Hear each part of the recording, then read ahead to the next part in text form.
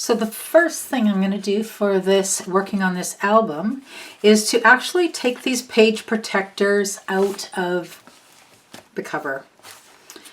So simply at the back of it, slide the little bars up, and then you can bend these straight out and take the cover off. I'll remove those.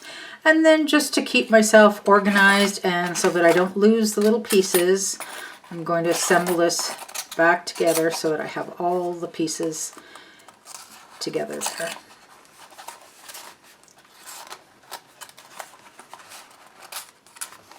And then we can set that aside. And let's break into this really cute pack of paper.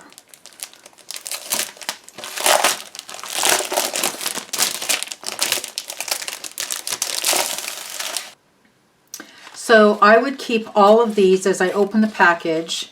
This is all going to be in one pile that I will call my pile of new papers. So these are all the papers before I start to use them.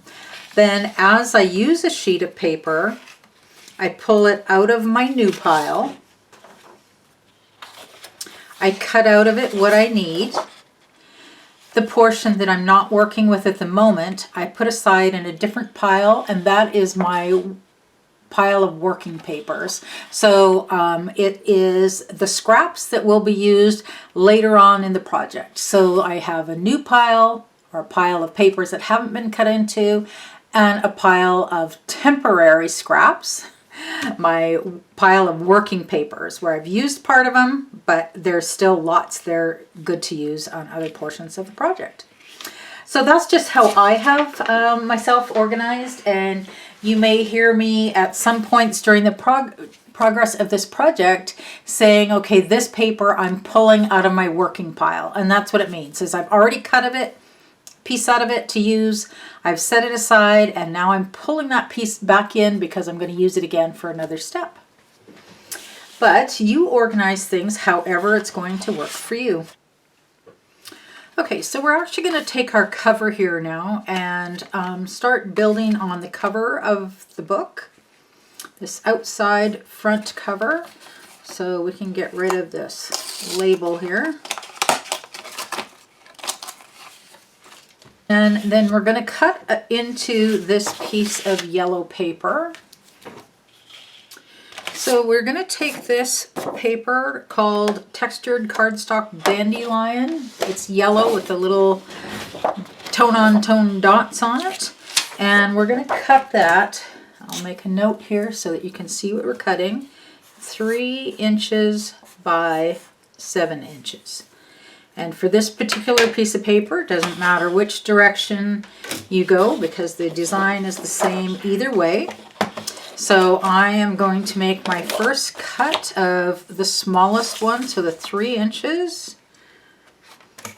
And I will cut all the way down my strip of paper. And now this goes over into my working pile because that's paper I've cut into, and I will likely, well, I know we will use that again.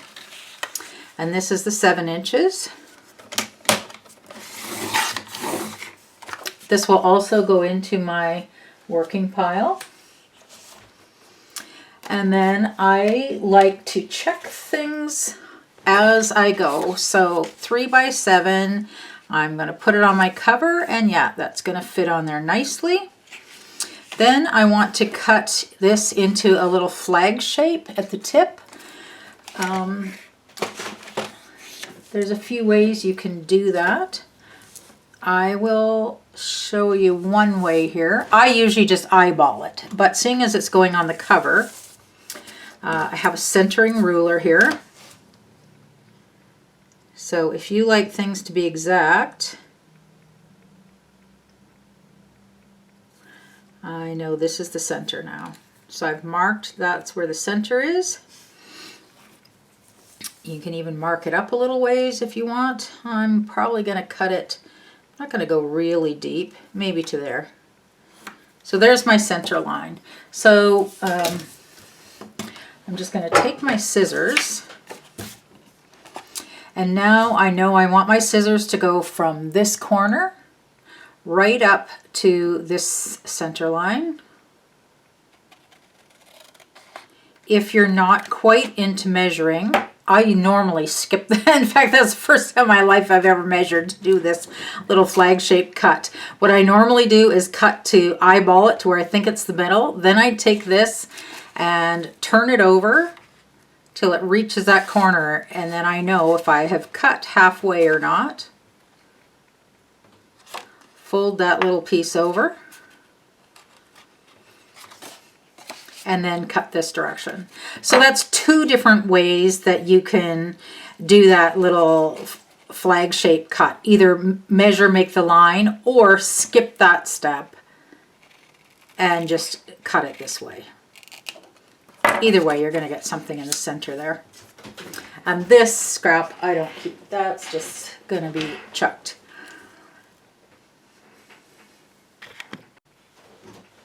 Our next cut is going to be into this paper here, and it is called Life is Sweet. And I'm going to be using this with the bees on there.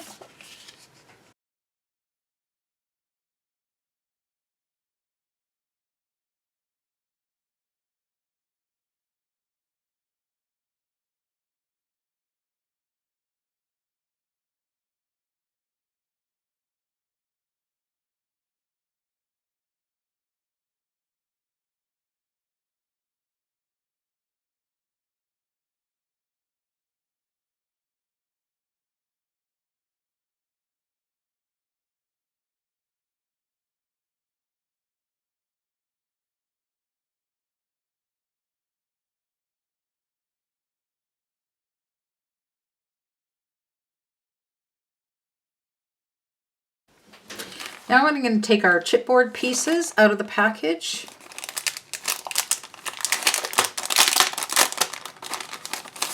And cut those apart. So where these little connectors are, I just cut that out with scissors. Your chipboard it's just like thicker paper, so I've been doing this with my scissors for years and I have no issues, so I just continue to use my scissors.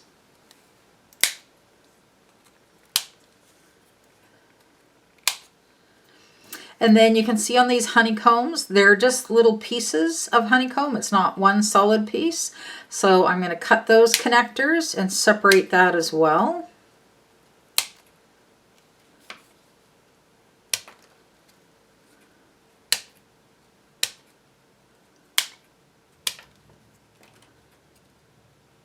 And for right now, I'm not doing nice, neat trim cuts. I'm just separating it, getting it out of this frame. There we go. And you could always use this. Trim it nice and neat. You can use it for a frame or something. Then I like to go in and cut the connectors off. So now I'm just kind of tidying that up a bit.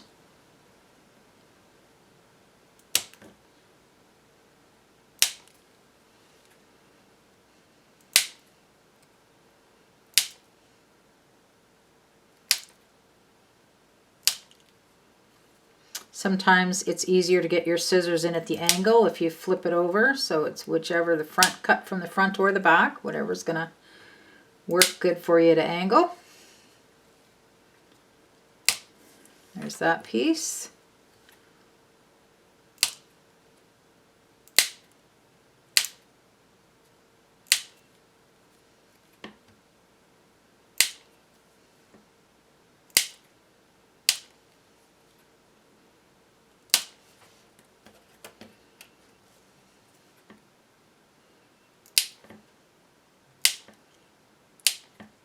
Now, as I'm snipping these, and if you're snipping them, you'll notice it too, these tiny little pieces, they just go flying. So yeah, once I'm done crafting for the day, I do kind of need to sweep these up off my craft desk.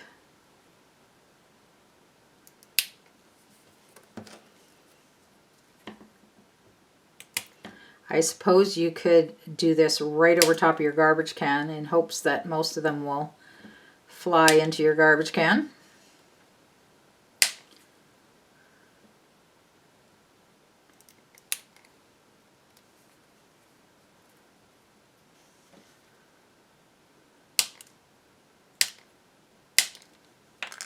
Oh.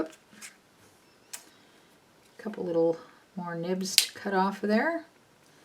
Okay, so that's easy. And while I'm at it, might as well do these for the bees too. Now I want to make sure I'm not actually cutting off the bees' toes or anything there. Just make sure it's the nibs that we're cutting off. One of these connects onto his foot here. That one's good. Maybe put it up there so you can see what it looks like.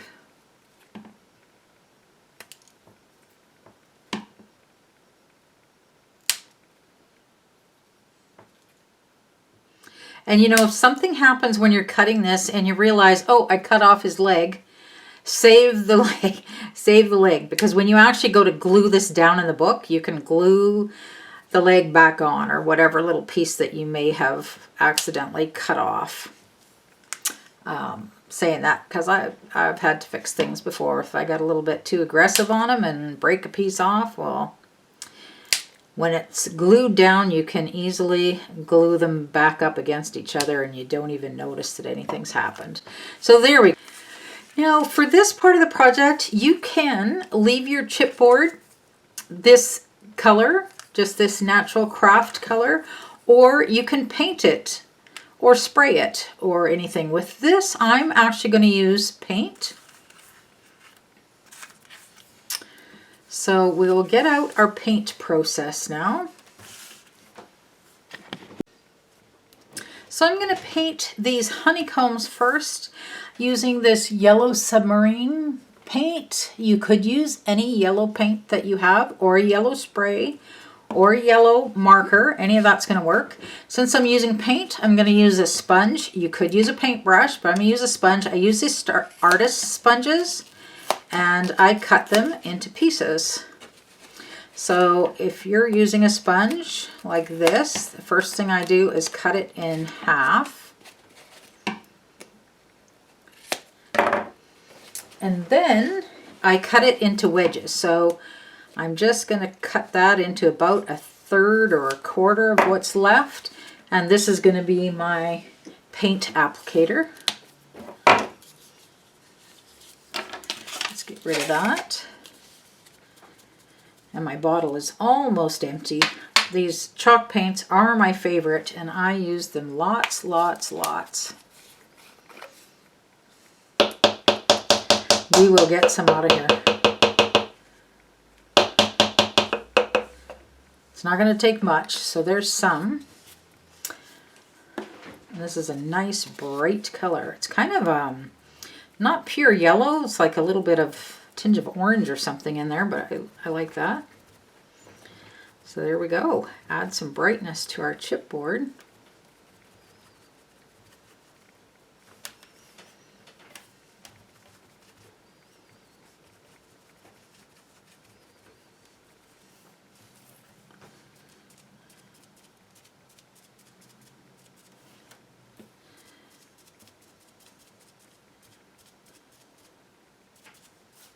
The chipboard, it's like really dense paper, but it's pretty absorbent.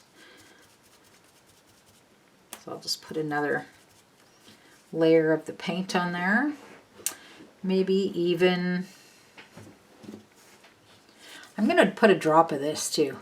This, where's my camera? Haystack. This is, in my opinion, it's too dull of a yellow to be using on here, but since I have it, I'm just going to tone down this super brightness by a little bit. Yeah, I think a combination of the two works good.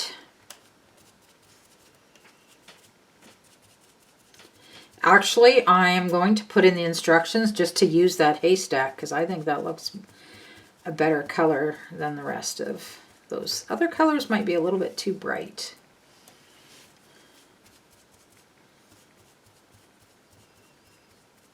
And let's see, haystack. It's an opaque one, so it'll have good coverage.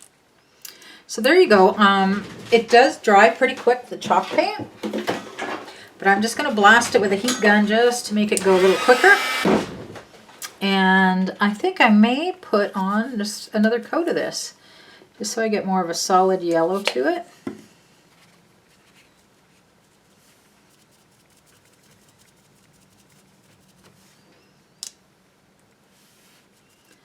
Yeah, I think that works.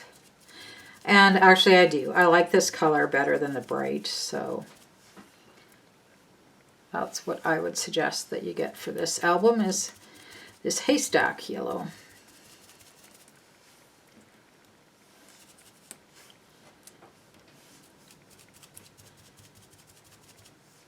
There we go. Now, our little bees. What I'm going to do with these first is paint them a base coat of all white. So I'm going to start by painting them all with a snowflake, which is white. You could use any white paint that you happen to have. If you don't have white paint, you can even use white gesso on there. I'll cut off another wedge of my foam because I'm going to use that for the white paint.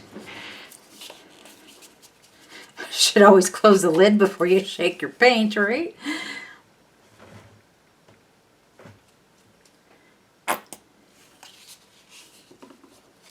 And by painting this white first, it's just going to make whatever I put on there a little bit brighter. And I'm going to go a little bit more detailed on my bees. These are so cute.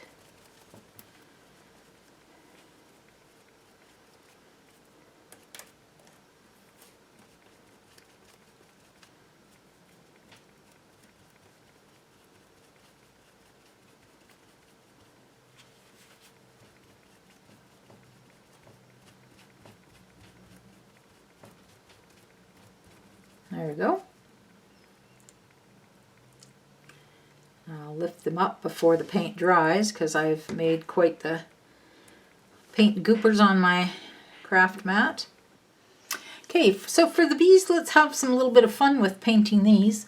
Got out some black paint. I'm still using my favorite chalk paint, using a little black dress, but any black, honestly, any black paint that you have is going to work for these.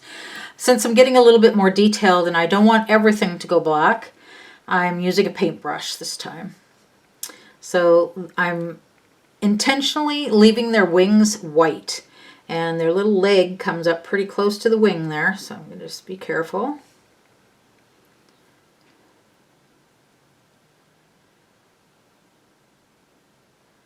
And his little body, these stripes, I'm painting black.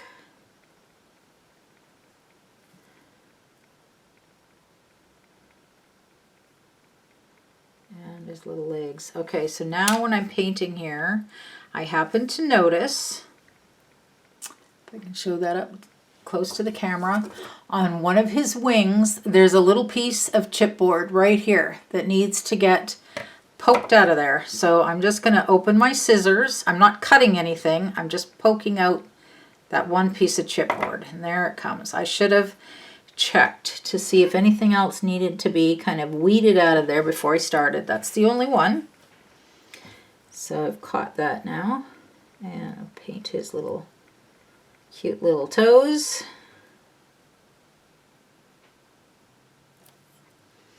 And this piece around here, this kind of a circly piece, looks to me kind of fuzzy, and I think that would be cute with kind of with yellow fuzzy there. So we'll leave that for yellow.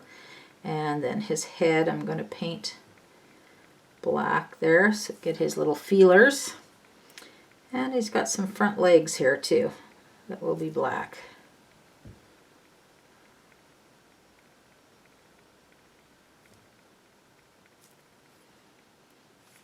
And I think in at least some spots he needs a second coat. So if you take a look at yours and needs another coat, you can add that on there.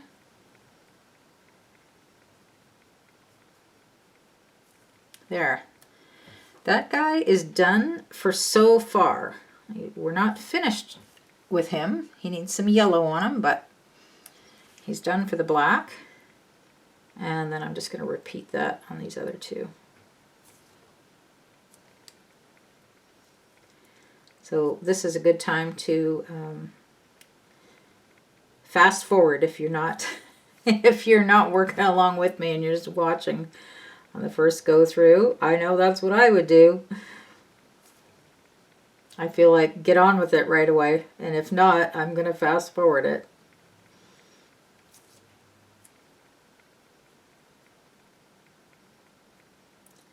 If you have any questions about the process so far or anywhere along the project, feel free to leave that in the comments, and I'll do my best to get back to you so that you can have it answered and keep moving on with your project.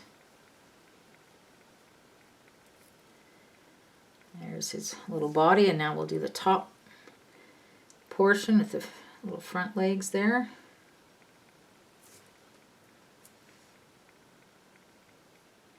If you've painted him, this little bee, a color and change your mind, you can go over it with another paint.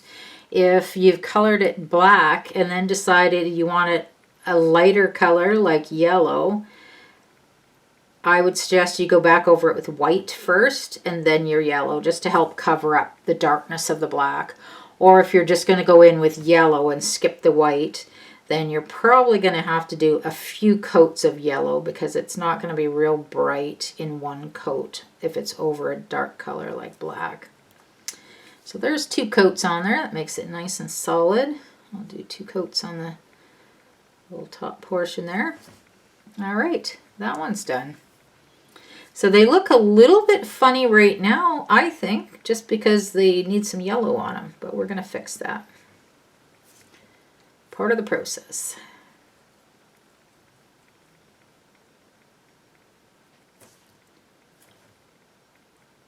So there's an advantage to if you happen to be watching the video first before you make your album.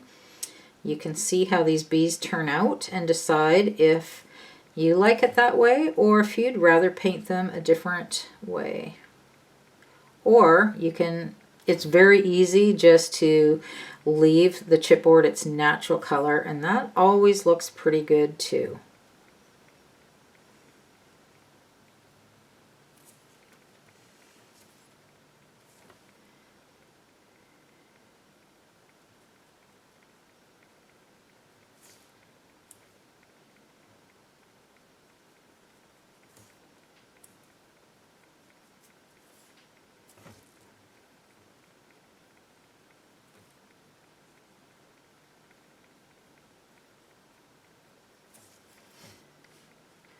Okay, and I see where I must put my finger or something in there. I got some paint come off, so easy enough just to touch that up. And there we go. There's the black. Now I'm kind of noticing I can see some white area in here. I'm just going to paint some of that inside piece. I don't know if that's really going to matter, but you know what? I enjoy painting chipboard, so I don't mind doing these little touch up. This is a very relaxing part of the creative process for me.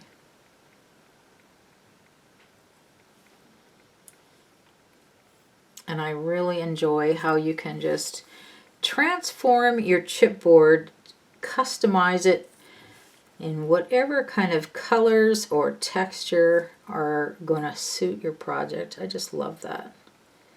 I like altering anything that I use. It just makes me feel like it's almost like I created it, right? Instead of just putting a sticker or something down. I enjoy that process of making. Put a little bit there. And then I'm just painting this circle around the top of the bee's body that looks like it's kind of fuzzy. I'm going to make that yellow. Now, if you happen to be a beekeeper, you'd probably make yours a little bit more accurate color, but I'm just making these guys cute.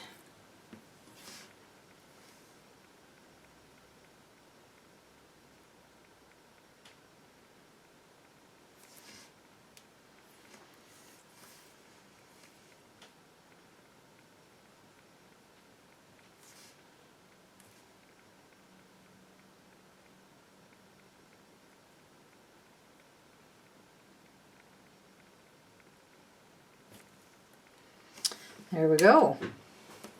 Cute as can be. And now I'd like to take these bees and put some yellow behind their bodies, because their bodies are black, but they need stripes, right? So look at, isn't that cute on there? So this is out of our pile of papers that have already been cut. And I know I'm kind of tracing his body here, and I know I want it roughly to fit underneath, and his little head. And that gives me an idea. So that's roughly. So I'm going to cut about like this. Okay.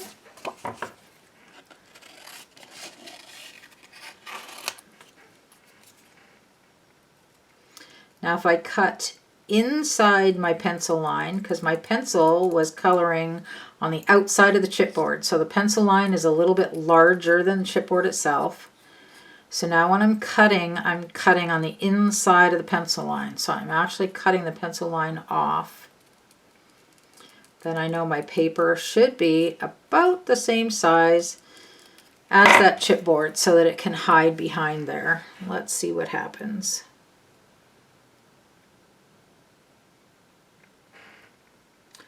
Almost perfect. I think I just need to cut a little bit of this bulge here.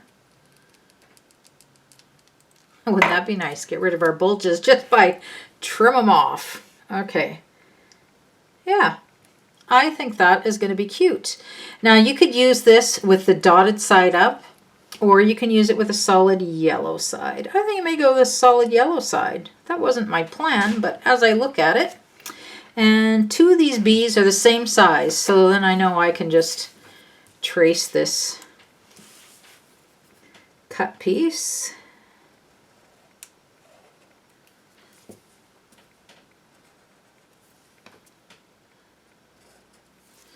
Okay, and cut that one out.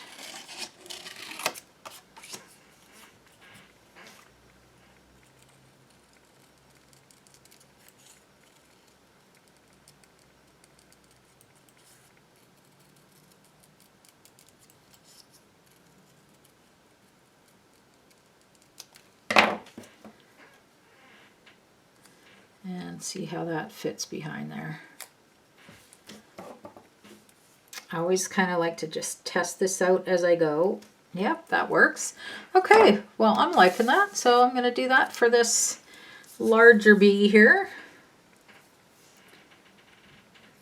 Put it on camera.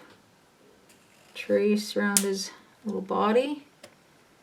Mark where his head goes. And then I know it's roughly something like that.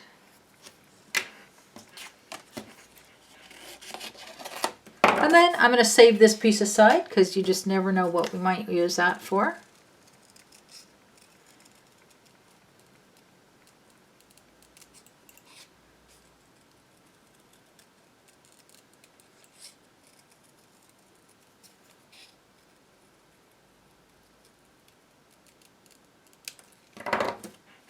Okay, and how does that fit here? Especially if I use my solid side up. Yeah, that's going to work really well. Okay, so now I can glue these guys down. And I want to use a glue that dries clear, just in case some of that sneaks where I don't want it to be.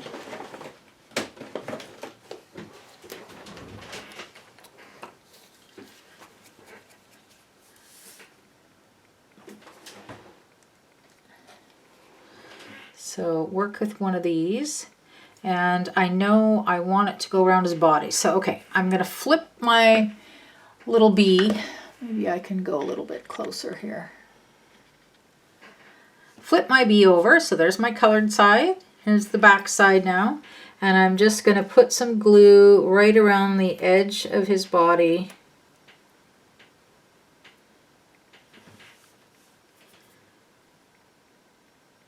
Just in the areas where that paper is going to go.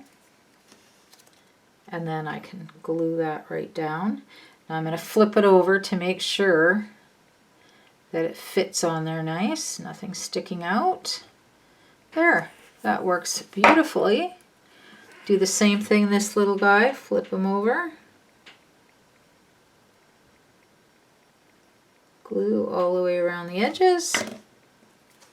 Put this little piece of paper on there.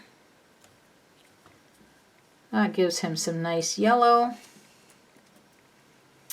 And I'm going to do the same with this one. If you get to this stage and realize that maybe your paper is a little bit too big and it's sticking out somewhere, I would just leave it because you got wet glue on there, and if you try to get your scissors in there and start trimming, it's going to make a mess. So what I would do is just leave it, and then once the glue has dried and it's holding good, then you can either go in with your scissors, a craft knife, or even a little bit of sandpaper and just sand any little overhang of paper off. But I would leave it while it's wet and just fix it up after it goes. So a recap for our cover here, we have this yellow cardstock, and I'm using it with the yellow dotted side facing up, and this measures 3 by 7. Get rid of that one so it's not confusing. 3 by 7 inches. That's the yellow one. Then our next piece, we have a few pieces cut here, and I had some problems with the video, so I'm not sure which ones I can show you on the video. We'll see what happens here. This one is 6 by 2, so 2 by 6 inches. So the yellow one is 3 by 7. This blue with the white daisies, honeycomb on the back, is 2 by 6. Then we have this black with the white polka dots. That's 5.5 by 1 1/4. 1 1/4 by 5.5. That's this one. So 3 by 7, 2 by 6, 1 1/4 by 5.5. And then this one is 1.5 by 4.5. 1.5 by 4.5. So those are our cover cut pieces of paper.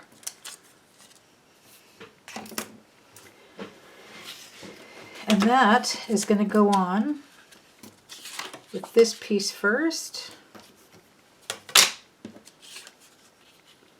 then this piece. Well, I'm going to tuck one underneath. I'm famous for tucking things. So there's a few pieces, and this one's going to tuck underneath, and then we're also going to put a sticker on here. So once we have this roughly, we know where it's going to go, I'm going to start adhering, but no, first, back up, Kathy. First, we're going to put ink. So on the black pieces, I'm going to ink those edges with black, and it just covers up that white cut core of the paper. When you cut it, you can see the inside layer of the paper with that white showing, and this just covers it up nicely. It's a little detail that just makes it look nicer.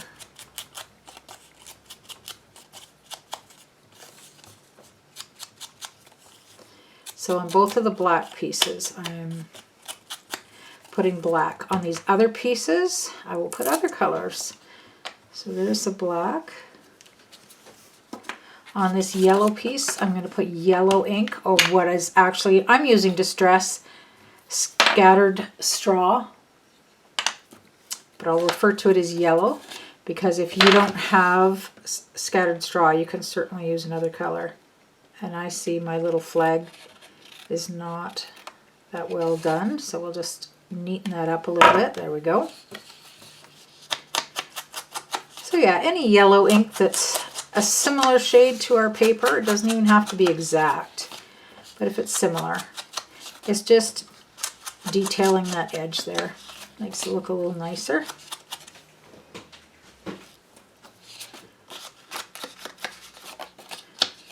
Okay, and this one here I am going to use blue. Now if you don't have blue, You could actually put black on there or yellow, whichever you like. The blue I'm using is weathered wood.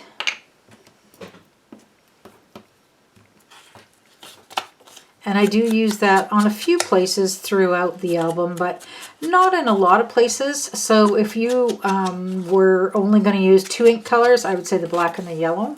The yellow, definitely. I use that a lot throughout the whole album. So that's a good one to have.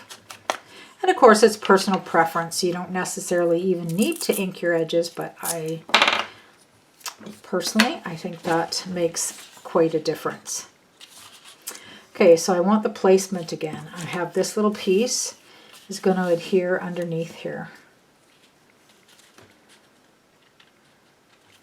Roughly like that. Okay, and because this is on the cover and I know little hands are going to be touching this cover, I want it adhered on there good and strong. So I'm using really strong Suquang double-sided tape. And I'm going to put it all around every single edge, and I'm putting it very close to the edge of the paper so that there's less chance that a little fingernail could pull that paper up.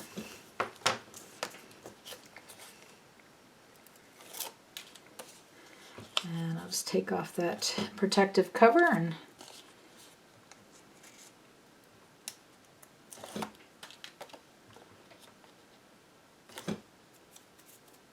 okay, and this one, this yellow piece, I'm not adhering it down yet, but I'm using it as a guide because I just want this to stick out underneath. So I'm using that as a guide. I have it sitting roughly where I'm going to end up having it adhered eventually. And I'm just going to tuck this under. And I can kind of use this plaid or this gingham on the cover to eyeball that and line it up reasonably straight. So there we go. So you see a lot of it's hidden underneath, but some of it is sticking out there. Then I want this piece here to be sticking underneath that piece. So what I'm going to do is actually put some adhesive on the back of this and stick my sticker onto that adhesive first. And it's okay if this adhesive goes farther than the sticker does because it's just will adhere it down to the back of the it'll adhere it down to the cover. So this, I'll actually just put it onto my craft mat so that's laying flat. And then I can decide where on here, how far I want it down to go. So I'll have it go about there. Okay, and because this is a non-stick craft mat, this adhesive just comes right up from it. So that gives me the opportunity to line that up nicely. And then I'm ready to adhere this, but I just like to see how things are lining up and going. Yeah, that's fine. So then I'll put adhesive all the way around the back of this piece as well.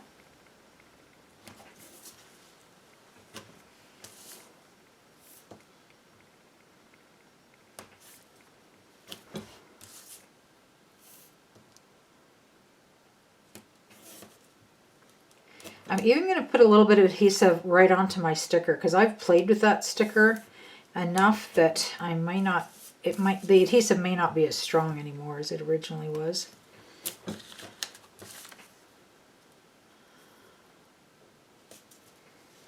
And being on my cover, I like it to stick good.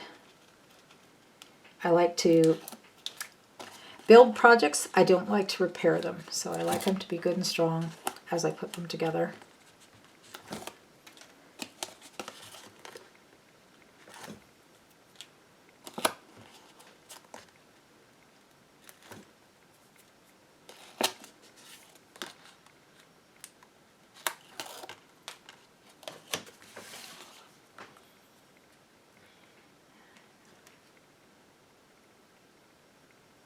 And then we can adhere that on there.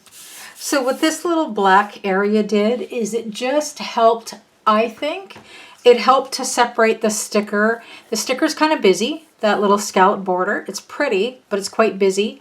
The background is also busy. So with this piece here being a lot of black on it, I think that just kind of helps to break up those two busy patterns a little bit. And then we can adhere this on.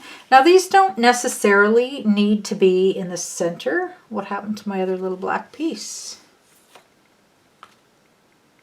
Okay, oops, here it is, running away on me. So you could line these up so that these, the flag shapes are all in a row, or you can have them very offset.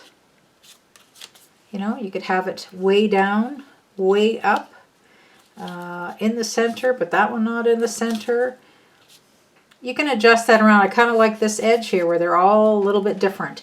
So you can do that however you like. Keep in mind that this piece here, I'm going to take this sticker and put it on there. Because see, if you put it on here, I think it just gets lost. But against the black, it really stands out. So, could go like this. I think that would be cute, actually. I like it that way. Okay, so I'm going to put that on my sticky mat. Get this ready to adhere down.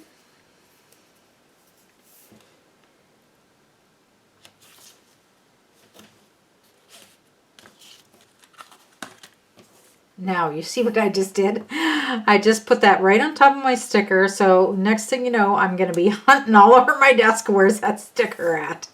Oh my, Kathy. But this is how the creative process goes, right? I focus, well, for me anyways, I'm focusing on one thing and I don't really pay attention to how I'm hiding other parts that I'm using. But I think, I hear that from a lot of crafters. Looking for something on your desk, you know it's right there. So I'm not the only person that hides some of the things I'm working with. Okay, so how did we have this? We had it fairly low, I believe, and right at the end here. So something like that. The next one up a little higher. Yeah, I like that. And then we see more bees there. Okay, and this one I had decided either near the top, I think right over top of this. Maybe even higher.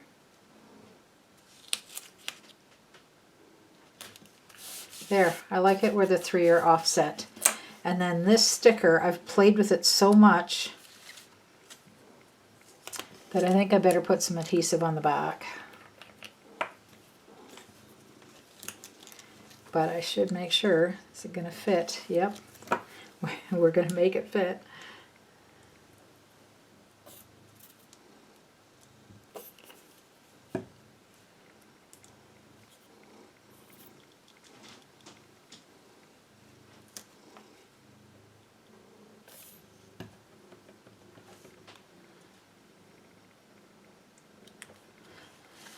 There we go.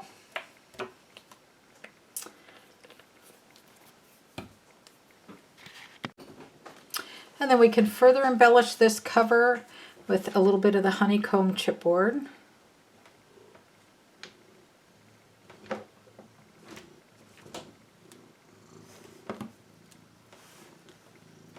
And you know, when I put this honeycomb down, okay, check out the placement. Not that it needs to be there, but there just happens to be one little bee on the paper that is peeking through the honeycomb.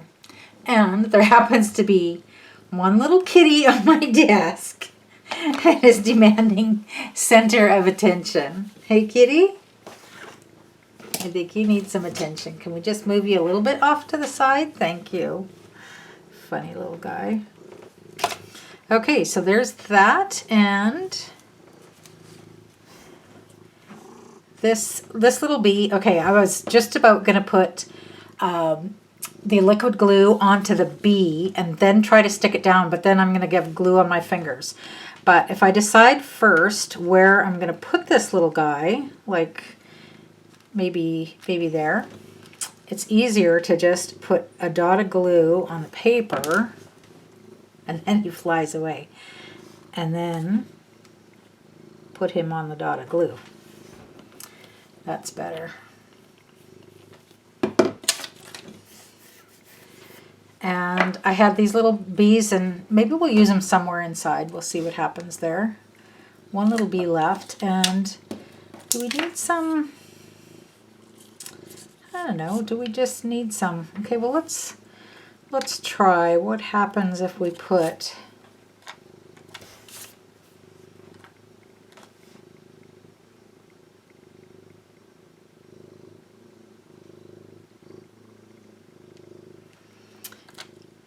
we just put some random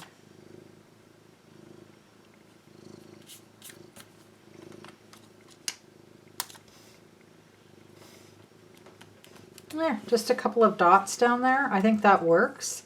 Possibly, seeing as I have some left, these you can pull them back off until they've been there for quite a while. So I'm just going to try placing some up here. Because here's the thing, if I've only got a couple left in the package, well, I've got 2 going here, I'm not going to want to save 2 little dots. So if I don't use them now, I'm not going to use them. So might as well see, as long as, yeah, I think that works.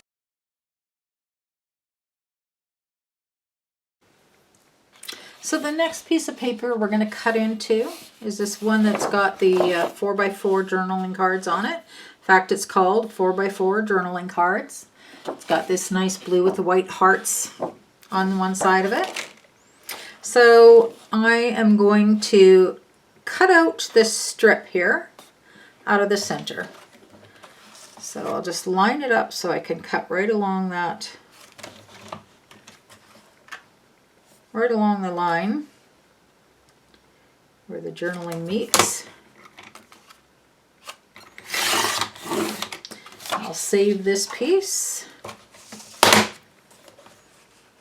And then I'm going to cut out along the top of that as well.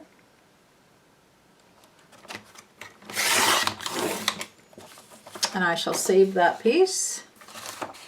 And this piece here I'm going to cut into sections, just following the pattern. So this piece here, I'm going to cut it 7 inches, measuring from this end over. So I'll put this end at my 7-inch mark and cut right to here. This is left over. I'm going to put that in my working cut pile. And I want this little pocket to probably be about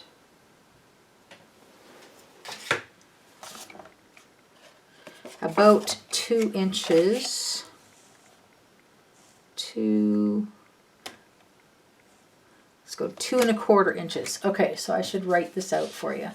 So this piece that I'm cutting here now, I shall make a note. It is going to be 7 inches long. So 7 inches by 2 1/4 inches. That's what I'm cutting. And keep in mind, we're going to use it in this direction as a pocket. So I want with the hearts facing up. So I do want the hearts going the right direction, not upside down. So we go 2 1/4 and make a cut. So I'm going to use this bottom piece that's 2 1/4 by 7. This top piece looks like this on the other side. I will save that, my working pile. And I want to ink up those edges, but now I don't want yellow because that's too much of a contrast. Yeah, that works. Okay, so here's what I'm using is weathered wood, distress ink, but any color blue that you feel like works with your paper. Doesn't necessarily need to be the Distress brand.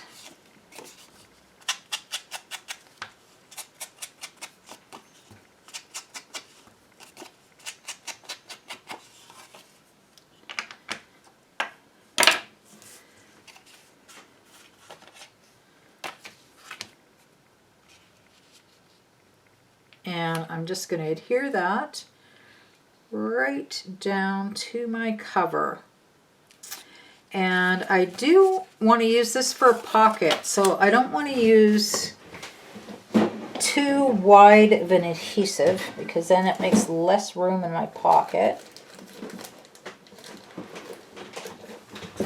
So I've got this really narrow adhesive. I just turn that over and find the end here. So because it's going to be a pocket, I'm only putting adhesive on 3 sides. So what's going to be the bottom, and then up the left and up the right side. And then no adhesive across the top.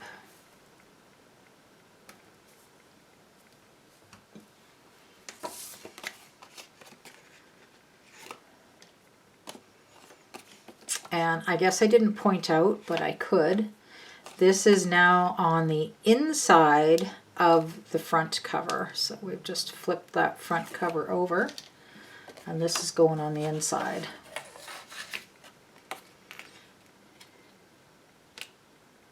And I want to put it pretty low, and I'm just going to use the pattern on the cover there to give me a straight line.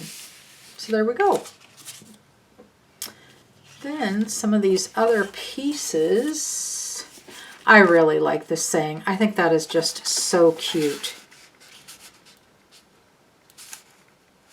Yeah, so I am going to put that right in here. And then we can always put a photo on the back as well. But that's really cute. Pardon the weeds, I'm feeding the bees. I like that. So let's ink that up.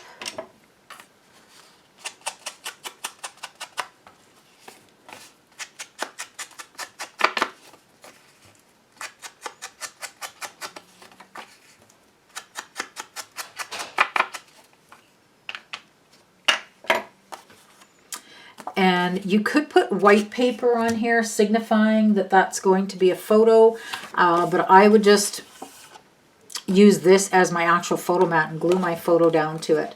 So I am just going to tuck that right into the pocket. I'm also going to put a photo mat in that pocket, and while I'm cutting the photo mat, I'm going to do a couple more that are the same size. So these photo mats now I'm going to cut to be 3 inches by 4 inches.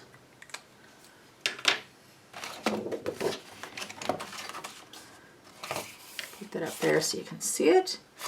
So I'll go down 3 inches. I'm going to do a couple of these at the same time. While I'm cutting photo mats, I will do several. So I'm cutting this all at 3 inches to start with. And then I have a little piece left over. And this I shall cut at 4.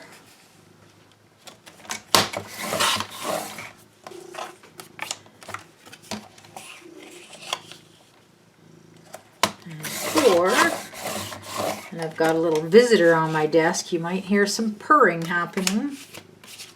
It's a happy little visitor. Aren't you, kitty? 4.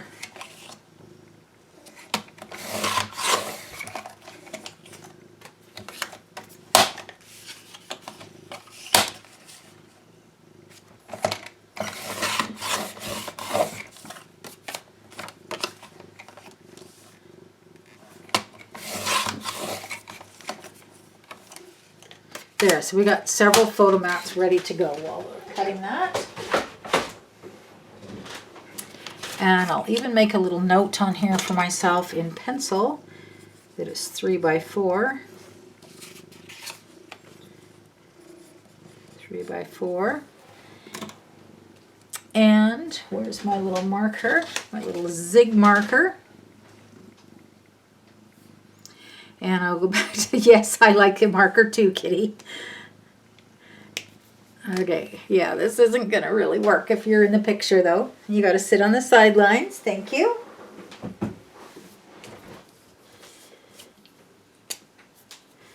And I'm just gonna do some doodling. I have no intention of this being a straight line, although it would be nice if ink came out of my pen. It just adds a little bit of something. Makes it a little bit more your own, because I like to alter everything, right?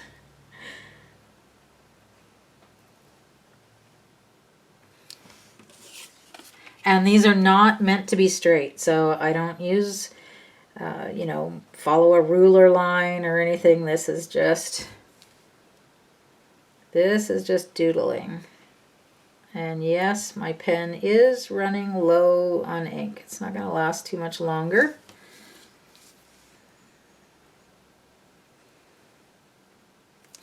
So I would probably have to go over this one again because the ink did not come out very well. There, so it just adds a little something. A little something something. And I will put one of those right in here. So we'll have one photo on this side matted in the pocket and the other photo on the back. You could insert it like this with your photo showing, or you can have these cute little words out here.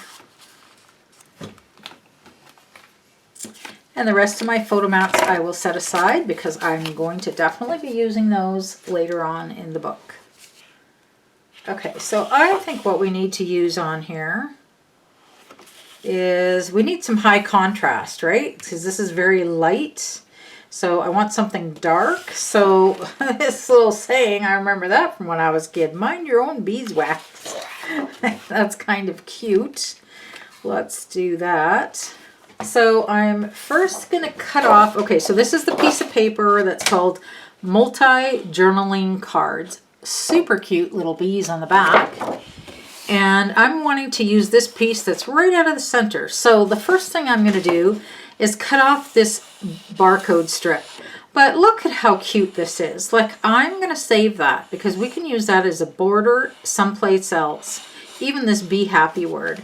So I'm going to cut that off and put that into my working paper file.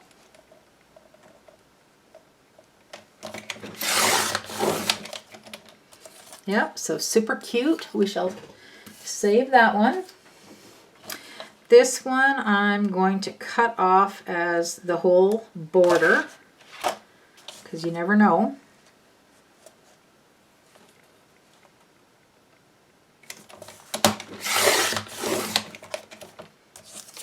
Put that in my working paper file. And then I just want this little piece out of here. So what I'm going to do, I don't want to wreck this one now. So I will cut down as far as I can without wrecking that. And then for this last little snip, I shall just do it with my scissors. You could do this snip up with your cutter too, but it's just such a short one.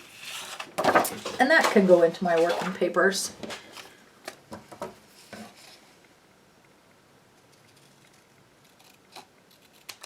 So can we put that there somewhere? And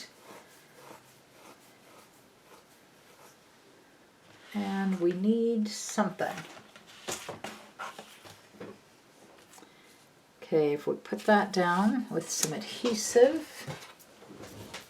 Oh, these little bees on the back are so cute.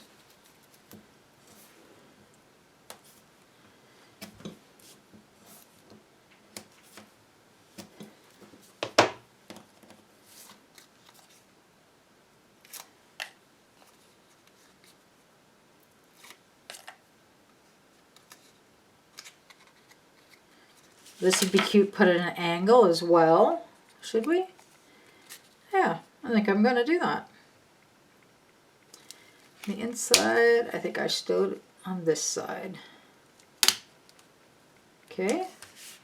And take one of these little bees out of here. We need a bee since he's minding his own beeswax. Okay, that bee's a little bit big, but we got some other ones. So I'm just going to take a bee out of my little sticker sheet here.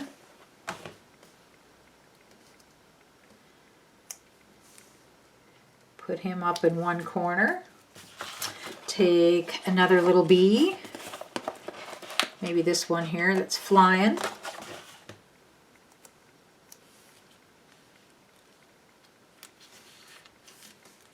There. What would it look like with this little sticker along here? Sure, let's add that. That's cute.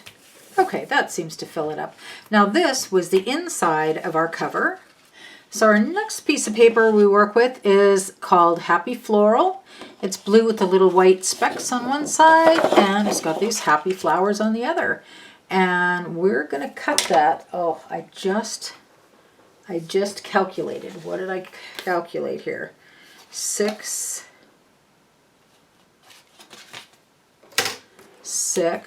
inches by 6 3/4 inches. This is the width, this is the height.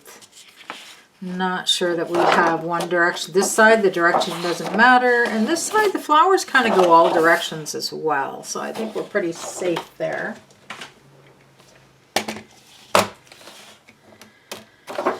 So if we go 6 inches, that's, well,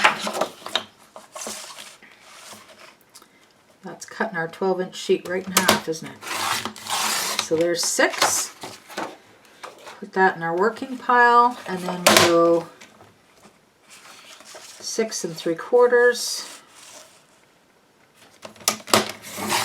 And this little cutoff piece goes in the working pile. Now this piece here, we want to score that a 2.5 inch mark. Okay, so that is, I'm going to mark it here. Score at 2.5 inches. Okay, so this is the paper. You know, it's got two different measurements here, so we want it to go along here at the 6 3/4 mark. Then at 2.5, score down. I will fold it over and gently so that it doesn't crack, and then a little bit harder, and then a little bit more. So it kind of takes me 3 little soft ones before I'm all the way down, and now I have no cracks in my paper at all. And this photo mat is going to be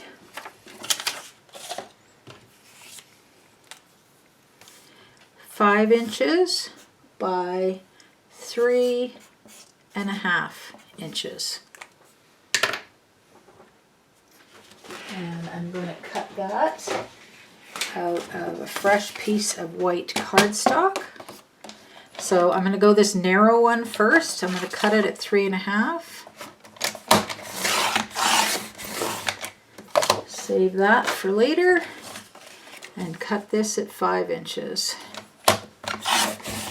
And definitely save this one. That's another photo mat piece.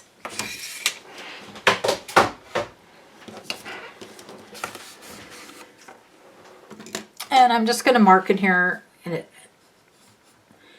a pencil so that when I go to put my photo in here, I know that's what I'm looking for, is 5 by 3.5. And my handy little zig marker. I'm liking this effect of just a little squiggly line.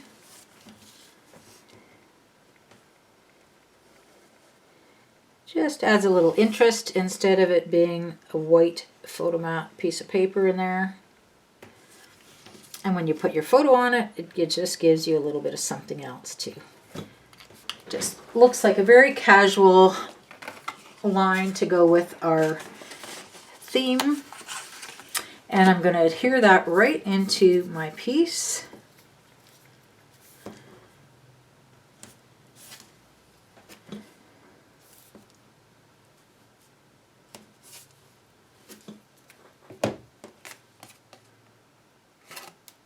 Now, before I stick it in there, I should do a little test, right? To make sure. Here's the idea, is this should fit right into our page protector, and it does. That's perfect. Okay, so I'll go ahead with adhering this in. And this is pretty much just getting centered right on here.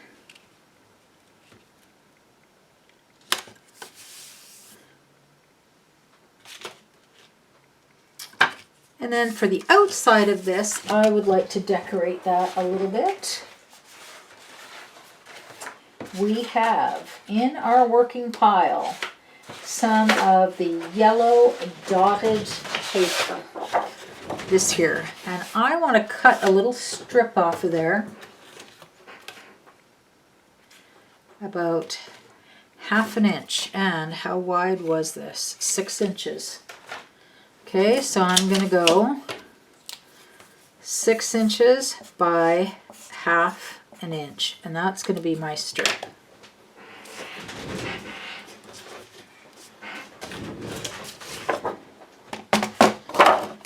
So I'll just put this in my paper trimmer. Okay, when I'm only cutting a 1/2 inch off, instead of putting it 1/2 inch here to mark and have it all hanging out this side, I like to use the 1/2 inch mark on the other side of my blade.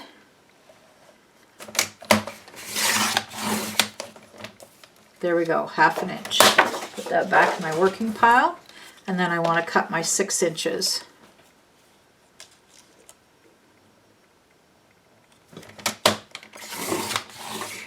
Now this little piece, I'm going to let that go to the garbage because it's getting pretty tiny.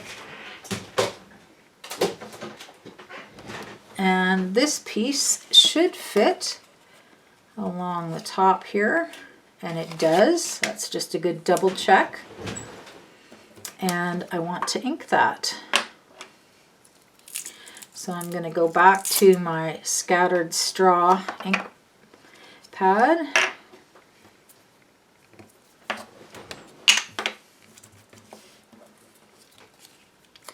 And just ink up those edges. I hope you're enjoying this. I just love the process of working with beautiful papers. Regardless of what I'm making, just handling beautiful papers makes me happy. And now we've been into this long enough that I have already forgotten about anything else that went on in the world that might have caused stress, because I know we all got plenty of that. But this just helps it to disappear for a little while, eh? And then we'll just put that on there as a border. Now, this is a good spot to use liquid glue, or you could use adhesive again. I may use a little bit of both.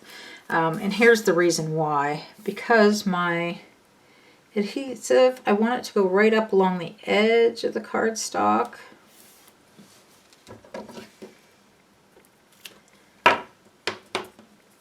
And it doesn't obviously reach the top of it, so I'm going to end up using a little bit of glue along there as well, just to fill in that piece. Now, if you were using double-sided tape that went right up to the full width of your strip there, then you could skip this. Oh, so maybe clogged up a little bit on me.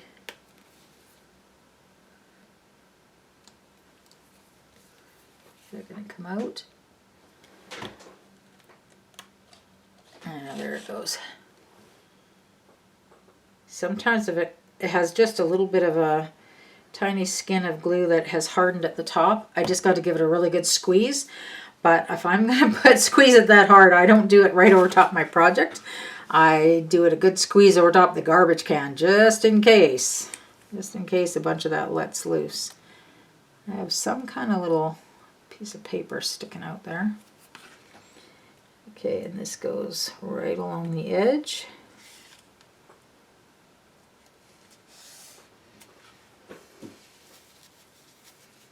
There we go. Get my lid back on here so it doesn't harden on me at all.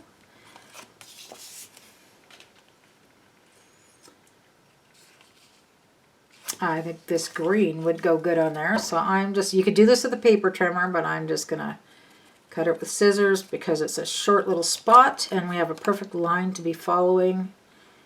And I see I didn't cut the green perfect, so I have a little bit of white showing there. I'm just going to trim that right off. So you can fix little things as you go. I don't want to lose that little piece because that's very cute. And I'm just going to use a little bit of peeled paint on there.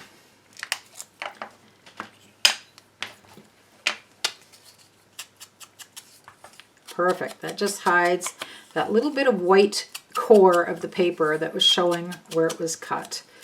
Just that little finishing touch.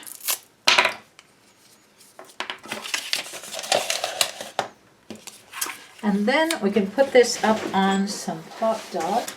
So I'll turn that over to put some adhesive on the back.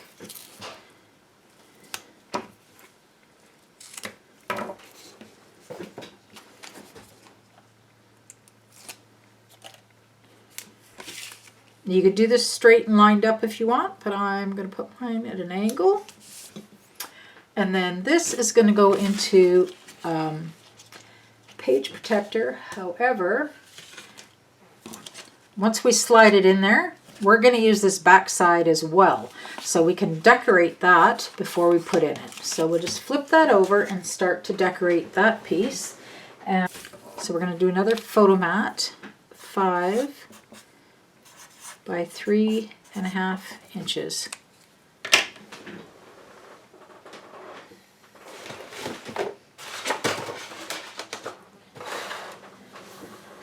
And what did I do with my photo mat paper? Does anybody see my white photo mat paper? Okay, it's got to be in my working pile here. Of course it is. And my trimmer. So I'm going to cut the narrow one first, the 3.5 inches. And then we're going to go the 5 inches.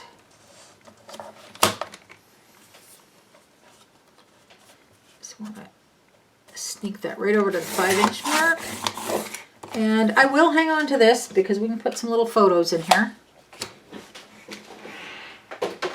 And then I'm going to mark this with my pencil, so when I go to do my photo, I don't have to measure again. I will already know that it's 5 by 3.5.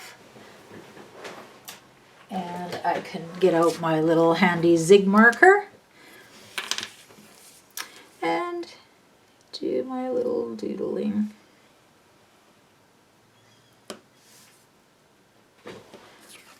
And this I'm going to glue right onto there with my double-sided tape. I hope you're all enjoying your album so far. We're just barely getting started, but I think it's already shaping up to be cute. The benefit of working with cute papers is it's like no matter what you do with it, it's just going to be cute. And I want to center that on this piece here. There we go. So now we have a nice little floral frame going. So let's do this. Be awesome. Now you can, actually this is a good spot for it. See where my black pen went right off the edge here? Cover that up. So I'm going to put that right up on here. You could put your photo down first and then this sticker goes right over top of your, you know, right on the edge of your photo there. There we go, and I think that's enough decoration because our picture will take over that page nicely. So then we can take this, put it into our page protector.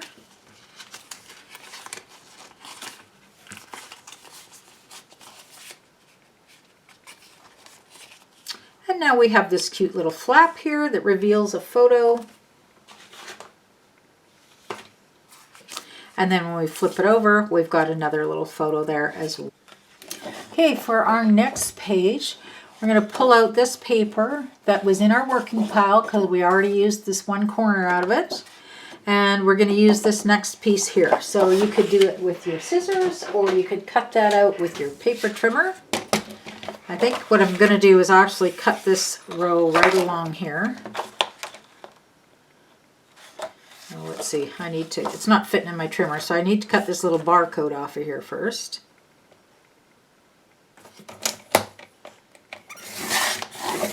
Then I can get that to fit into my paper trimmer.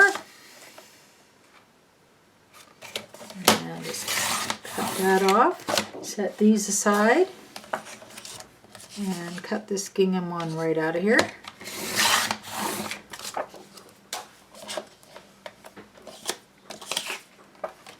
There we go. And I need a photo mat. I want a photo mat that is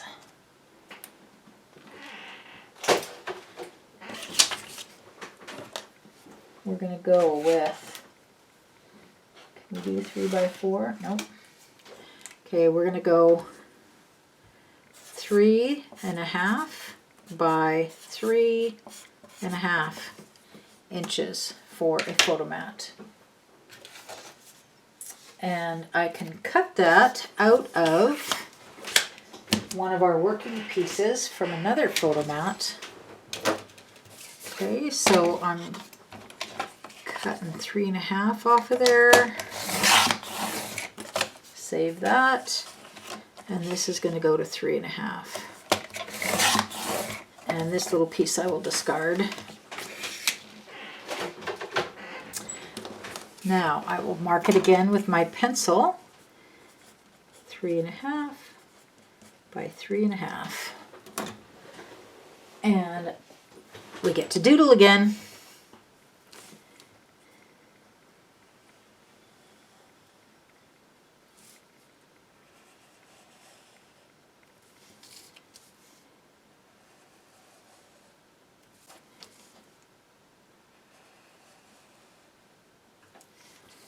There we go. And this, I'm going to do it on the back side, right? So we're going to save this, or preserve that piece, I guess you would say. I'm going to put this piece right onto here.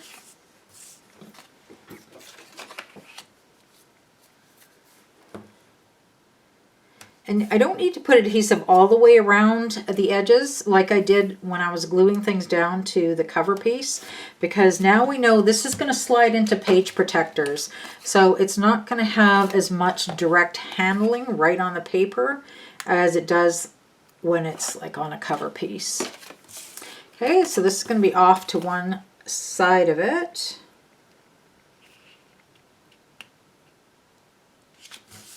There we go. I do believe I want to ink those edges. Yes, the front and the back would be perfect in this scattered straw. So it's our yellow ink again. I think that detail just makes such a difference. Look at where I've inked that edge and haven't inked this edge. I just really like that. That little detail makes a difference to me.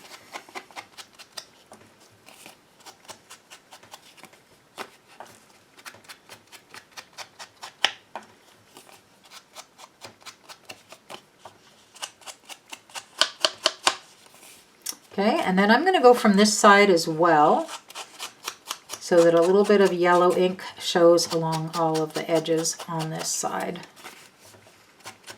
You could have actually inked the photo mat. I don't think that's necessary, but that is an option, that you could ink your photo mat, so it has a little bit of a yellow border on it as well.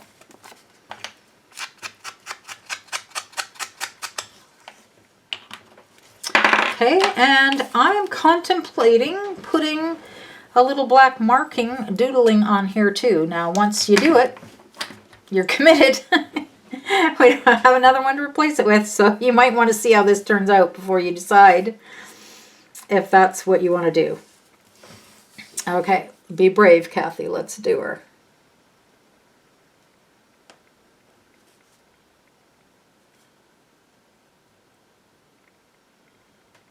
So I'm just going just inside that white kind of shape.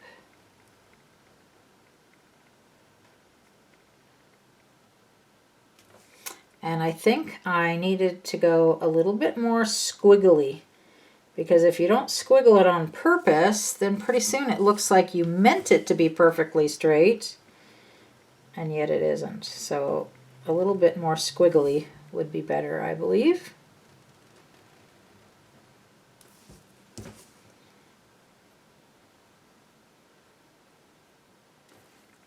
Okay, I think that just helps to kind of frame it and make that shape stand out a little bit. So I don't regret having done it, but now that you see it, you can decide if you like it or not. But maybe to tie it in, let's just keep going. We're going to do squiggles all around here. Now this is going to be a little bit more wavy, I hope. Surely I can do a wavy line. There we go. That's a little more wavy. Yes, I like that. It needed that little bit of black on there, I believe.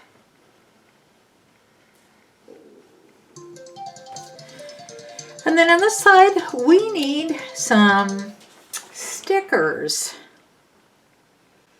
Now, is this gonna work? Can we fit 2 of these on here? Let's try it. Oh, sure we can. Yes, yes, we can. So this one, I'm going to have that slightly overlap my photo corner. So both of these just pulled off the sticker sheet. And then this little cutie pie bee, fit him right on there. Perfect. So now this is going to go into another page protector. So this will be a decorative piece. And then when you flip the page, you will have a spot for another photo. Okay, so for our next page, we're going to build a page that's not going to go in the page protector. So this will give you an idea of other things you can do other than filling up your page protectors. So for this page, we're going to cut a piece of paper 11 3/4 by 4 1/4. So that's almost the full length of your 12-inch piece. And then we're also going to score that piece. So we'll trim it first. And I'm going to trim it by the small one first. So 4 1/4 inches.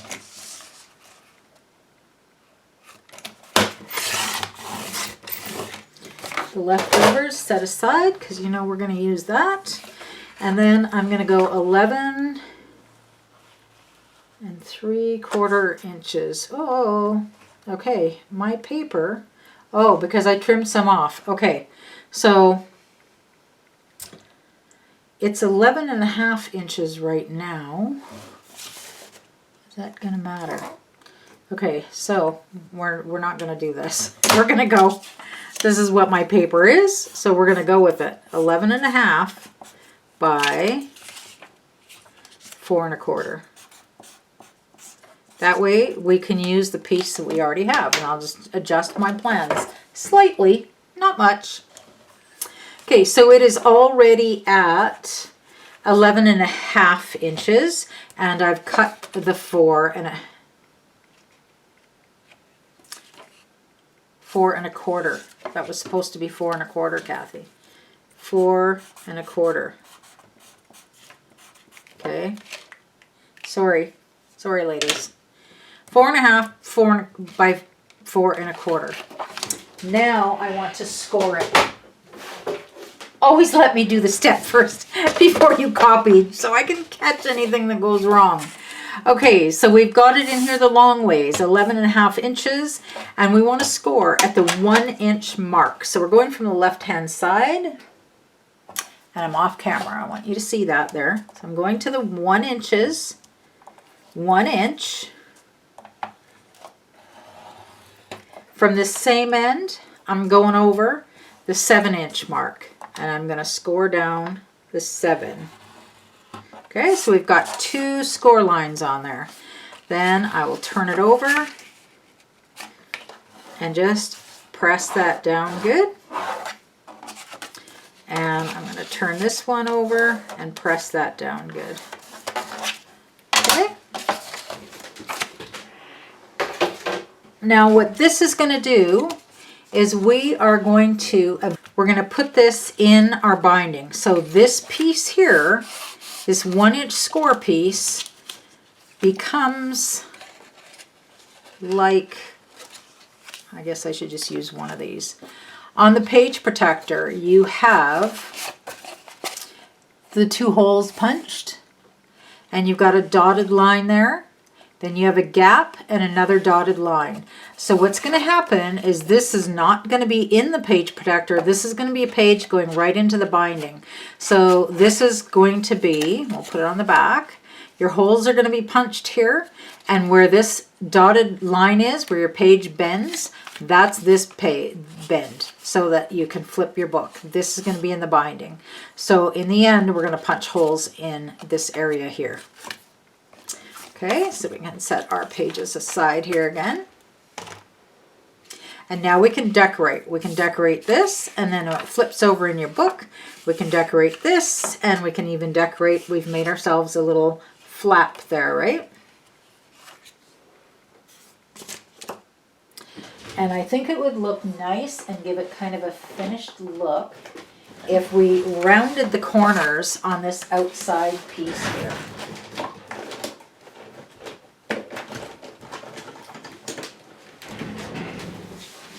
So if we use a 1/4 rounder punch and just round those 2 corners, it gives it kind of a nice finished look. These edges I wouldn't round because this is going to be in part of your binding. So now on this piece here, actually it will look like this. Let's do some decorating. Okay, so to start the decoration of this page, we're going to pull this out of our working pile, and we're going to use this little first journaling square here. So we shall cut that one out.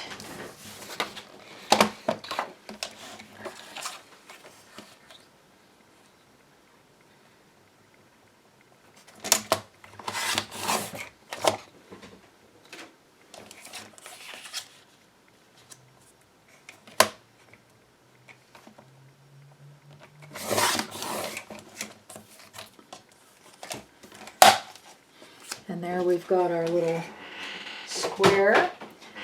We also want a photo mat, and I want to go, where's my thing here? You may have one that's already 2.5 by 3. Perfect. Okay, so out of your working pile, you should have already a photo mat that is, I think, going to be the perfect, yes, the perfect size for this. So it's 2.5 by 3.5 inches. And, you know, if you can't find that in your working pile, or if you've cut yours a little bit differently, you can cut one to that size. But you may have in your pile one that is already cut to that exact size. And I will put my measurements on here, so when I go to do my photo, I know what size.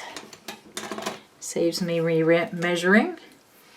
And I shall do my little doodles along the edge here.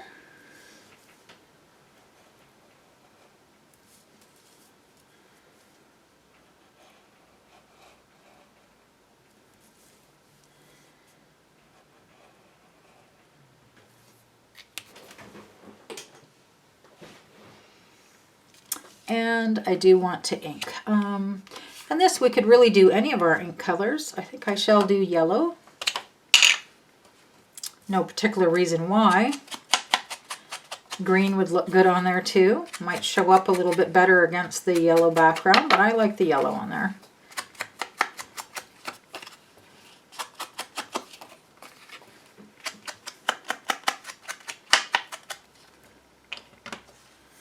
Okay.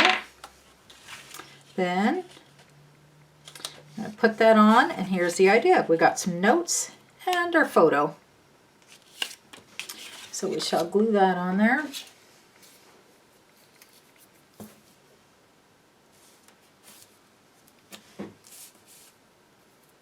Now this is not going behind a page protector, right? We've made our own extra page to add into our book. So I'm going to put some adhesive all the way around because it does have a little more handling happening.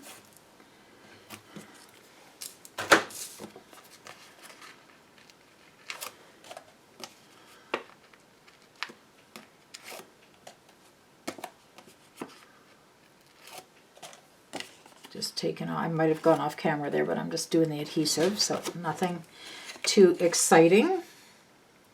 And I'll just put this off to the one side, kind of centering top to bottom. Then we'll glue this on here as well.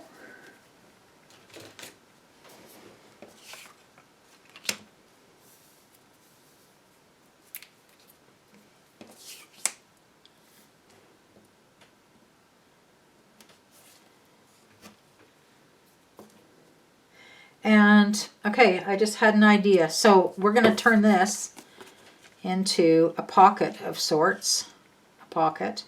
So I'm just going to put adhesive none across the top, just adhesive on the 3 sides here. And if you have a narrow adhesive, even better, because then you can put a wider tag in there without, or whatever you want to put into your pocket. But I'm thinking of a tag because look, we got some cute little tags here that we need to make use of. Alrighty, so there goes our adhesive backing off of there.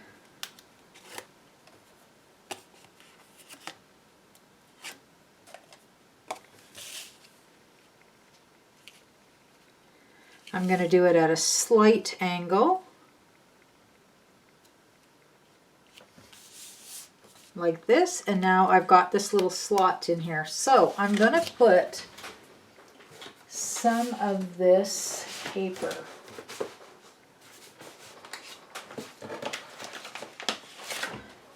And I think this, okay, so this came out of my working pile. This is where we cut the background for our little bees, like these little background pieces, those little oval kind of shapes. That's where I had cut those out of, and I have this little scrap left over.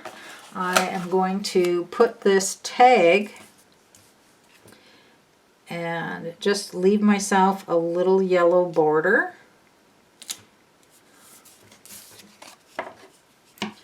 And then cut this so that I have a matting all the way around it. And might as well hang on to this because who knows what we might come up with now. Is this going to fit? Perfect.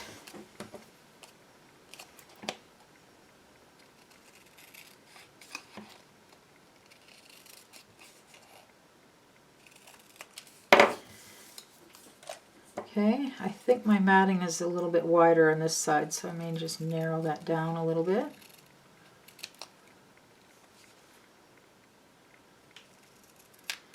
I want to get it reasonably even matting all across all the edges. This bottom corner is a little bit rounded on the sticker, so I'm going to a little bit round it on my matting. Okay, and for now, that's the end of my tag. Now, when we go back and punch the holes in the binding, I will also punch a hole there and put some twine through it. But for now, there we have a little tag in there. Now, on the back side of this, we can decorate that as well. But before I forget about this idea, okay, comes out of our working paper pile. This has the blue with the white hearts on the back. On the front we have these journaling squares. I'm going to cut right along this line, so I'm cutting this rest of that design right off. And I can discard that. I don't think we'll be needing that. And on this piece here, I don't really care for the saying, but I like these black dots in the flowers. So what I'm going to do is fussy cut the leaves, and then up here I'm just going to cut that straight line right there. So I'll maybe just do this here. And this straight line I could actually cut with the cutter.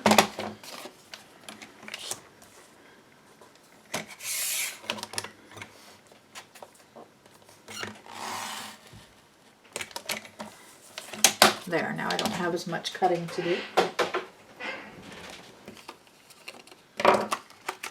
Now, if you like that saying, you can save that and tuck that into someplace else in your little album, your flipbook.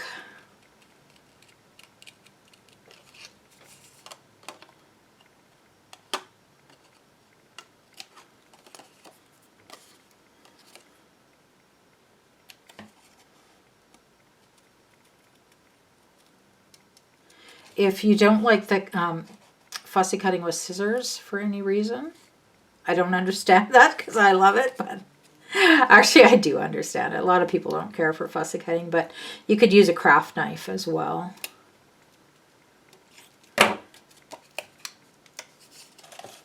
There you go, and I think we should ink the edges. Now on these leaves, since we've already used green in some places, I'm going to go ahead and ink those edges. You know, maybe a little bit fussy to just ink that little bit of an edge, but I am going to ink the leaves with the green. Oh, and then I see I need to cut this little piece here still. This lower leaf, I'm going to fussy cut that out.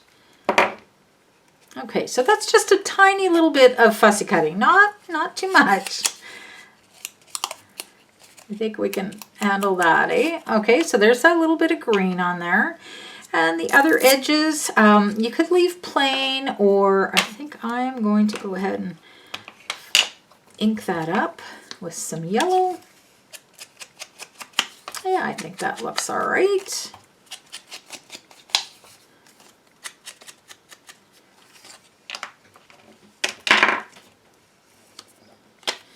And then I think this would be good on our inside here. Yeah, that looks quite nice. Oops, I pulled this out of here. This is my tag from here. And then we need some more decorations here, don't you think? So we could fit a pretty good size photo mat on here for 4 by 4, I think, actually. How high is that? 4. Yeah, okay, so let's do a photo mat that's 4 by 4 inches. Do we have any? I don't think so. We have 3 by 4, but no, I think 4 by 4 would be the best there. So there's our little, do we have one? I think we might have one already pretty close.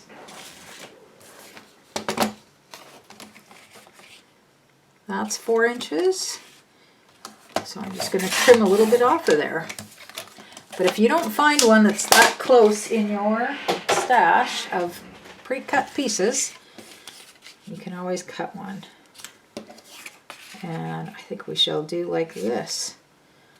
Perfect. Absolutely perfect. Well, okay, maybe not 100% perfect. There, that direction is a little bit better. Okay, so we'll do like this. This is going to be a 4 by 4 mat. I will mark for myself here. 4 by 4 inches. And do we want our little doodlies on there?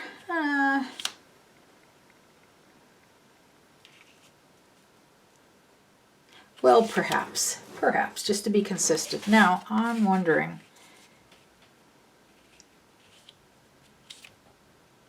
yeah, we'll do that.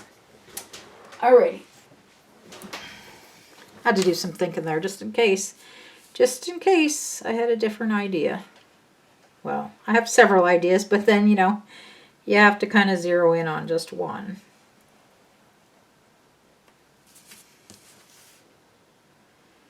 Do my little squiggly lines.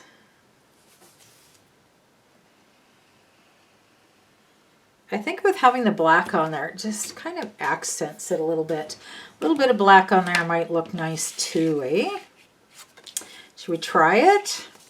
Okay, I'll try it first, and if you don't like how it looks on mine, then you know to skip that piece. This way.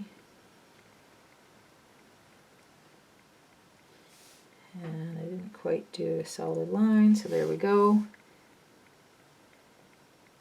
I'm going to draw the line as if it's behind the leaves, so where the leaves are, I'm not drawing a line on top of them. Although this side I will, because those leaves are too tiny to go around, I think. There. Okay, I'm not sad that I did that. I kind of like that. So we are going to glue this down. If I can find my adhesive right here, there we go. It's so easy to just set a piece of paper on top of our adhesive, eh? And then she's gone. Then we got to start digging.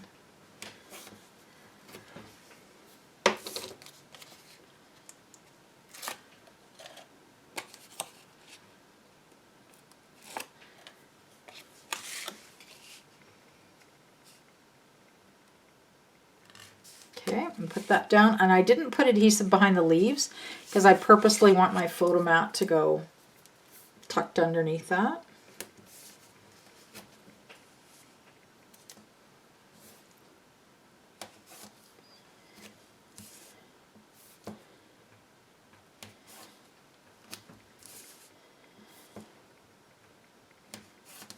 And because this is not going inside a page protector, I am putting adhesive around all 4 sides of the cardstock.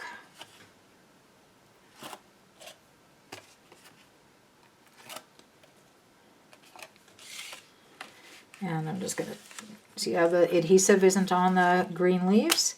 I'm just going to tuck the photo mat right underneath those green leaves, butt it up against that paper there, and put her down. And then this is going to be going into our binding. So that's what we'll see there. And then this piece, I kind of just want a decorative strip of something. What do we have left over here? Would this be cute? I think it would. Or this. I think we need this side here. Okay, so let's cut it the same height we had here, which was the 4 by 4 inches.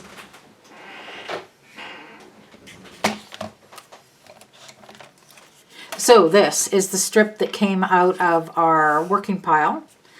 It's got the bees and flowers on one side, and it's got these cute little strip of bees. Now, I believe this came off of one of the papers that had, you know, it was like a border along the bottom of one of the designs of papers. So that it should already be cut to this width for you. And then we're going, wait, I don't want to cut it 4 inches. I want it to go all the way to the top of the page. It's actually a 4 1/4. Whew, good thing, good catch there. Let me put this away so I don't confuse anybody. 4 1/4, and this is going to go back in our working pile because those little borders come in handy. And then if we have that strip goes up there, perfect. It's not perfect, you can trim it again.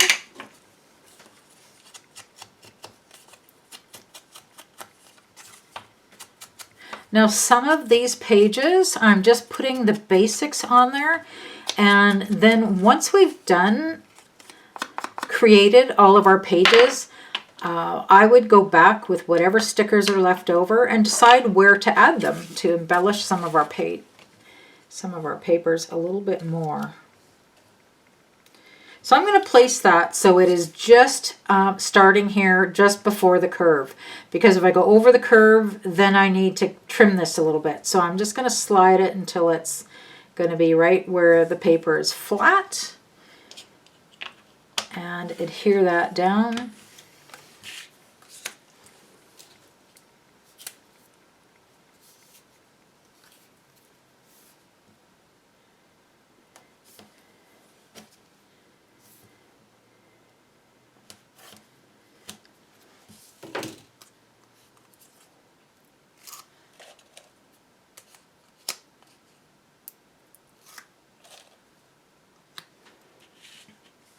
And these little bees, they're so cute.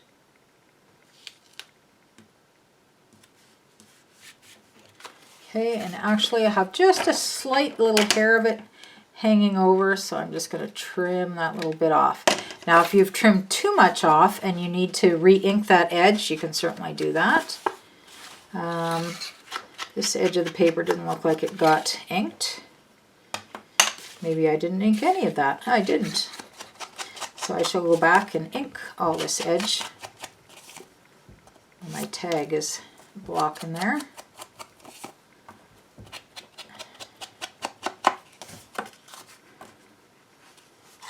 This part I'm not going to ink because it's just going to be right in our binding anyways. But you could if you want. It's not going to hurt anything to have it inked.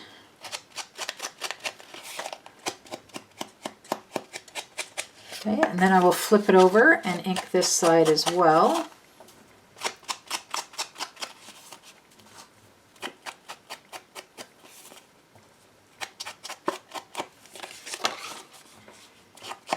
And along the top here too. I just really think that helps to give it a bit more of a finished look.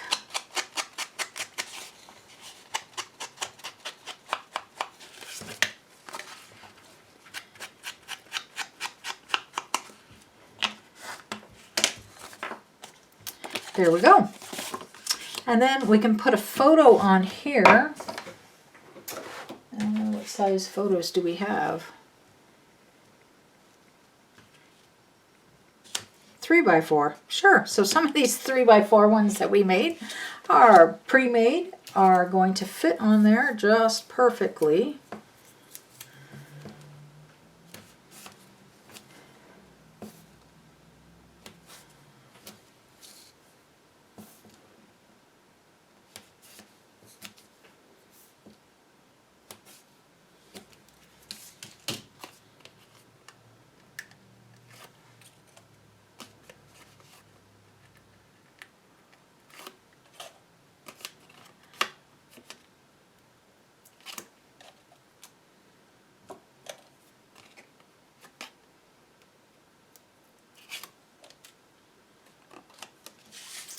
Okay, and we have choices. So I could butt it right up against there, or we could overlap it over the border. I think I'm going to butt it up. So it's just butt right up against that border piece. You just want to make sure it's not going to go over that crease. So there we go. We've got our inside done here. Now we can always come back at the end and see what stickers we have left over and add them. I'm just wondering if I shouldn't doodle that flower. I think this flower needs to be outlined here.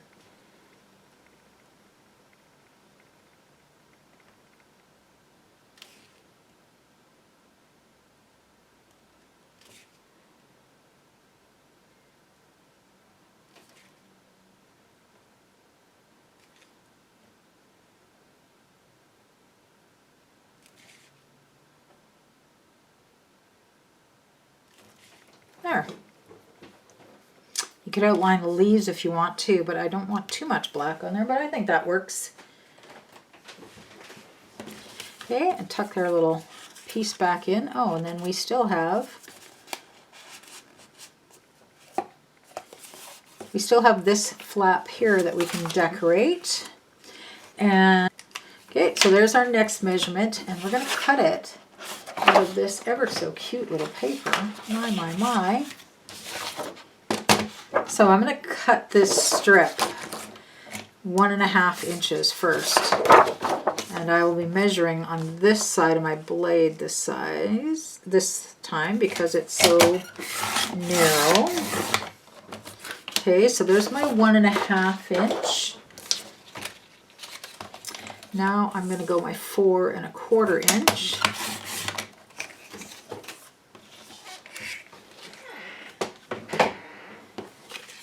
And this would make a nice little pocket for some photos. Yes, I think that will be just lovely. So we'll ink up some of this edge here.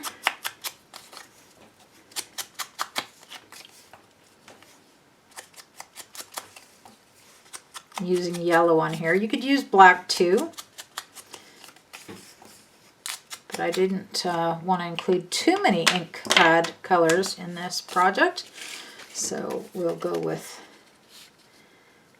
that. And then if we have my narrow adhesive again,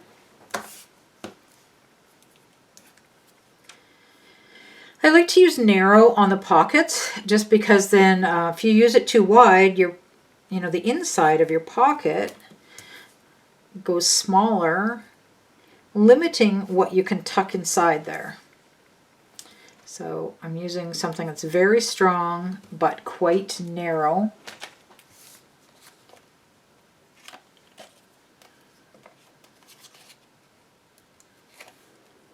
Whoops, might have gone off camera there again, but I'm just pulling off the backing of the adhesive so you didn't miss anything. Now when I put my pocket down, I am being mindful that it's not going to hang over the edge on that rounded corner. If I went too much lower, I'm going to have this little corner of the border or the pocket hanging over. And did I do this right? Yep, so we got a pocket there. Okay, so we're going to cut out. This paper is called your 3x4 journaling cards.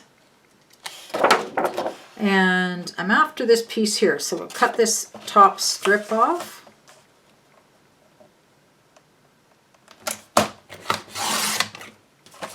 This will now go into our working pile. Most of our papers are ending up in the working pile by now. We've cut into a lot of them, which is awesome. We're making good use of them. And maybe we need another one. Do we need another? No, we'll leave that for now. Oh, and now, you know what, I look at this? This doesn't show up enough. That's too much yellow on yellow. Okay, so we're not going to use that one. What else do we have? Maybe this Be Happy one. We shall cut that.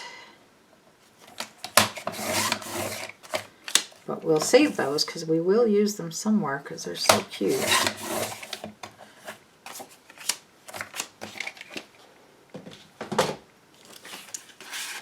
That looks better, right? Like this is just too much yellow, yellow, yellow. So we need something like that or something like that, but a little tall. So I think what I'm going to do is cut off this Hello Honey and we'll just have the flower on there.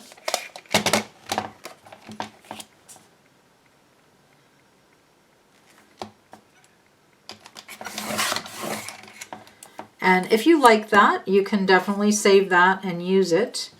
Now what measurements do we have here? This is 3 by just a little more than 3. So I'm going to cut it down so that it's 3 by 3. You know, I don't want to cut that bees. Okay, so I'm trimming a little here and a little there because I just want to make it square. There we go.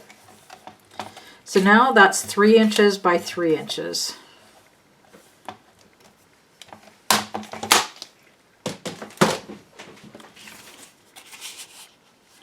And that's cute. And then we can put a photo on the other side of that.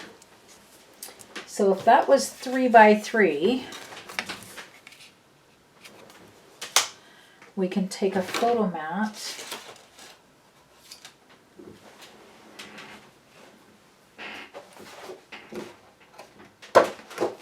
Okay, now I'm cutting into new photo mat paper, new white paper for it.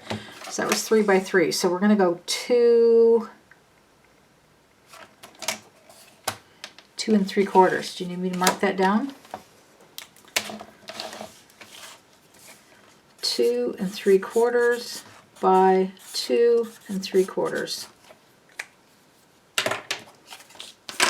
There.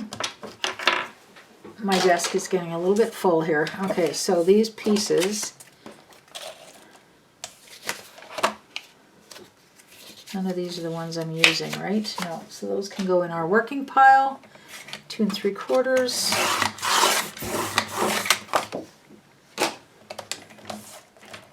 And 2 3/4.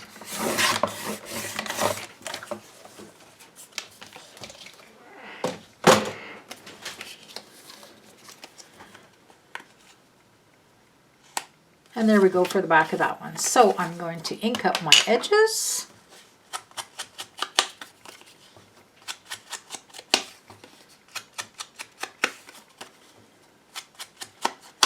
And I'm going to ink up the edges on this photo mat too, because it just seems like it needs it for this, for the paper that it's going onto here, because it's got some white stripes on there. I just don't want it to meld too much into that design, so I think it needed that little border on there. I think that helps. And then I'm also going to do my little doodling, and I will put on here 2 3/4 by 2 3/4.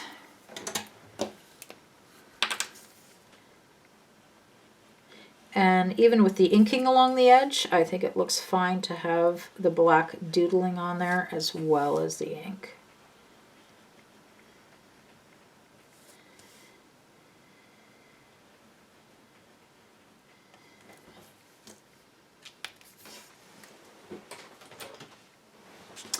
And this piece here, did I get it yellowed?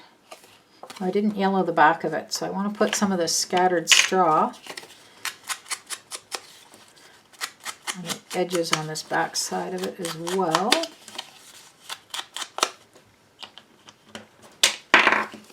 And I do want this to, the flower's got to go the right direction, so that's going up. I want my printing and my photo size going the right direction, so I do want to be mindful of what's the top and what's the bottom. So when you flip it over, it's not upside down.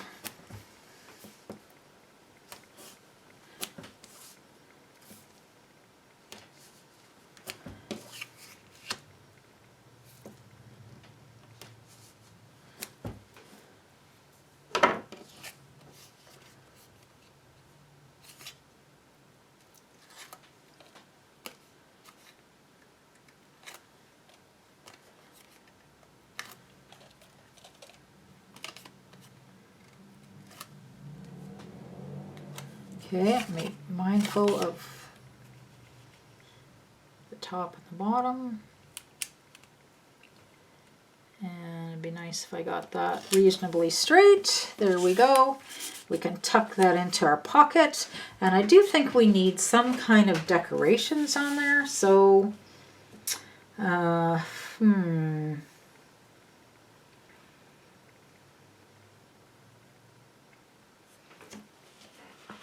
maybe I'll just put this one. I think black looks good against that. And we'll just put this on here for now. Sweet as can be, maybe we need a bee. Okay, so I'm going to take one of these bees off of here as well. And maybe overlap that just slightly. Oh, actually, why don't we use some of this and pop it up a little bit.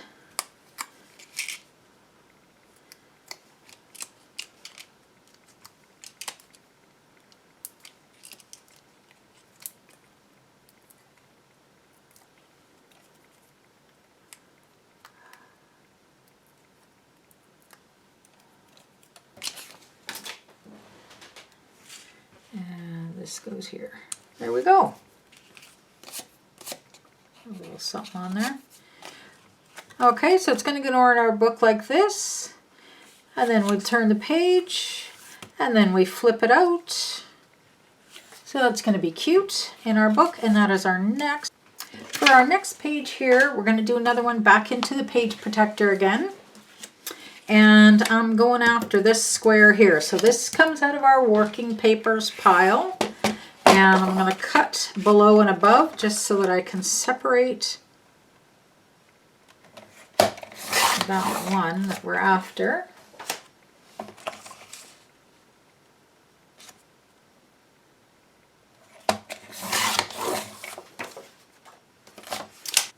Okay, so what we're going to do is put a little photo mat up there. This came out of my scraps, so you might have that in your scraps too.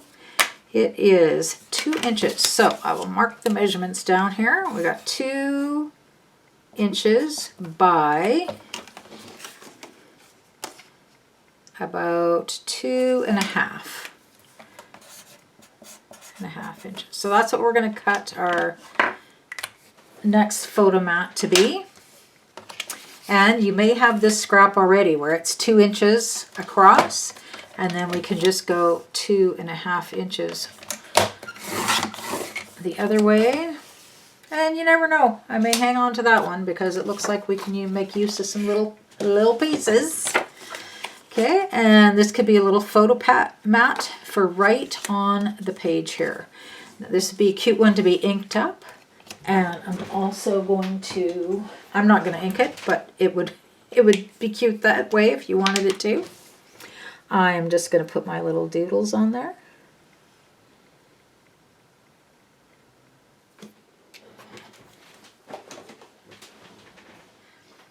And I shall put my measurements on there too. 2 by 2.5. And then that can just go right onto there.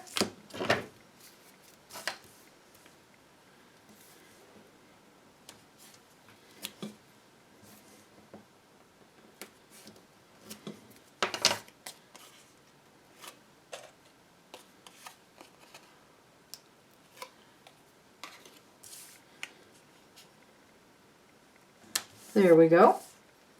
And I'd like to put some stickles on his wings, but not yet because I want to turn it over and work with this side. Now I want to cut another little flap. Okay, so we're going to do something a little bit different on this page because that's kind of the whole point of taking classes, right? Is get some different ideas. So this piece here, we're going to flip it over and work on the back. Then I want to make a photo mat back here. It's going to measure 5 3/4 by 3 3/4. I don't want just a white photo mat because look at what white kind of just disappears on there. So we're actually going to cut a photo mat first out of this. So this needs to be 5 3/4 by 3 3/4. So this time I'm going to cut it by the 5 3/4 inches. Save that piece and then go 3 3/4 inches. And I'm going to save this piece because that's a good little border there somewhere. And this should fit onto here just beautifully. 5 by 3 inches. So this is going to be our photo mat.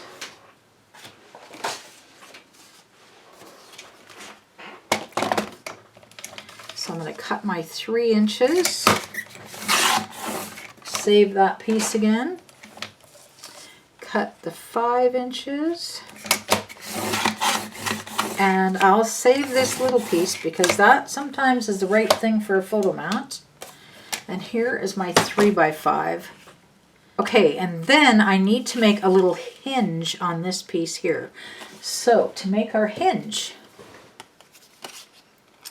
I want it the same width as this. So we'll get you out a new measurement. This is 3 inches. So we're going to go 3 inches by, and we only need like an inch. Okay, so 1 inch. And this is to create our hinge. Hinge has an E on it, I think. I don't know, maybe. I'm a scrapbooker. I'm not a speller. Okay, not that you can't be a good speller and a scrapbooker. Okay, and by luck, this scrap piece that we've already used once is already 3 inches wide. So now I'm going to cut it down to 1 inch. And this piece, I'm finally going to let that one go. Okay, and this 1 inch piece now, I'm going to score it. I'm going to score it right in the middle. So if it's a 1 inch piece, we're going in the middle. This is going to be at the 1/2 inch mark. And then fold that over and burnish that really well. And I want this to be a little hidden hinge back here. And it's just barely a hair wider than this, but I want it hidden back there. I'd rather it quite a bit narrower instead of any sticking out at all. So There we go. Here's my hinge. So I'm going to glue that down. So I want to put this piece on here, so I'm going to put adhesive right on this bottom part.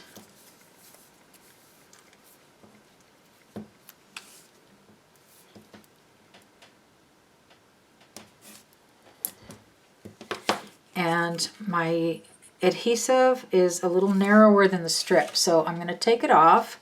This part's sticky, and I'm just going to put another row of adhesive because I want it to go right from the bottom of the edge of the paper right up to that score line.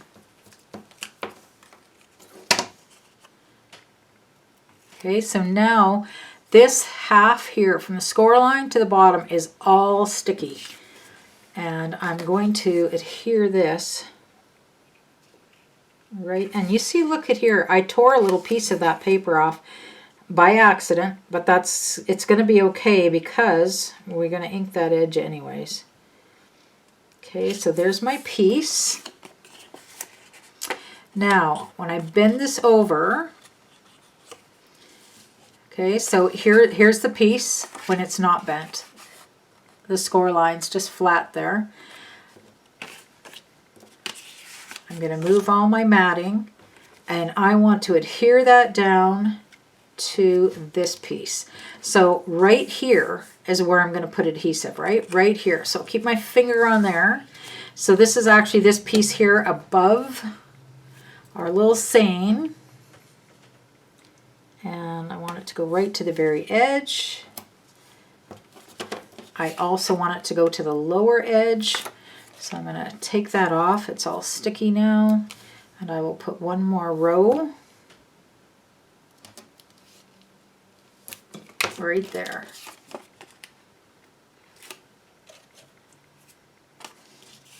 And then I'm going to, so I want this hanging here with the hinge. So now I'm going to take this piece, I'm going to flip it upside down this way. Right? I'll show you one more time. So it's going to flip. So your words are facing you. The honey pots are going the right direction. And now we're going to flip it this direction. Then I'm going to move over just a little bit. I don't want it right on the edge. I'm going to move over, but I'm just eyeballing it. And I'm putting the score line right at the top of this piece of paper. And I'm going to press that down. So now I have this on a flap. Okay. And I see mine is maybe a little bit long here. So I'm going to put that in the trimmer and trim it a bit. But I do want to be careful. I don't want to cut into these words here. I just want to trim that overhang. So if I do it this way, you can see that little yellow overhang, which isn't too bad really, but I'm just going to trim some of that off so that I don't have the overhang. So just trim a little bit of that.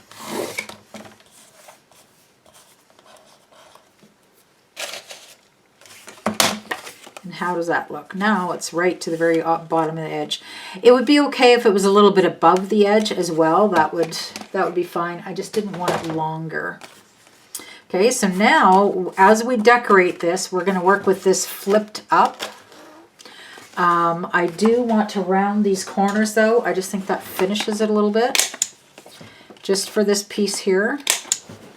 So now these corners are rounded. This piece, so we're going to glue this inside so that it's covering our little hinge, right? I'm going to put this matting down, and that's going to cover our hinges hidden behind it. Then we're going to put this photo mat down on top of there. But I want to ink all these edges first. So I'm going to get out my little inker here.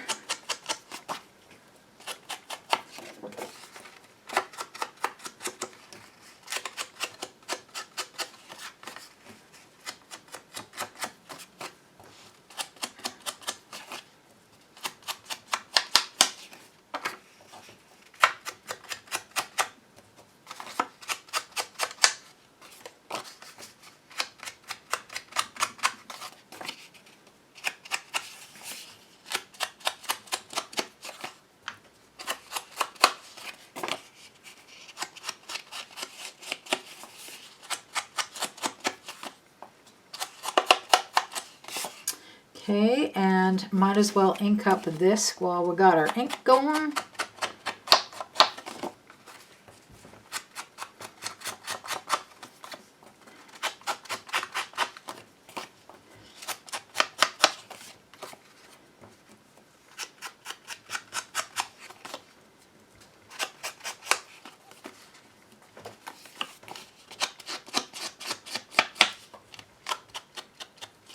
I'm going to continue inking right over the top of that.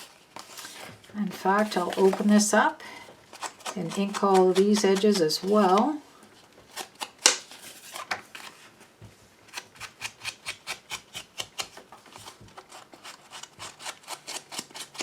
And then I think for this side of it here, I'd rather ink it in blue instead of yellow. So we'll get out our blue, which I was using weathered wood. But whatever shade of blue you've decided to use.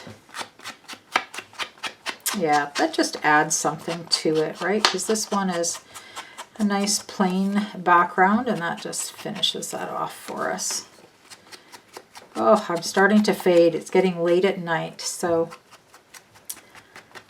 this may be my last page for tonight, but with the magic of video, you won't even know that I've slept in between. It'll just keep right on going. Alrighty, so on the back side we have, well, the yellow or the dotted. I really like that dot on dot. Tone on tone dot, I guess is how you'd say it. So I think we'll have that exposed.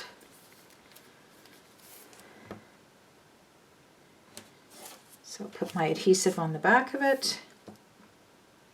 This is going under page protector, so I'm not going to bother putting adhesive down these other edges.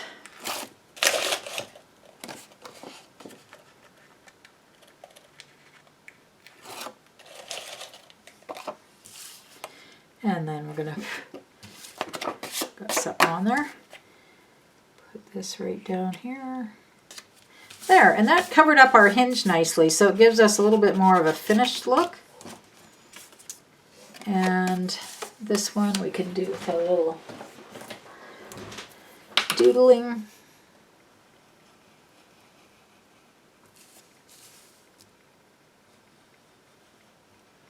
If you're not into the doodling, the inking the edges helps too. Just gives you a little something.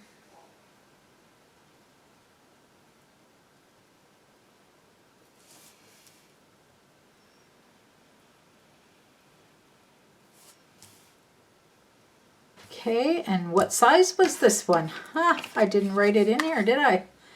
3 by, that was our 3 by 5 that we had cut. So we'll go 3 by 5 inches and adhere that in. We've done quite a few pages in our little album already. And we've got several more fun pages to go.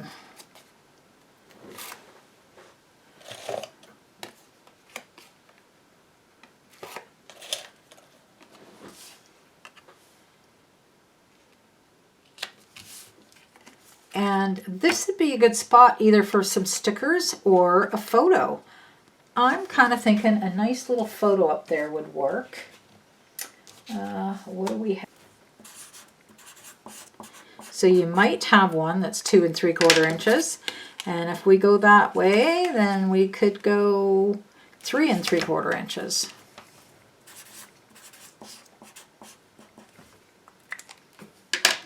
Okay, so we're going to do a cut here again.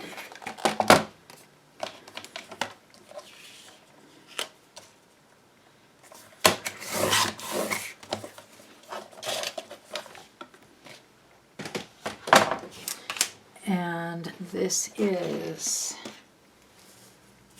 what's our measurement here? 2 3/4 by 3 3/4.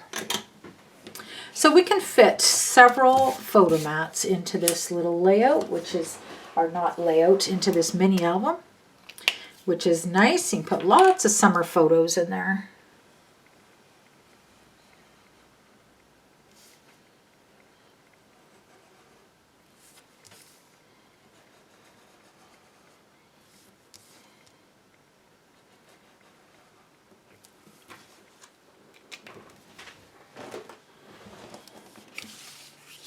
And then I do want to ink the edges on the inside. We did the outside, but for some reason I didn't get the inside ones done. So here we go. That's a quick thing to finish it up there. I think it needs it, especially when with these white stripes, because otherwise the white stripes go right off the edge, and this just helps to give it some color there along the edges. Yeah, love it. Oh, this is such beautiful paper. It's just so fun to work with this nice summer line. And this little flap is not going to be part of what is under the page protector. So I'm going to make sure that this is adhered good and strong on all edges for it.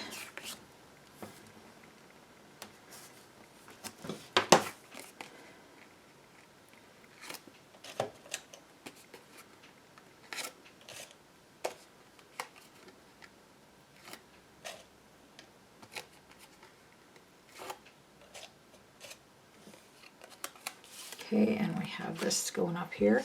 And see where we had our hinge exposed here too? This is just going to help hide that. So now you really don't notice that there was a hinge there on the bottom or the top. So there you go. And this can go, we're just going to tuck, so to put it in our page protector, we lift this piece up. Where's the opening here? Tuck this part into the page protector, and now this is how it's going to sit in our album. All right, so you can have part of the picture exposed, so you're getting a sneak peek of what's underneath, and then you have both of your pictures showing there with the little beautiful. And then when you flip it over, so our next page, we're going to do a cut that's 4 1/4 by 12 inches. And out of this paper here called Busy Beehive. It's very cute. So I believe this should be full 12 inches still. Yep. And then we're going to cut the 4 1/4 mark. That goes into our working paper file. 1 inch, 7 1/2 inch. This is for scoring. Score. Oh, this is getting sloppy. Okay, I need to neaten that up. So at the 1 inch mark, and then at the 7 1/2 inch mark. That's better. Now, when we're using just thinner paper like this, like it's not cardstock, it's scrapbook paper. When I fold it over, I don't want to just press really hard, right? So I just kind of fold it. It's gentle. Then I go a little bit flat, and then I press lightly a couple times, and then I give it a good press. And that just makes it less likely for your paper to have crack, right? This is a good quality paper anyways, which really helps. So same on this 1 inch fold score line. Just press it over very lightly with my finger, just so that it's bent now, but you know, it would straighten up on its own. Just kind of bent. Then I go lightly with my score tool. So that's pressing it a little bit. And then now I can press pretty hard on there. And then I have perfect paper scores with no cracking. If you get a little bit of cracking, it's okay, but if it cracks too much to where you get a tear in your paper, you certainly don't want that. And I'm going to round the corners on here this time, just on these bent out. Now, you know the routine. This first 1 inch score line here is going to be in our binding. So then we're going to decorate this, and we could have this fold this direction. I think that would be cute instead of the other way. And then we have this side. So now we get to decorate all of that. Okay, so this is the piece that's going to be, this is in our binding. Well, that 1 inch strip is going to be in the binding area. of our album. And then we have this fold. So between these two score lines, we can actually fit a full 4x6 photo. So I think we will take advantage of that. We could actually do that on this side as well. So that might be a good thing to do here. Okay, so I want 2 pieces that are 4x6. So I'm going to go my 6-inch piece first. That saves a nice big chunk. And then I will go my 4. And then I'll go another 4.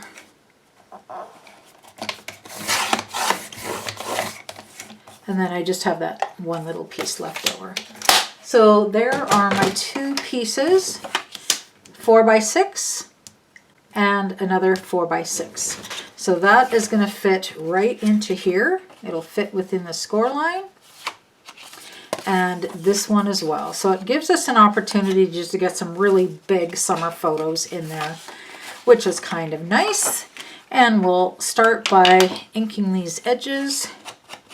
You know, when you're designing something like this on your own and you get to a point where, I don't know how to decorate this page, just ink the edge, let your creativity have a little moment and see what comes out next. But it just keeps you creating when you're inking anyways. So there's one little tip. And just relax the creative part of your brain and just see what transpires, see what might pop up for an idea next. Okay, and I'm going to ink this side as well. Yellow works for both of the designs on both sides of the paper. Where my adhesive, here we go. And this is not going to be in a page protector. So just so that you're aware.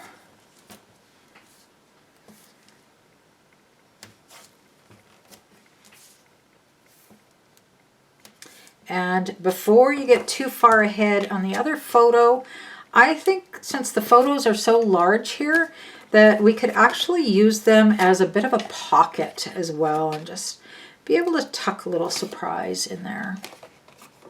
So this one, I've already put adhesive all the way around the outside, so that obviously needs to, it's not going to be a pocket. I'll make sure I got my bees going the right way. Okay, there we go. And then on this side, I will make this one to be a pocket. So I just want adhesive on 3 sides. Now, when I was making the last pocket, I mentioned to you that I like to use a really narrow adhesive so that the interior of the pocket can fit something as large as possible. And you'll notice I did not dig out my narrow adhesive for this one, but that's because this is a very large opening anyways, so that we can put something a pretty good size in there. So I think we'll be just fine with the wider adhesive. Now make sure that my opening with no adhesive is at the top. And we'll just put that about the middle.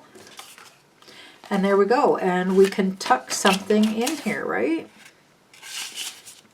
So let's make a little something to tuck in there. Okay, so let's take, I think these 2 here, I think those 2 there would be nice tucked in. So we'll just trim that.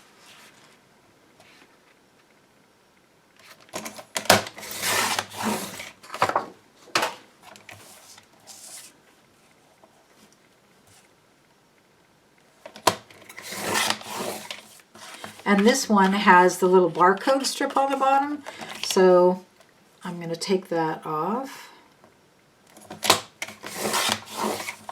Did I get it all? I left a little bit on there actually. There we go.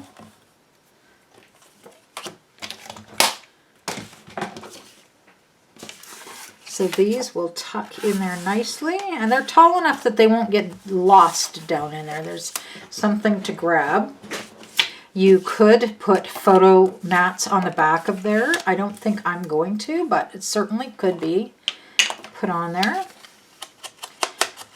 I'll definitely ink these edges up because I do like that. And how are you liking your album so far? We've gone a long ways by now, so good on you to hang in there. This is a cute summer project that really any kind of summer photos are going to go in. I'm wondering, what type of photos do you plan on putting in this for this summer? You could use camping, you could use walking your dog, you can do, I'll likely be putting my grandkids' photos in here because this just seems to suit cute little boys and girls. The little ones are always so cute. And ink the back of this one as well.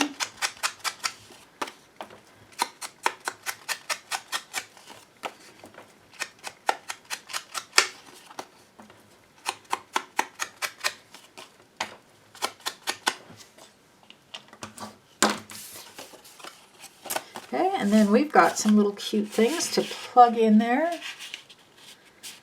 And it's even nice little color sticking out and some little black and white dots, little black dots on white background sticking out. So that works good.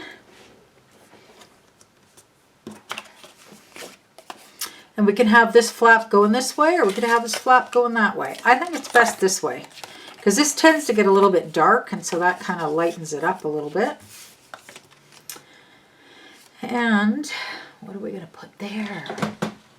So many options. And should we put another photo on that one? Or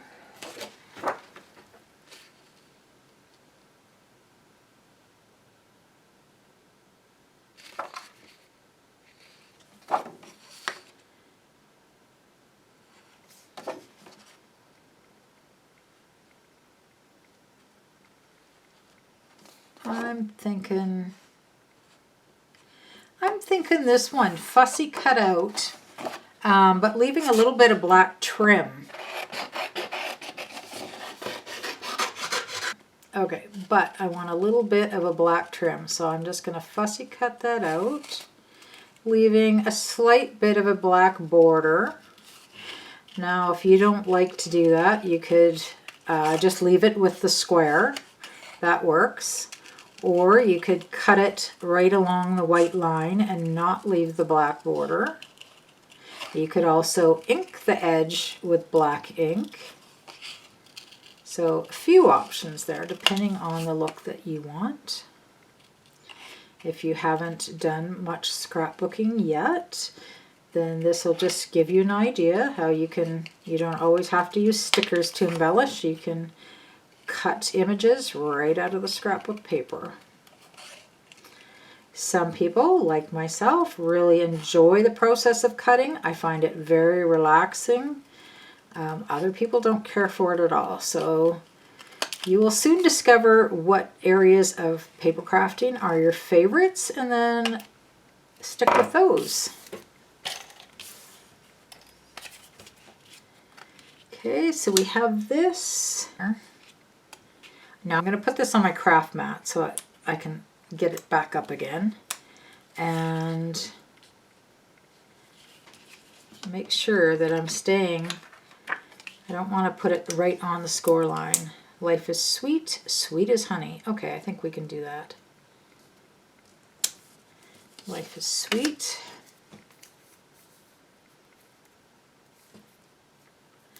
And this one I think I'm going to put,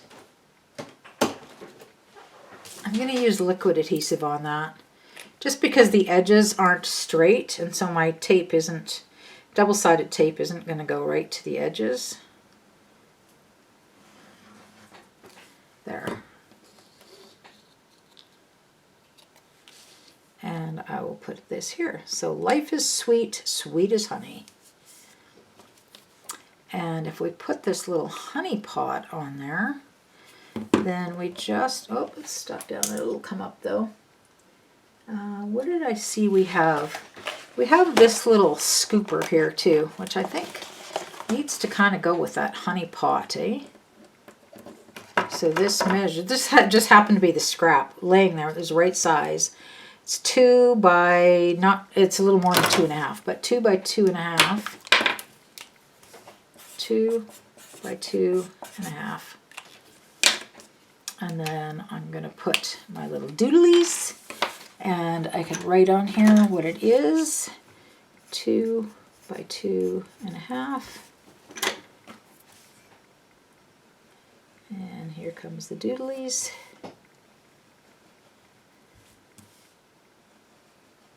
And some of these are going to end up being covered or overlapped with the sticker, and that's okay.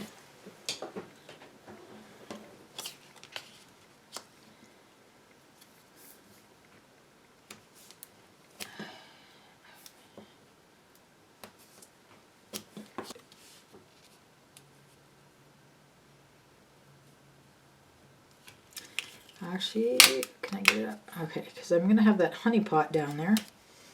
Oh, I just about went off the edge there, so you want to be careful you don't put that right off the edge.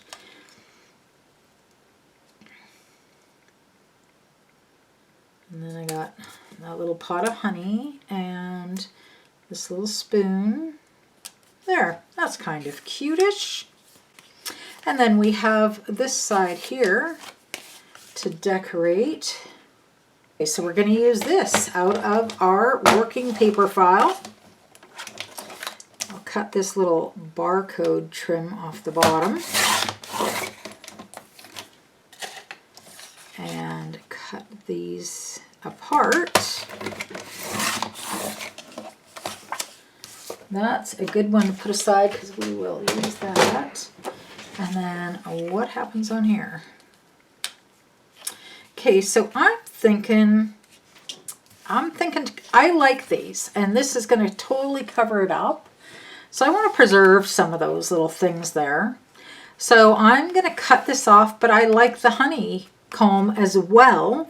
So I'm going to leave a little bit of honeycomb there and just trim this. Now see these little bee flying lines? I like those too, but that's too fussy to cut.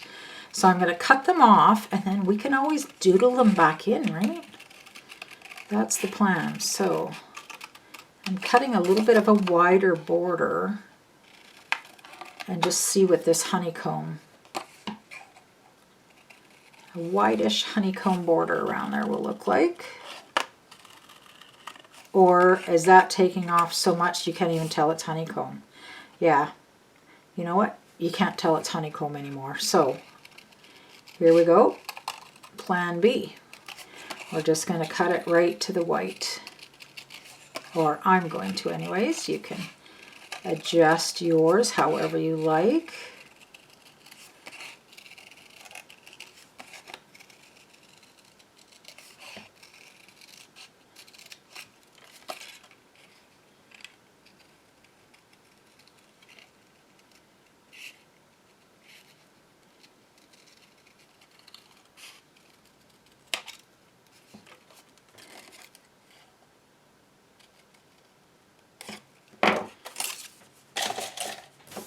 Okay, but now you know what's going to happen. That's a little bit too, it gets washed away on there.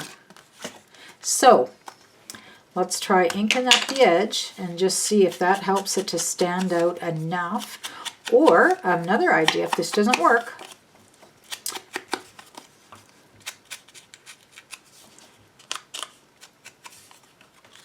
okay, I think that helps. Yeah, with that. With the inked edges, that really helps.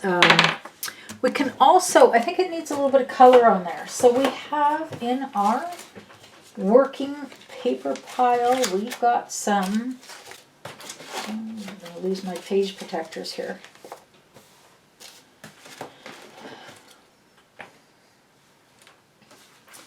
We have some of that yellow paper, or so that's how tall that piece is. We're going to go 4 1/4, and do we want to go 1 inch or 2 inch?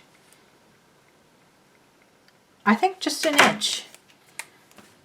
1 inch is going to do it for us. Just a little pop of color. So I'm going to cut my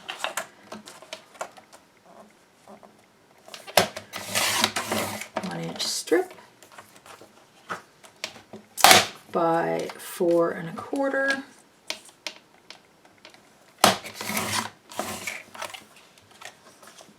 And there we've got just a little bit of color. Now actually, with this having the yellow and just the black down the center, I don't know if I care for that as much. I'm going to cut one where it's got the black and the yellow down the center. Okay, so I'm going to cut another 1-inch strip off of there.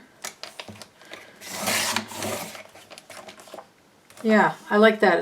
It's just a little darker, so we'll cut it that way.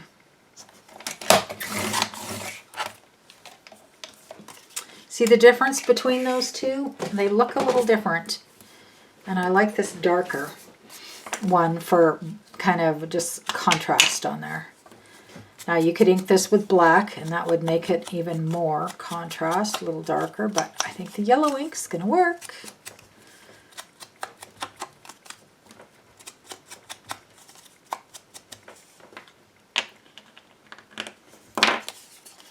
Okay, and just a little stripe down there. Yes, that helps, right? I think so. Sometimes that's all you need is just an inch.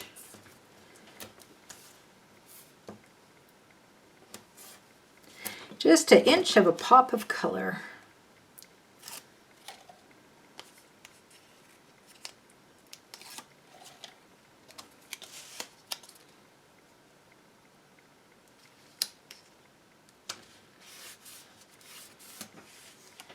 And this can go on here.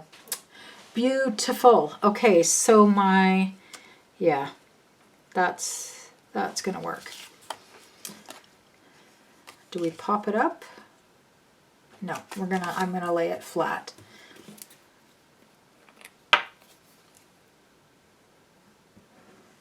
And I'm gonna use some liquid glue on that.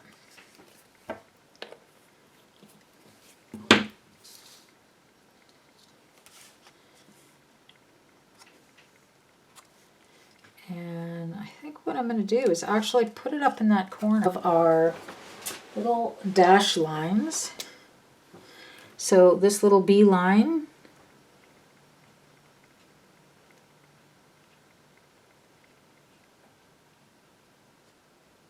that's his little line.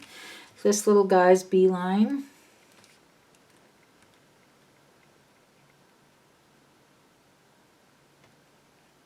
There's his little line. So we've drawn those back in. Then, what else? I was thinking, I had something going. Do we need one of these? Yes, I think we need one of this style of bee out here. And he would show up good against that black, but I think he needs to be popped up a little bit. So where's my foam adhesive? I'm just going to pop him up.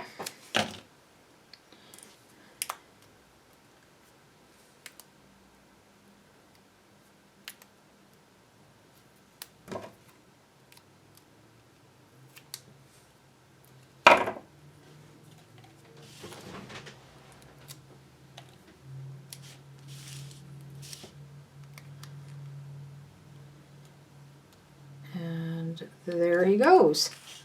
Okay, so we got some cutie pie little bees going on there. We could use a little flower or something, eh? Let's take a little flower off our sticker too, and we'll just have, I don't know, let's just put it on a pop dot. So we can have more than one thing popped up on the page there. There we go. That totally works. So what do we have here on the inside? I've gotten a little bit of fingerprints or something on there. But that's okay. Flipped it this way and that way, and yes, that all works. Be happy, be yourself. That all works together. So there's another page done. Hope you're enjoying. So for this next page that we're going to work on, we're using this paper here, Life is Sweet. Now we already used, I believe, we already cut into this, yeah, because I've got it, it's a little bit shorter here. So we've cut into that before. So this comes out of your working pile, and we are going to cut this piece. We're going to leave it 12 inches wide. And how high were our pages going? I think they were all 4 inches, right?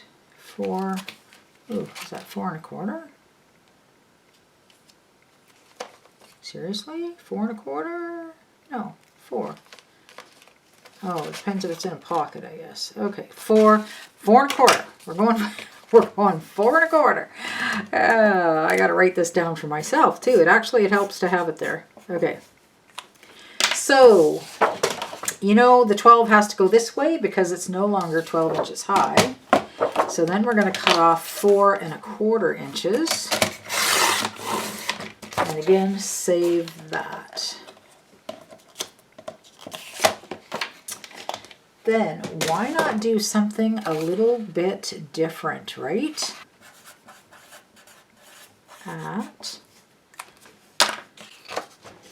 You know, you realize I'm designing this book as we go, so I got to figure out the score lines here. Our score lines now. This was our cut lines. So it's cut to 12 by 4 1/2, 4 1/4, can't even read. And then we're going to score it. So starting from the left-hand side, we're going to score it at the 4-inch mark, again at the 5-inch mark, and again at the 6-inch mark. So it's going to have 3 scores there. So starting from the left-hand side, we're going to go over to the 4-inch, and it's scored right here. Then at the 5-inch, then at the 6-inch. Okay, so we've got 3 score lines there.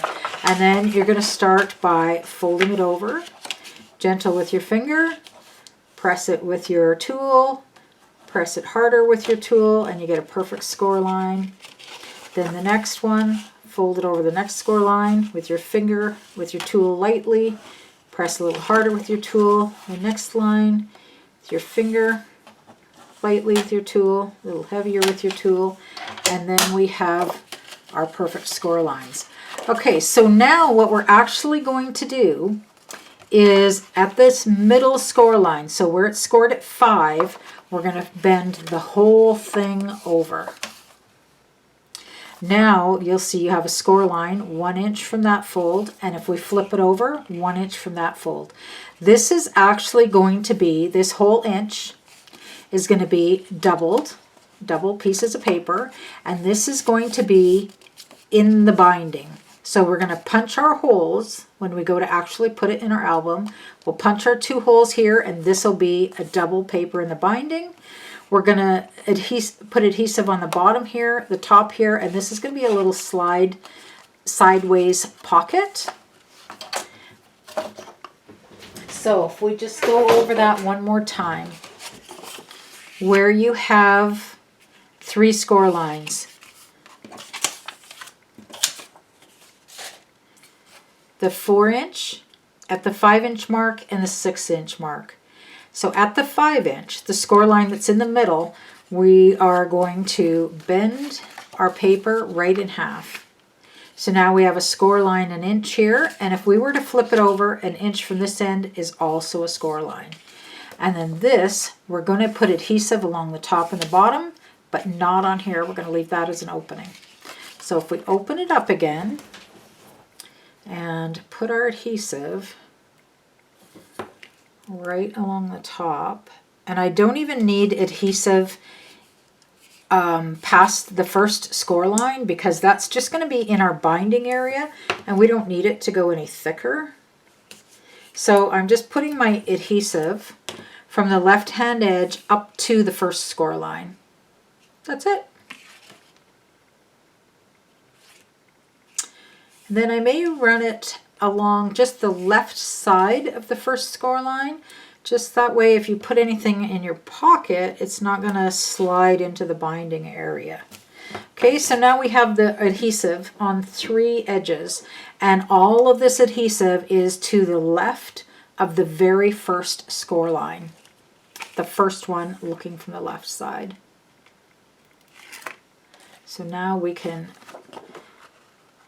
take that protective covering off.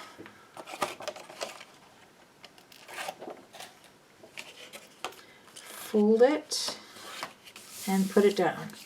Okay, so you should have from the left hand side here, this is where you're going to put the holes for the binding, and there should be one score line here. When you flip it over, this is where the binding holes are going to be on that side, and there is a score line at the 1 inch mark. So I hope that worked out all good for you. Mine, I see I trimmed it just, or I glued it just a little bit off. So this one here, this paper is hanging down below the other one just a little bit. You might be able to see it here. Oop, this side, you can see a little bit of that. So I'm just going to trim that off. My adhesive is too strong. There's no way I'd get the papers apart to realign that.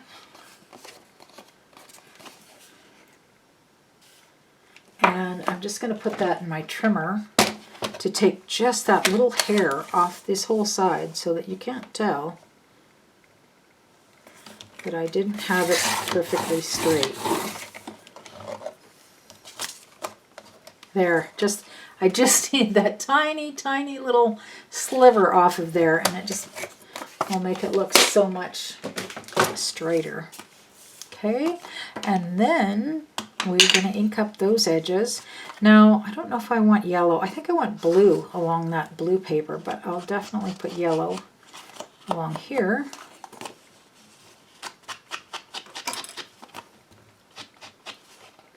And along this side.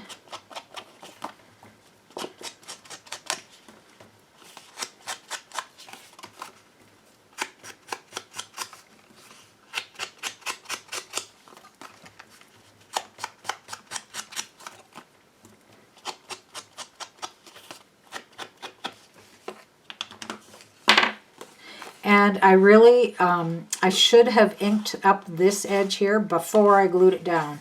And I didn't. So I'm just going to lightly bend this. I'm not going to crease the paper. I'm just folding it back, kind of curling it over my finger here to get it out of the way so that I can actually ink up that edge. And as you can see, it would have been so much easier to just do that before I glue it down. But that works.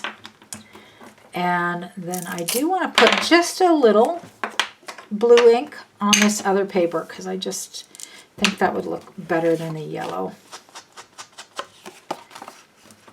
I like the blue when it's the bluer background there.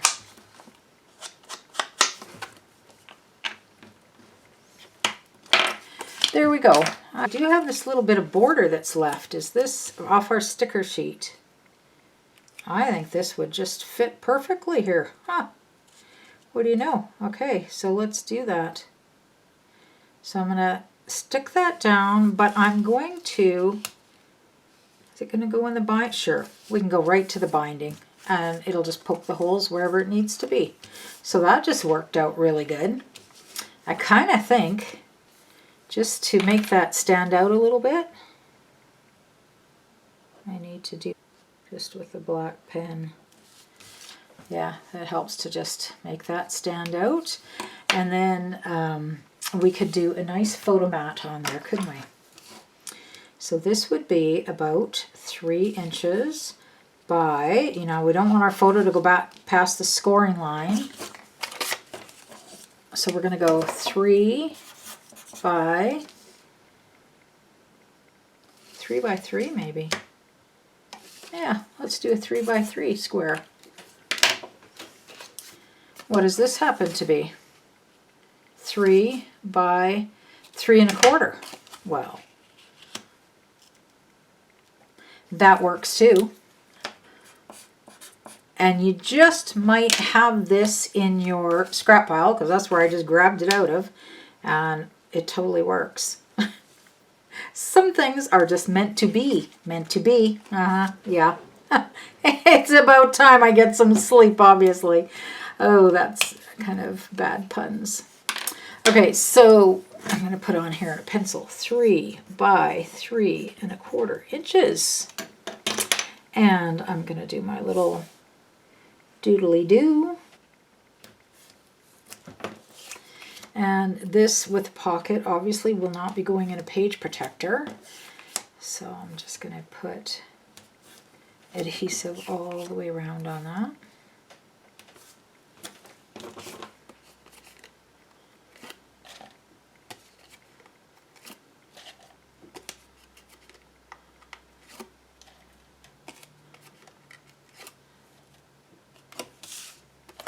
And here we go with our photo, and I am going to purposely have it overlap that border sticker a little bit. And then we can put something inside here. And how much room do we have? Probably about 2½ inches, but do I have something where I could test it? Okay, so that size will fit in there, so we could go 3 inches. And we kind of want it to go 3 by, hey, we could do a 3 by 5 photo and just put it right in there. Okay, so let's do that. Do I have any more pieces? Yes, I do. And that's already 5 inches. Okay, so this is coming out of our working pile of papers we've cut into. And I'm just going to go 3 by 5. That sounds like a good photo size, doesn't it? Okay, so that's 3 by 5, and I will mark this 3 by 5 inches. And of course, on this side, 3 by 5 inches. Because this is going in a pocket, we can put a photo on both sides. That was some efficient use of a piece of white paper.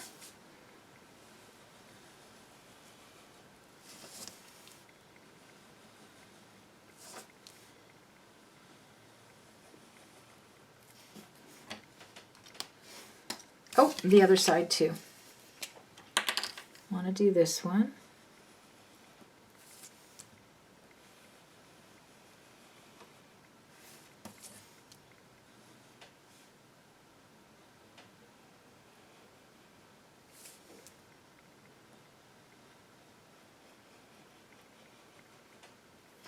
There we go. Alrighty, and then when we tuck it in there, we've got something to pull out and have a photo on both sides. That worked out well. And then we have something here. What size have we got? We could fit another 3 by 5 photo probably. Actually 3 3/4, 3 by 5. Yeah, let's go 3 by 5 photo. So we're going to have lots of photos in this album, which is nice. Is this 5 inches? Well, 5½, but we shall go. I think just 5. 5½ we could by 3½. Okay, let's do her.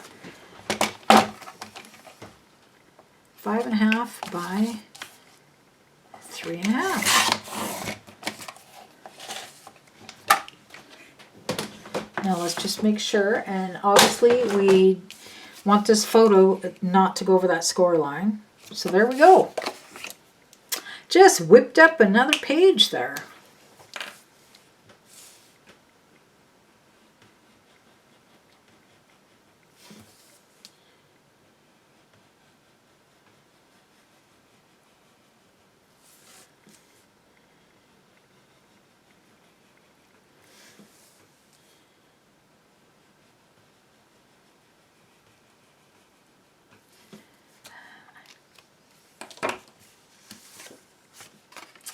And this was, right? 3½, no, 5½. Yep. So 3½ by 5½ inches. And make sure when we put it down that it's not going over the score line, because we do want our page to be able to bend in the book so we can turn the pages.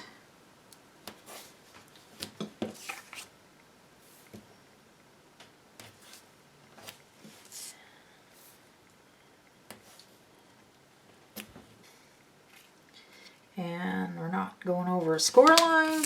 Perfect. And of course we could put some little stickers on there, or you can put some stickers. Be a good idea to put your photo on here first and then just have this go right over the edge of the photo. Like how cute these little bees are. Okay, so next we're going to use this paper out of our working pile, and we're going to cut out a few, maybe these 4 pieces. While we're at it, we will cut all 4. This one I'll save, but not this piece, so I'll save that. This piece is discard. This I'm going to cut. I've still got the little barcode strip going on down here, so we shall cut that off. And just cut these 4 pieces apart.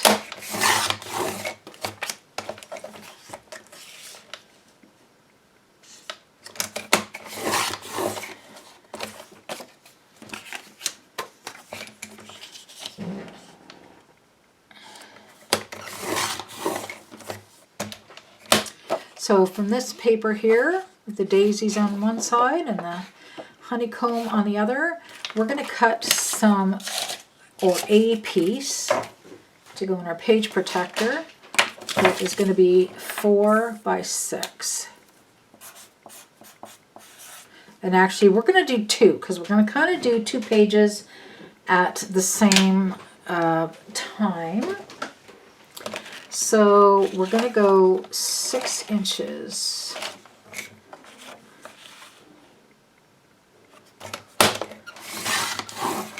So that's our 6-inch mark. We're going to cut this at 4 inches.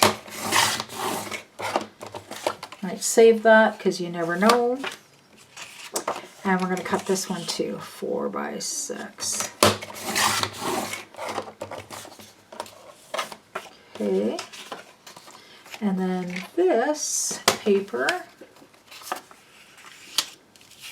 so I want to trim this so it's a little bit smaller than there. So I want to go a little bit shorter than 4 inches. So we're going to take probably 1/4 inch off the top of that. And this one too, I want 1/4 inch, but if it's not, oh yeah, it can all come off the top. Thought it might be a little bit too close to the words, but that's going to work.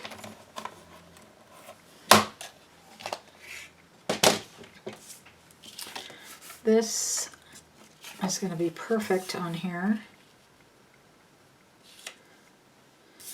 And then a little photo by, oops, I was getting sloppy, 3 by 2. So I have one of these mats that's already kind of, well, one direction is 3. I think it was 3 by 4, because yeah, now I have 2 mats. There you go. So you might have that in your working pile. And there's a cute little piece here that is just ready for us to go. So because I'm going to put this one in blue ink, at least on this side,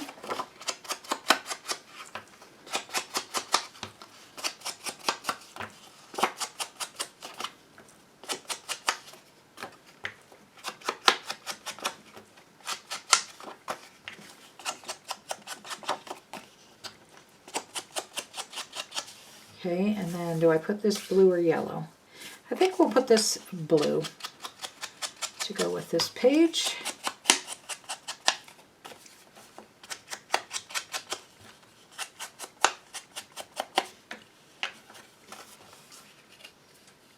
Busy as a bee. This would be perfect for pictures of my grandkids because they keep very busy. Little people have a lot of energy. 2 by 3 and 2 by 3, and we'll do our little doodles, and then we can adhere these down.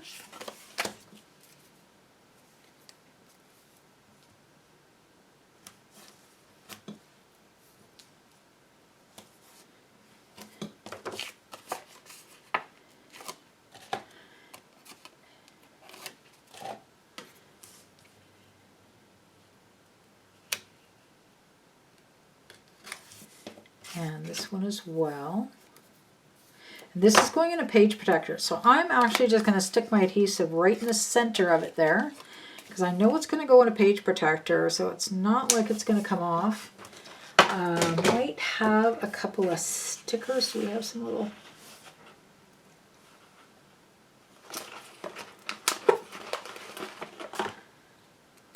This is off of our sticker sheet now, and we can just line that right on the bottom of the paper. I think that would be cute.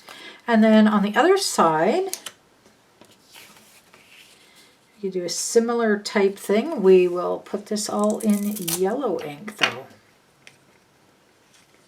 So that's going to go better.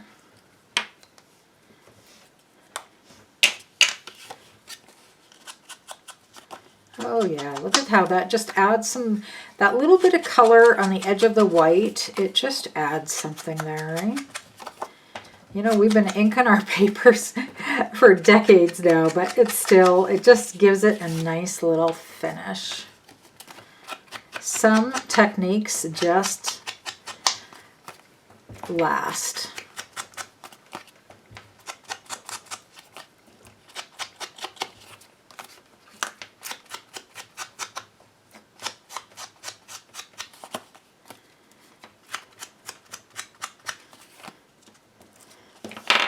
Okay, make sure we got the top on the top, and I'll go this little piece here.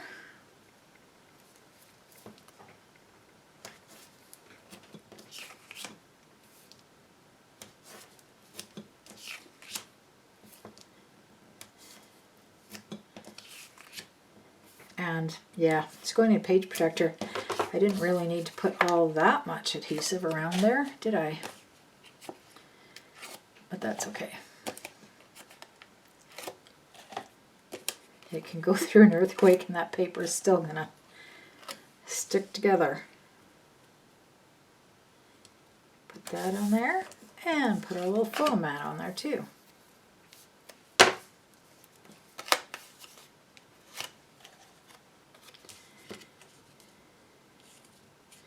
Do we do it crooked? No, we'll keep it straight.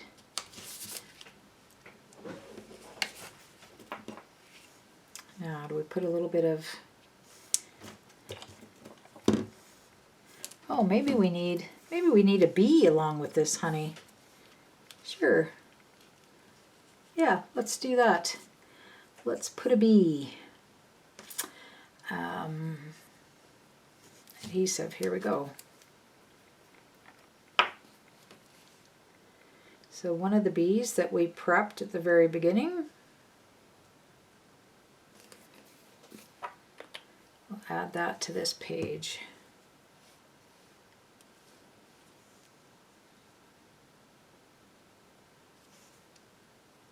Now ideally you wouldn't put glue under the tip of this wing, that way your photo can slip right underneath there, and just put glue on the rest of him.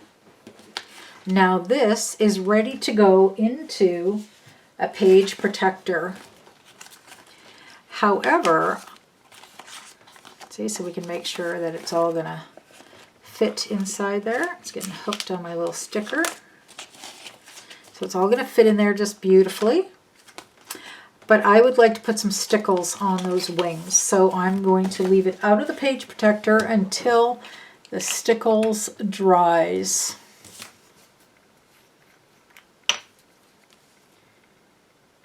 Just add a little sparkle on there.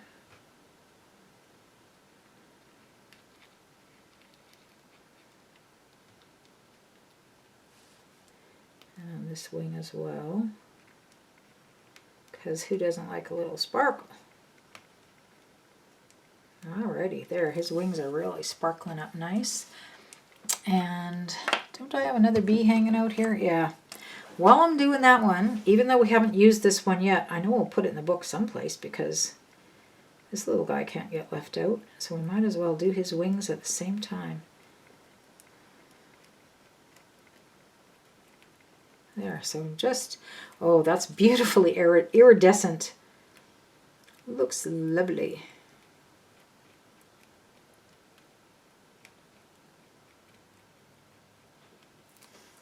cute little guys. There. So there's a close-up what it looks like with those iridescent wings. And that is with the stickles called Stardust. So now I need to find a safe little place to set this fella aside so he doesn't get touched.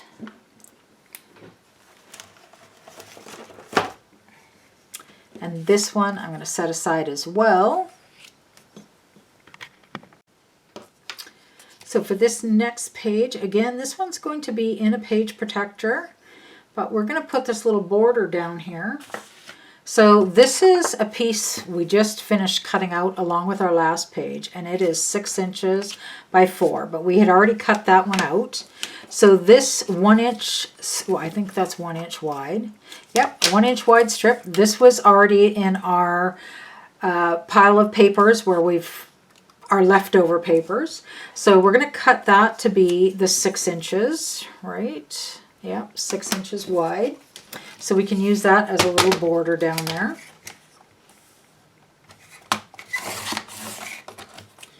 Border of these cute little bees.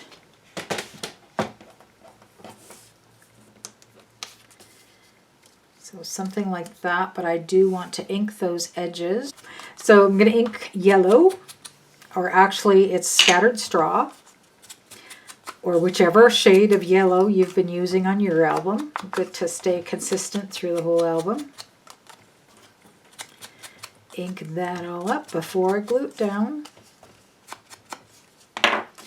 And I might as well ink this page up as well.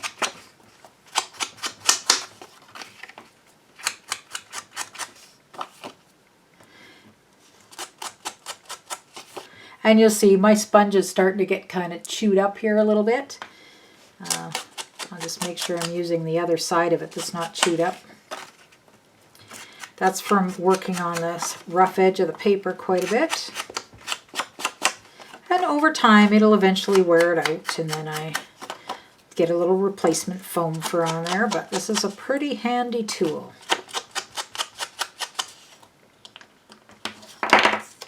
Okay, and then we're going to just glue this down here, and we've got some bees going all different directions, so it doesn't really matter, I guess, how you put it. I'd like most of the bees be going the right way. Maybe I will just use the glue on here. It's going to be going in the page protector, this one.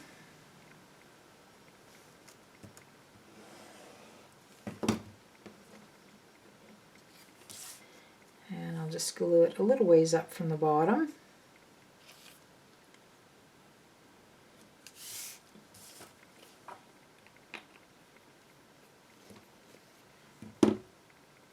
And we could do, I don't know if I want this on that page, but just in case, I'm going to try cutting it out anyways. So I'm just following this white line of the design, and now this is one of the squares that we just finished cutting out along with the last page. One of these little journaling squares.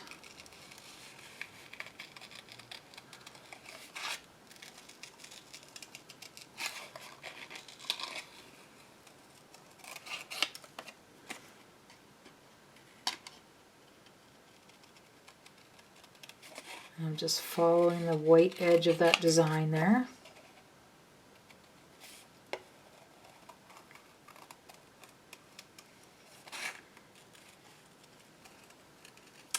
But when you're a person that likes to fussy cut, you keep seeing opportunities to cut things out, right? I'm trying to hold back and not do too much fussy cutting on this project, because I know there's some of you out there that don't really care for that. So I'll try not to get too heavy on the cutting stuff out.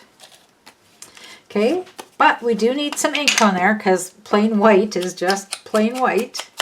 So we've really switched up the look of that now, instead of having the pattern paper with the flower design around the edge. So you can switch up things for your embellishments. And can we have a little bee there? Well, we could. We could. Oh, and I touched my stickles.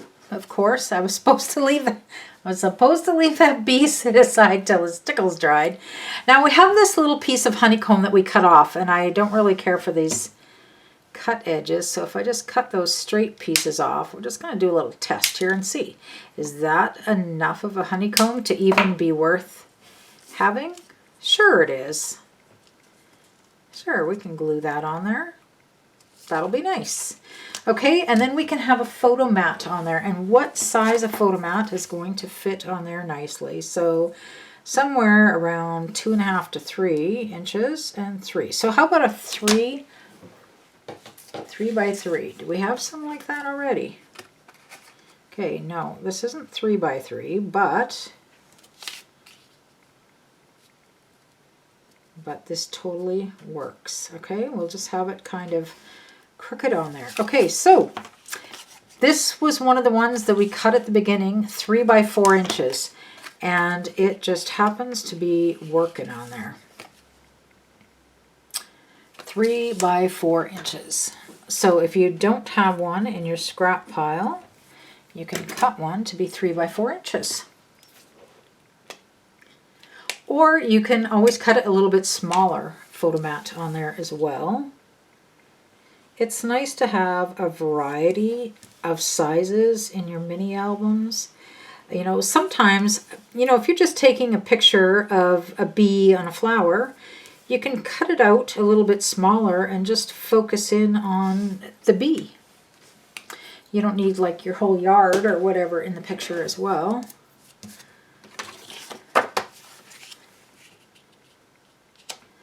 There, and then I think we're going to put that so it's kind of overlapping the photo a little bit. I think that will be nice. And this is going to go in a page protector, so I can remind myself I don't need a lot of adhesive on there.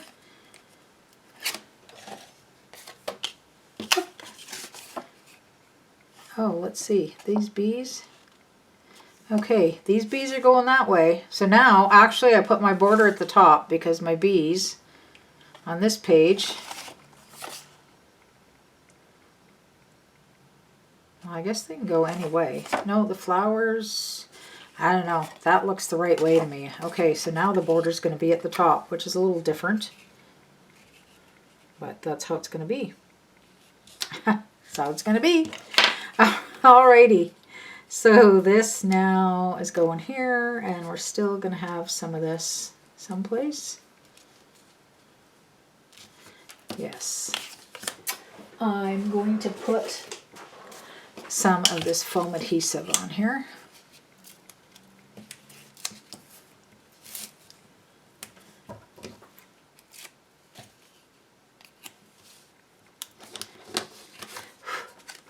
Okay, and where's this going to go best? Up here, down there, I think. Okay, so if we want this to be going here, and we shall just glue that on there.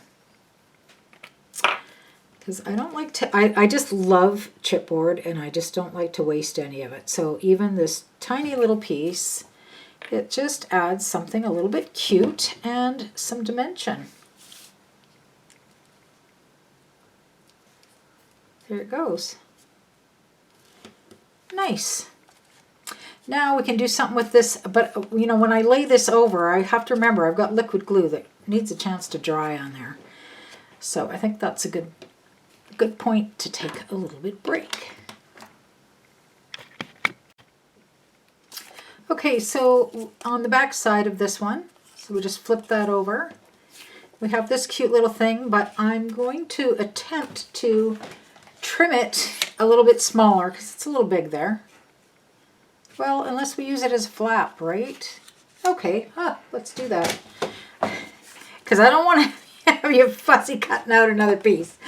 Okay, I'm trying not to have you fussy cut too much. But I do see I don't have it trimmed super straight, so I'm just going to fix the trimming on there.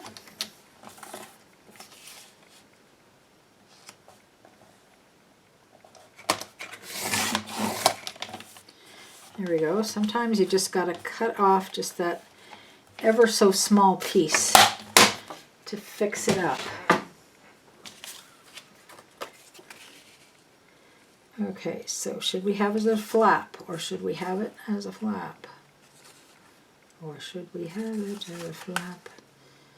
Okay, so if we do like this, and we'll just do another little hinge, right?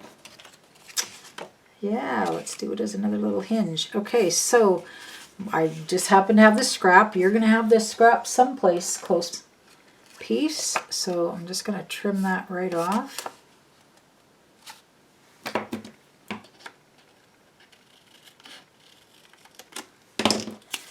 Okay, and score it. Score it in half, and it happens to be 1 1/4, so we're going to go like 5/8 of an inch. So basically you just need a score line somewhere near the center is all that is.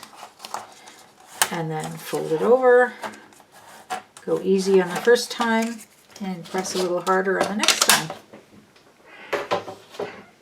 And then we can do this as, I want the black on this side perhaps. I don't really see that though, so I could probably go this way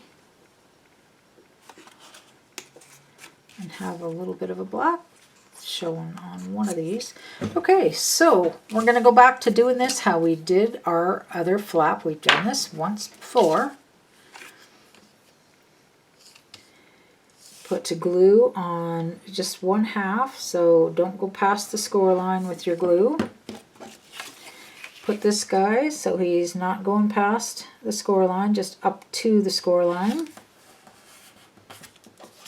Then we now put some glue above the score line, but not on the score line. And then we're going to place that, I think, right against that edge there. Okay, so when it's flapped down, it's going to be like this. And then it's flapped up, it shall be like that.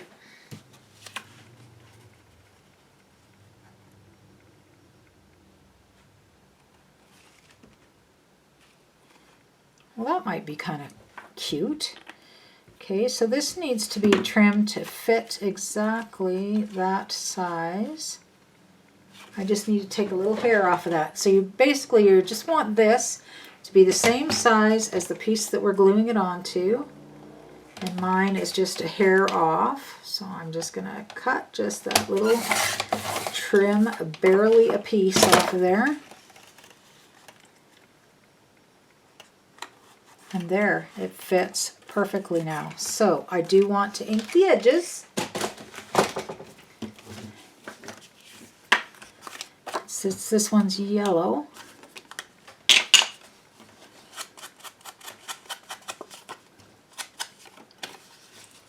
I'll ink it yellow.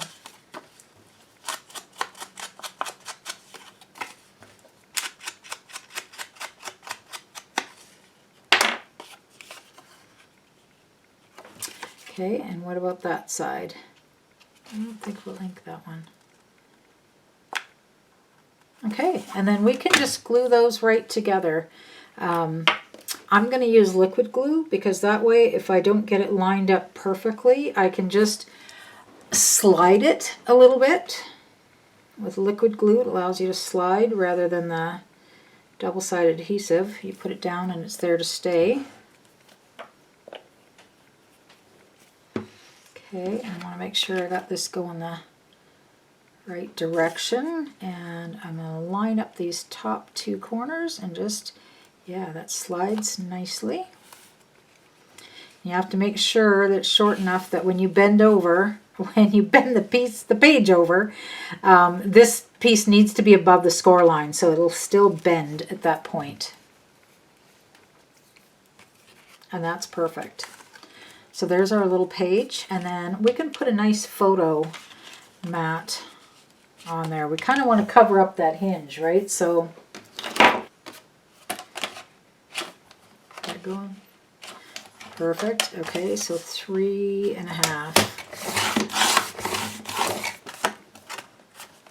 didn't cut through.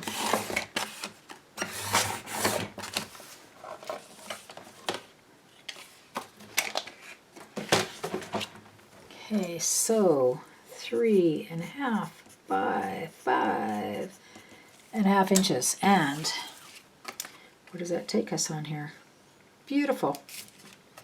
Okay, so I want to do a little bit of inking around the edges on there. So I'll go ahead and change my sponge over to the blue.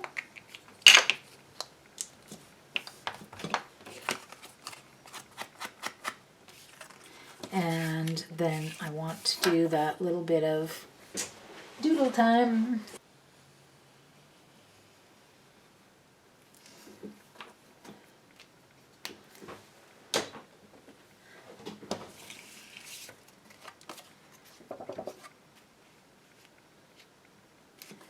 Alrighty. Adhesive, where we go? Here we go. And this one's going to be in a page protector, so doesn't need to have a whole bunch of adhesive on there.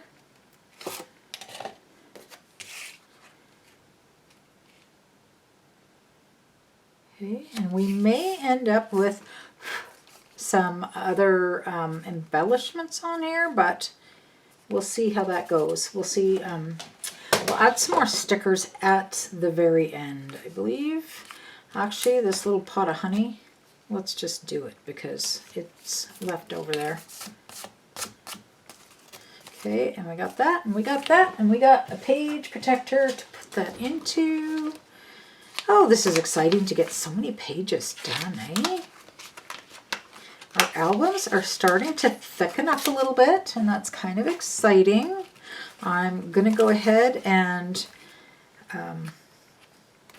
add some of my papers right into the bindings here. Just because I'm getting so many together that it helps to keep track of them. There's that one. And there's that one.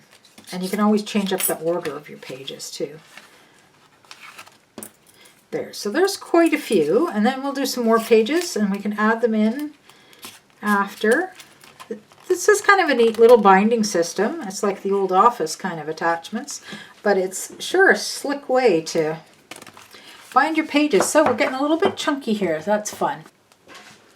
On this next page, let's cut out this really cute saying here. So I'm going to start by cutting out this journaling square. And I think it will be easiest if we start by just making a cut all the way down this side here. So that will be my first cut for this page. Oh, I got too many things on my desk there. And of course we're going to save that piece. Then I'll cut this direction because I'm just trying to really get this piece out here for now. The rest of this gets set aside in our pile of working papers. And now we've just about got that design out of here.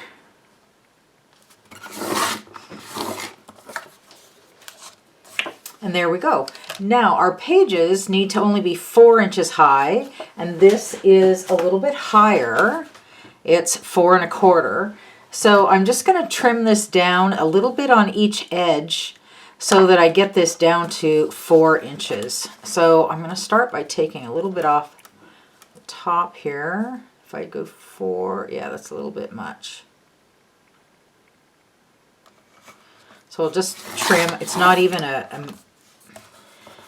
not even an accurate kind of a measurement. I'm just taking a little bit off the top.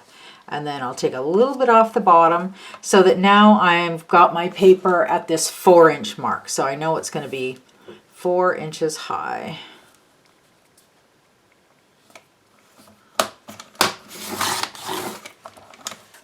And that looks roughly even.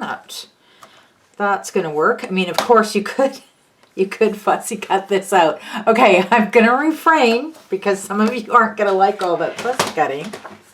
So we shall refrain from that. So we're going to cut into this paper called Happy As Can Be, the black with the white dots, and we're going to cut a piece that is 4 inches by 7 inches. So I'm going to go from the top of the paper and go down 4 inches. Save this, of course, and then I'll turn it the other direction and go to 7 inches. And save this as well. That's very cute. And then this paper here, I'm going to score. So get out my score pad, my scoring tool here, and I'm going to score at the 1 inch mark. So over from the left-hand side, 1 inch. I will mark this on here too. Score at 1 inch. That's from the left-hand side. So down the 1 inch, we've scored. Then I'm going to bend this over, and of course I don't want to crack the paper, so I'm just going to go gently with my finger. Then I'm going to press a little bit more. Then I'll press lightly with my tool, and then I give it a good burnish with the tool. And then I have no cracking there at all. So this piece, when we put it into our book, this is going to have the holes punched, and this 1 inch will be part of our binding here. And you'll see when it goes into the book, it does not go all the way. Here's where the other pages end. This one ends a little bit shorter, and there's a reason for that. So you haven't cut wrong. It's all good. You'll see as we go how we decorate that, and we needed it to be a little bit shorter for the way that we're decorating.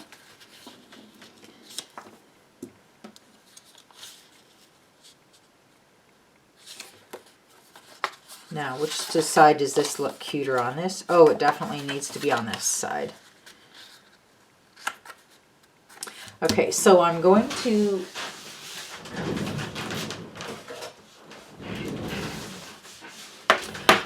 ink. I was trying to resist bringing in another ink color, but I think this one has to be inked in black, these edges. So I happen to be using Black Soot, a distress color, but any black ink that you have is going to work just fine. And I think we've all got a black ink pad somewhere. If you don't have a black ink pad, you could take a black felt marker and just carefully ink that edge, but oh, it's so much easier with an ink pad and this foam tip on your tool. It just is very easy. And I think I will go all the way around this as well, because you can kind of see the white core of the paper there, and it just covers that up.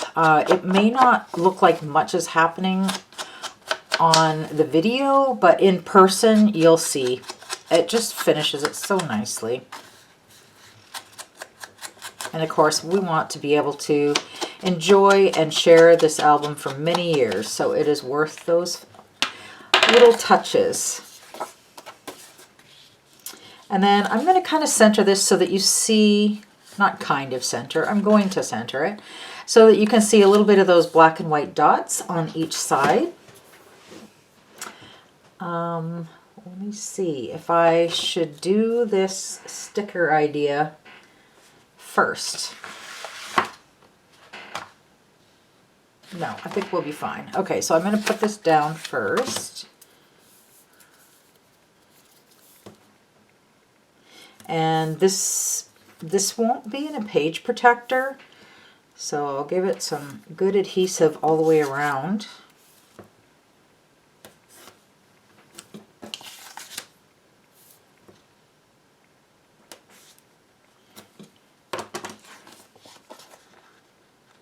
And to give me a chance to get it centered on there good, I'm just going to take my adhesive, a little bit of that protective covering off the top of the adhesive, and just stick it out to the side so that some of my tape is still covered and it's not quite as much sticky when I first put it down, and that makes it less likely for it to stick before I want it to. So I'm just lining it up at the bottom of the paper there. And I can press it down, and then I can just pull these little tabs, and then my adhesive is ready to stick there. And press it all in so it's good and stuck. Perfect. And then what I want to do is take off of our sticker sheet 2 of these word stickers, but I want them to be the same length. What is something that's going to be 2 the same? Well, if I take one off and then kind of measure, nope. Be loved, nope, still isn't the same. Okay, I need to find honey jar.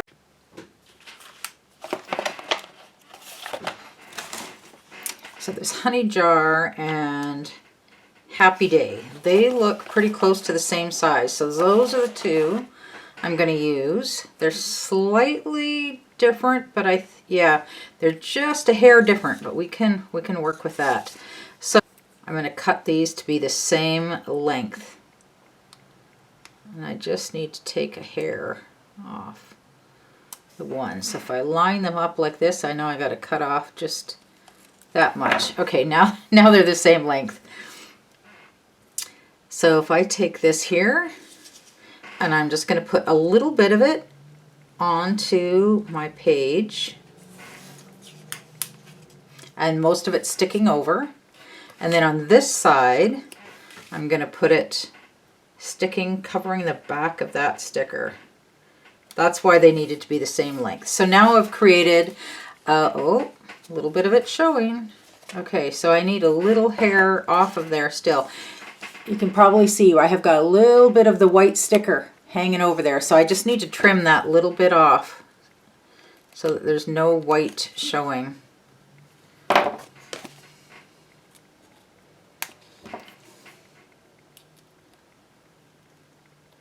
There, now they're exactly the same size, so that works. If you do a lot of cutting of sticky things like this with your scissors to the point where your scissor blades kind of have some stick on them, you can use rubbing alcohol to clean that off, or hand sanitizer. Hand sanitizer has enough rubbing alcohol in it that will take that sticky off too. Just as a little side tip. So this page is pretty much done unless we want to put a sticker or something on there. I think for now we'll leave it. Whatever stickers are left over, we'll come back and add on to our pages. And now we can work with this one here. Before we go on, I should maybe just point out to you that the reason this page, we cut it a little bit shorter, is because now when we put it in our book, and remember this 1-inch score line is where this part here is the binding. So it's going to go right into our folder at the 1-inch mark here. And if we, yeah. So this tab now is not sticking out beyond our pages. It's just going to be this tab brings it to the same length of our pages. When you see it in your own book, you'll notice. So rather than it sticking out like this, because we made the page a little bit shorter, that tab is now part of the page length, and it'll just be protected in with the rest of these edges. Wow, that was a lot of verbiage.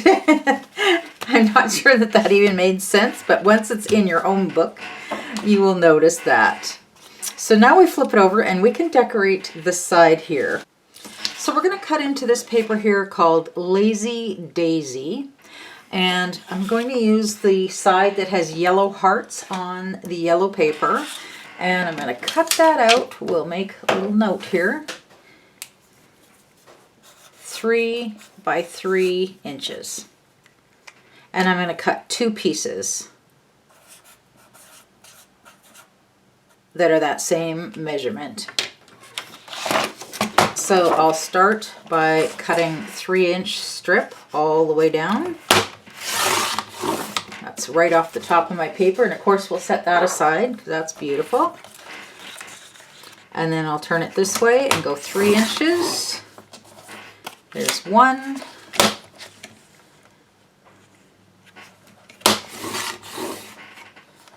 And 3 inches. There we go. And save the other piece.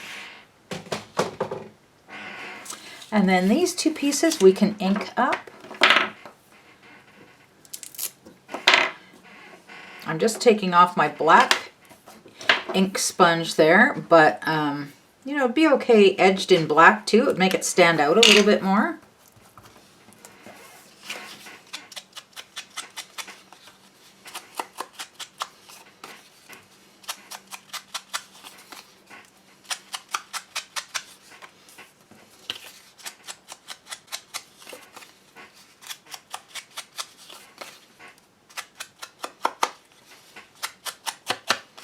Okay, so we're not going to take the a piece of this here and just create a little border. I'm going to cut a piece that's 6 by 1 inch.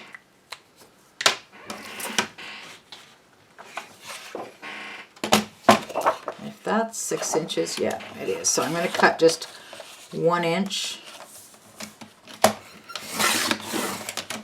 There's my 1 inch strip, and I'll cut 6 inches.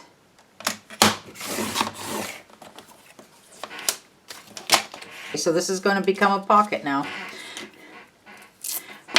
Whoops, covered your measurements. So that's 6 by 1 inch. And now I'm going to switch back to my black ink.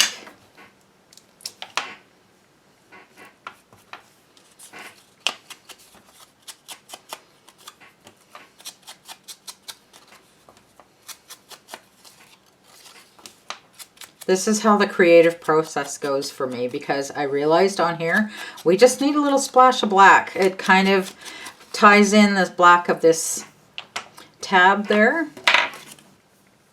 This is a pretty narrow pocket, so I'm going to use narrow adhesive so that I've got the pocket going as deep as possible, and it's not being, the space is not being taken up with adhesive.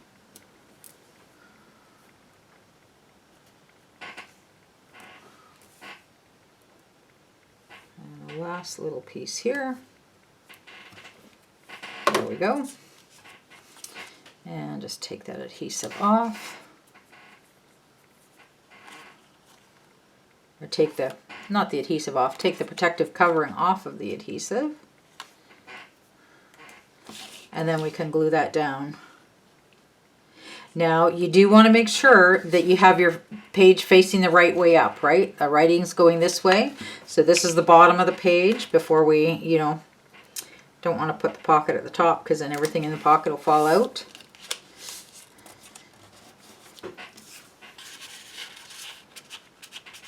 And there, we've got a little pocket for our 2 photos. Next, we're going to go back to this paper here that's got the beehives on it. The other side has this gingham in the yellow and black. It's called Busy Beehive. And we're going to create a page to go into one of our page protectors this time. So this is going to be 6 by 4 inches. So I'm cutting a strip that's 4 inches. Here, we can just modify this. Now we're 6 by 4. Save this. In fact, I'm just going to hang on to it right here because I'm going to use it right away. This measurement's going 6. And this can be put aside to use later. Now this piece, we're going to cut a strip to go into the middle, across the middle of the page. So I want it to also be 6 inches.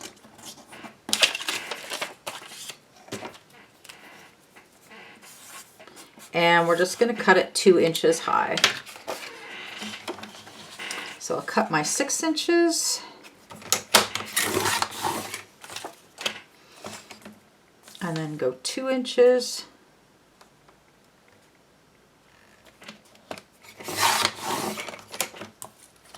And this little piece I'll throw out. There's not much left there.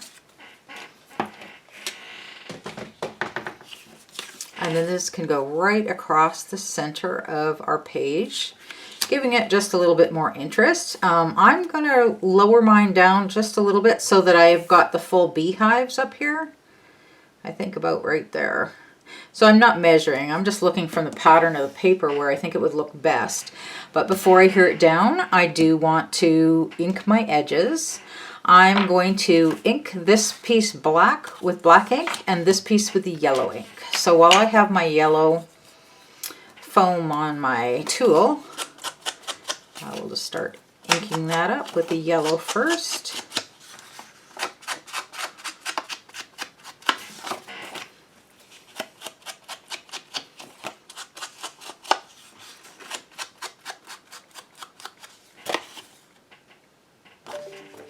Maybe I'll do this side with yellow as well.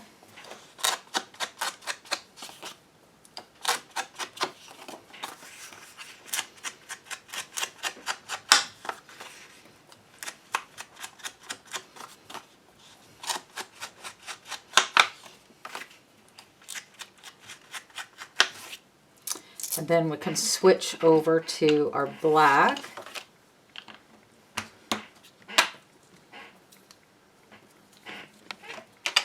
For this piece here. I think my opinion is that the black will just make this border piece stand out more. But of course you can ink yours however you like, or you can skip the inking process as well. It's personal preference, obviously. Okay, and I'm going to put this right along there with my adhesive. And this is going into a page protector, so I don't need a lot of adhesive on there. Now, I wanted that so that the beehives were showing, right? Actually, I'm going to put it here so that the little row of bees there, the beehives and the bees can all be seen there. As much as what can be seen until I put a photo on top of there. This one is 4 by 3. So if you didn't have one cut when we were previously cutting photo mounts, that's the size that we have on there. And I think I want to put a sticker on here too. Something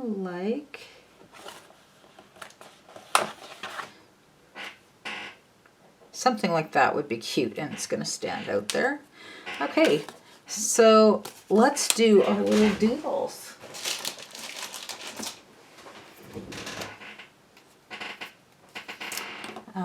I do want to mark this 4 by 3 inches.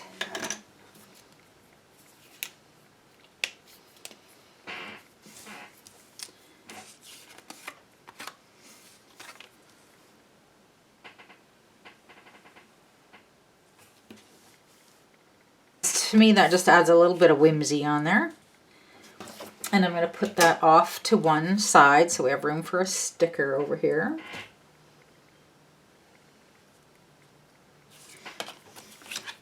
And I don't need a lot of adhesive because we are putting this in a page protector.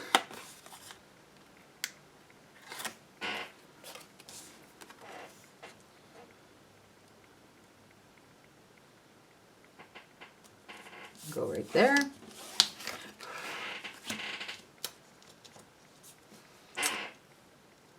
And there we've got a little, I'm just putting it so that I don't want to cover up that little bee. He's kind of cute, eh? Be mine. And maybe we could put, is a bee going to show up on there very much? There. It's a little bee to go on there too. So that's ready to go on our page protector, but let's do the other side first. So on this side here,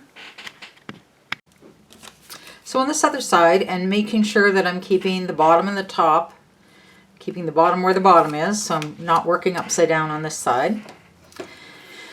I have cut 3 photo mounts to go along here. And these are all 2 inches high. by 1.5 inches wide. So you're going to do 3 that are identical.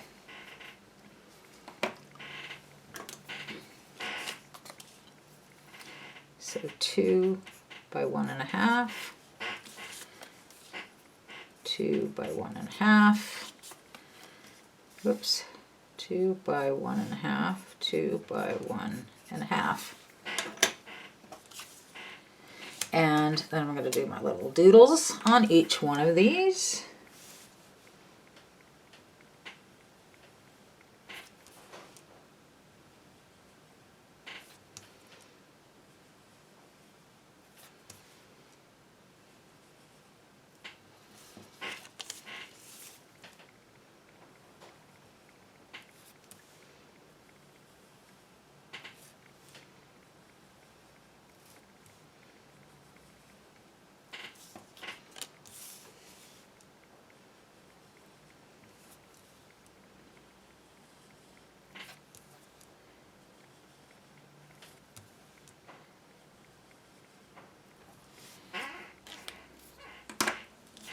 And these are going to set out like this in this format. But before I glue them down, I want to see how much room I need for this sticker. So we're going to use this sticker here of Beautiful Day.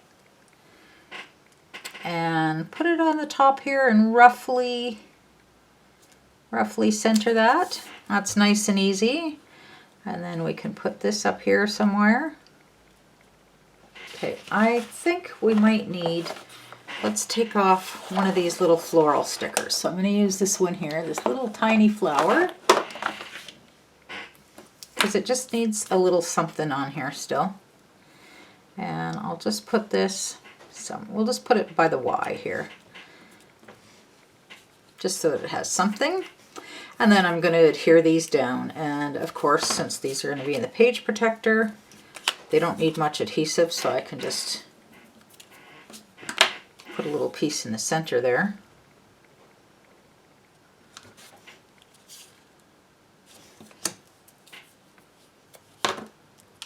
And if you like to measure so that your 3 photos are all equivalent sizes, I'm just going to eyeball it. So I'm eyeballing my 2 outside ones so that they're roughly the same height and the same distance in from this inside. And then I know this one just stick right into the middle of the other 2. That way I don't have to measure 3 different spots.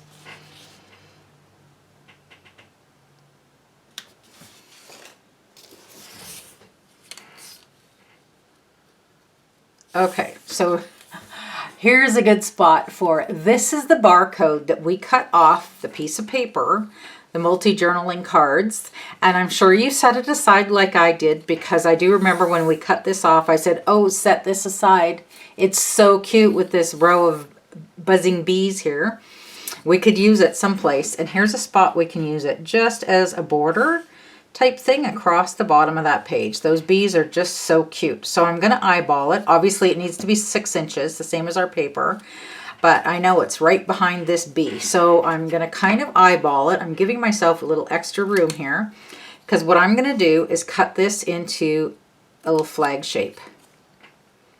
And this is handy. It gives you a little dotted line right down the center there to use as the middle point for your flag shape. There you go. And then I'll do that at this end as well.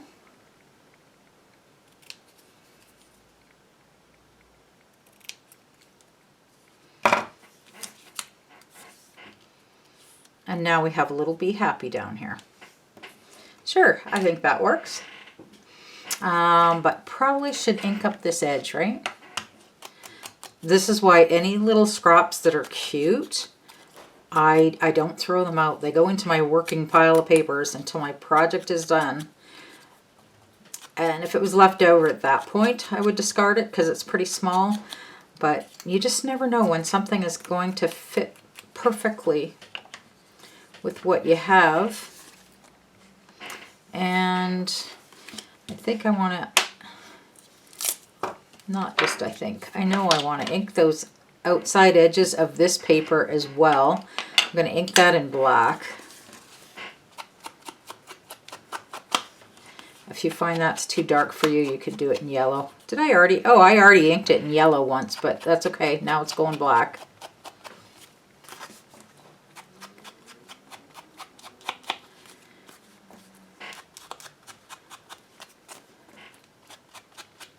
Might have been better yellow. You could decide which one you like. And adhere this down. Get rid of my little garbage.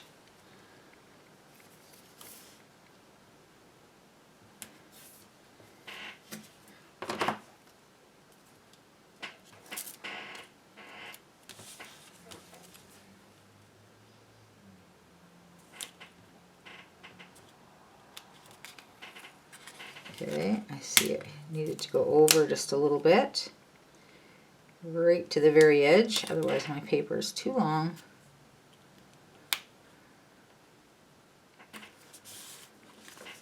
And now we're ready to put that inside of our page protector, wherever I may have put mine. And you could do either way forward, whichever you like. There. Another page to enjoy. So the next page will not be in a page protector. So we have the option to put little flip folds on there. So this page we're going to cut to 4 inches by 10 inches.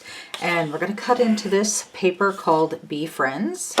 The yellow gingham and little cute bees flying all over. So I'm going to cut 4-inch strip right off the top of the page. Set that aside to use again. And this direction, I'm going to go 10 inches. And we'll hang on to that because who knows. We'll save it for a while at least. Then I'm going to score. So I want that 1-inch score mark so that this will go into our binding. So we're going to score at the 1 inch. So that's 1 inch over from the left hand side. So tuck it right up in the corner, go to my 1 inch and score. And I'll bend it over this direction, just with my hands, getting that paper stretched a little bit. Then slightly, just lightly with the tool, then a little bit more with the tool. And then I can burnish it, which just means pressing it down really good. And then I have no issues with paper cracking.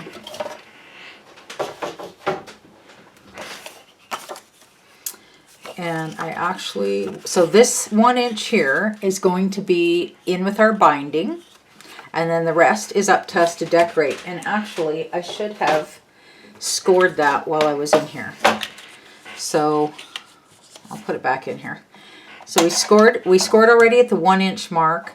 I also want to score at the 6 inch mark. So if I mark that down, we're going to score at the 1 inch and at the 6 inch. And the 6 inch is also coming from the left hand side. So from the left hand side, we go all the way over to the 6 inch mark, and that's where I've scored down there. And this, again, I'm going to bend with my fingers, just gently, then gently with the tool, and then press a little harder with the tool. And then I'm down to where I can press good and hard to get a nice crease in there. Okay, then we should be able to put our score tool away for a few moments, for this page anyways. So now we have this sticker here that just came off our sticker sheet, Beloved. I am going to open this up and put the sticker so that it is hanging over the, no, I'm going to put it so the whole thing is right onto the paper. So the whole sticker, all the sticky stuff is down there onto the paper. There's no adhesive showing. Then I'm going to put this in back into my score tool. And I want to score, I'm just marking is what I'm doing, but I'm making a line right where the bottom of that sticker goes. So you may have to move it up a little bit. It might not be right on a score line. And I'm just using that to mark the height of that sticker.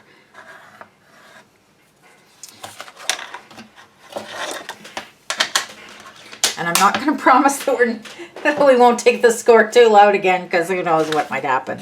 Okay, so now I have this little score line here.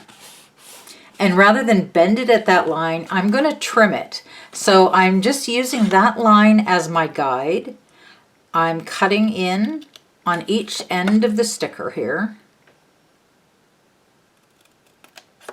And then I'm going to cut down my score line, which lines right up with the bottom edge of my sticker.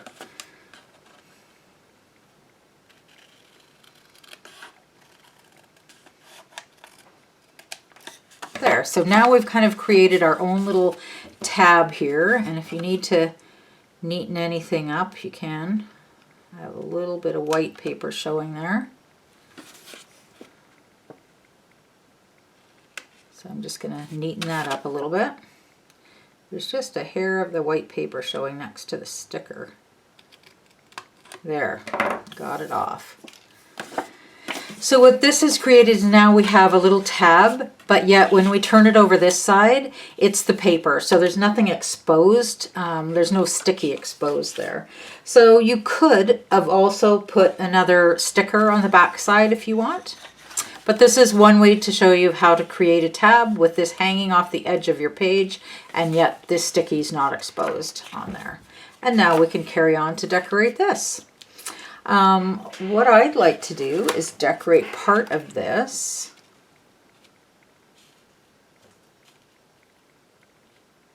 Just going to add that sticker right onto there. So that comes off of our sticker sheet. And then I think that's enough decoration for this little piece here, that little flap. And then we can go ahead on the inside and have some fun with that. So we have a photo mat. You may have one already cut or maybe not if you don't have any pre-cut. This was left over from pieces we'd cut before. So this is 4 by 3. That's what this photo mat measures. Okay, and then we're also going to cover a cut from this paper here, which is called Sweet Stems. Actually, this green side is very nice as well. But we're going to use this size here. And this one, so if you've got your photo mat measurements down, this one we're going to make a 1/2 inch bigger all the way around. So we're going to go 4.5 by 3.5. And that'll just give us some nice decorative paper behind our photo mat. So I'll first go to my 3.5 and just cut that strip right off the top of the paper. And this way we will go 4.5. Is that my 4.5 mark? Yep, I guess it is.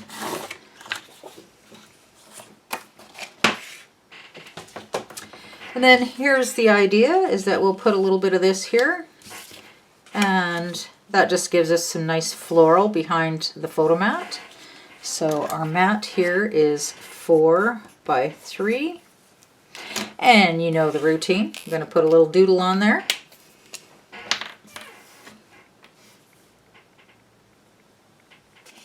And then we need to ink up our edges. And I do want to ink up all of these edges here with yellow as well.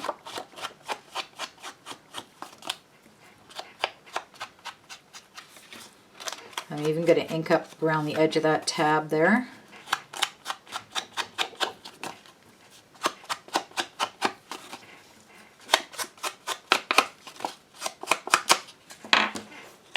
And what about the other side? Sure, might as well keep inking while we're going. So that one will look good with yellow. You could also use your blue on this side instead of the yellow. That would work. But I'm going to keep going with my yellow. And then we can adhere that down. And I'm going to be generous with my adhesive all the way around because this is not in a page protector. So I feel like as people are flipping through the book and little hands are going to be touching pieces, I don't want them to be able to fall off at all, or to get, you know, somebody's finger get caught underneath a photo or a mat or something. So I like to put a lot of adhesive when I'm not using a photo mat or a page protector.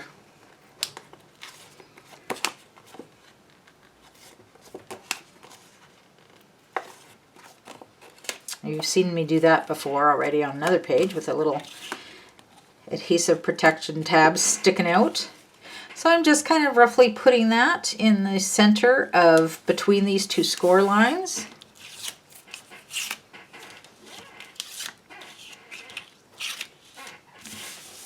Press that down good, and then I will do the same thing with my photo. Oh dear.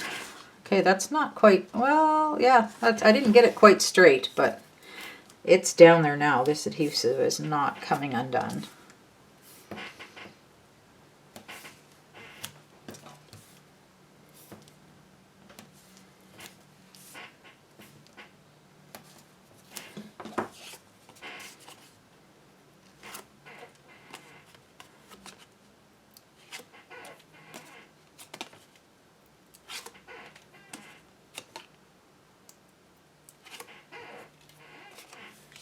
And my 4x3 photo. Okay, so if you've done like me, and my photo mat is not really, it's not straight.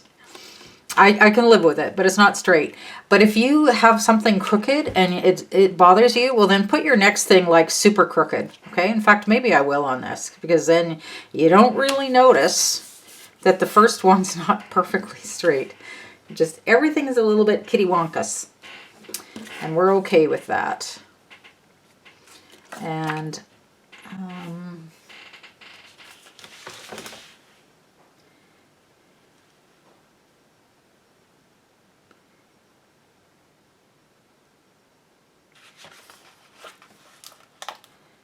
we need some kind of sticker.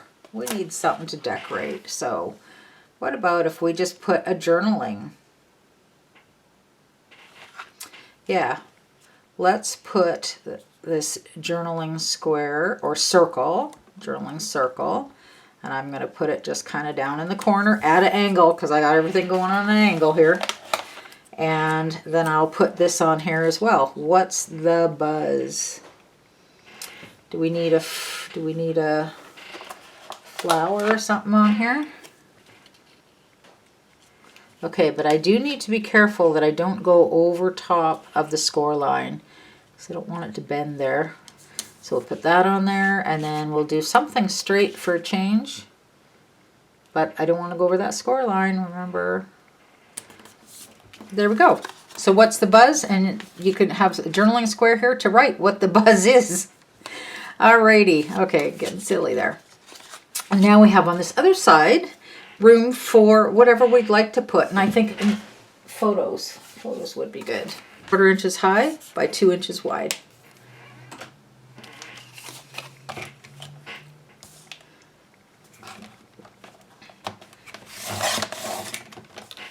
And that little leftover piece I will just discard.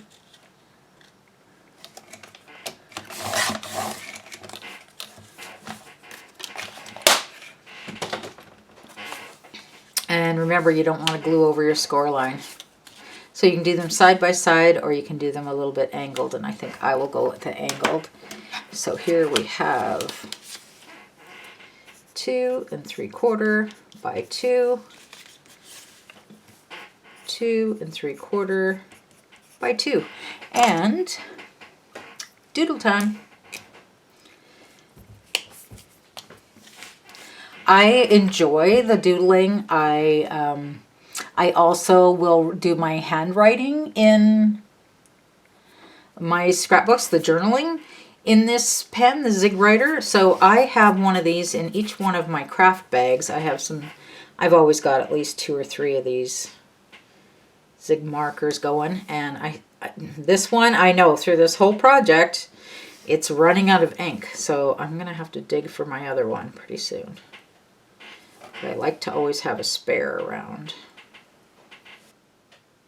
I sometimes, this is not the first time I've done this doodling around the photos, I sometimes just do it a dashed line so it looks more like stitching. That's kind of whimsical too and can be fun looking. Okay, do we need some more pop of color on here? I kind of think we do. How about if we'll put a sticker on there. Okay, so adhesive. Couldn't have gone, oh, here it is under my sticker sheet. Okay, and because no page protector, we're going with lots of good coverage on the adhesive here. This album has space for so many photos. I just really, this could be the only photo album I need for all summer, right? Just get all my summer photos all into one. I think all the photos of my grandkids. So then I know I need to keep taking lots of photos of them because I want to have this full in one summer. I don't think that'll be a problem. They're so cute that I just can't help but taking pictures. And my grandkids just love having their pictures taken. If I don't take enough pictures, they'll tell me, take my picture.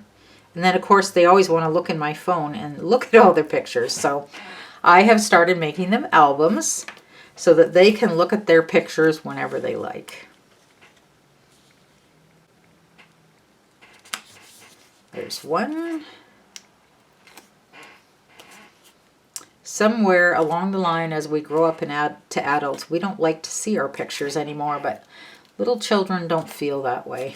They just love seeing themselves in pictures. And there's another one. And just be sure when you stick these down that it's not overlapping the score line. So you're staying within both of those score lines there. And we need a pop of color on there. So let's go with this little Be Mine sticker. In fact, we could put it up on some foam. Let's do that. Is my foam the right width? No. So I need my little foam dots.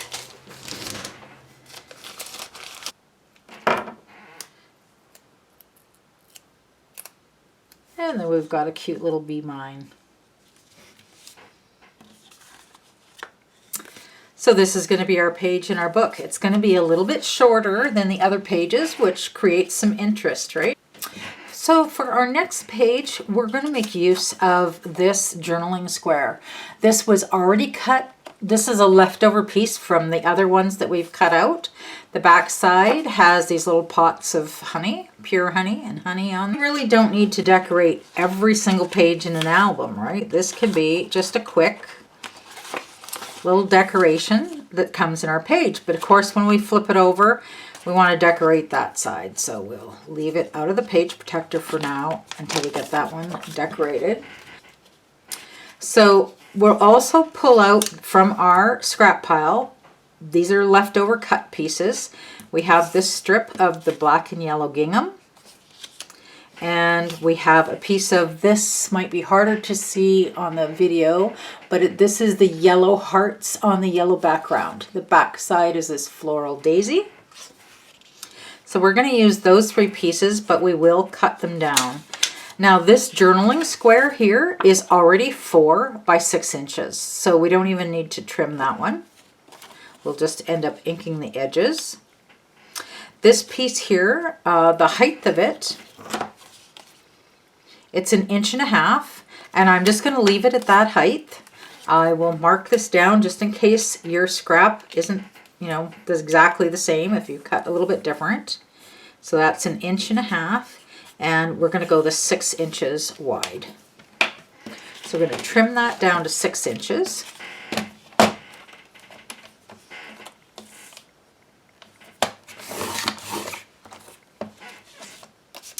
And then this piece of the hearts here, that was 1.5 inches. So this we're going to go about 2. Let's go 2 inches. So we want to go 2 inches by 6 inches.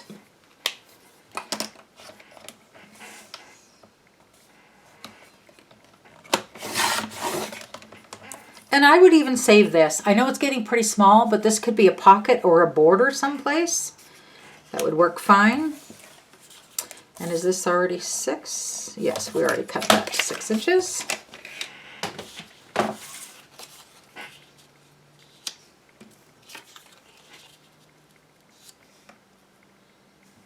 And that's going to be cute on there. We just need to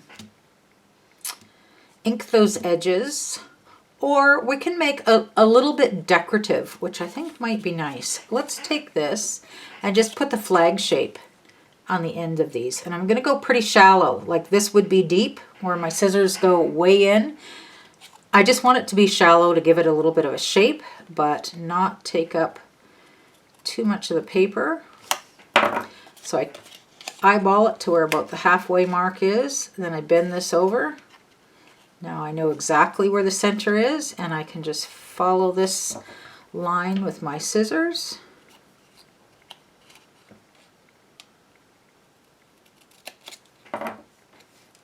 And if you like, I got something sticky on the back there. If you want to make sure that both your ends are exactly the same, then this little piece that you cut off, we can use that as our guide on this side here.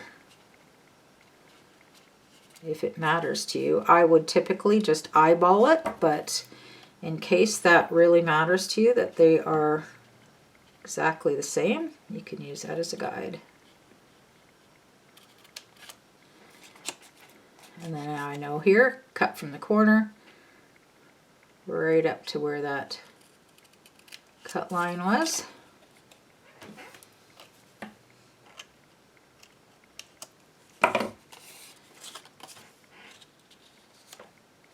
And that just adds a little something. You could actually cut the yellow piece the same way with the little flag shape, but I think I will just leave that straight on the edges.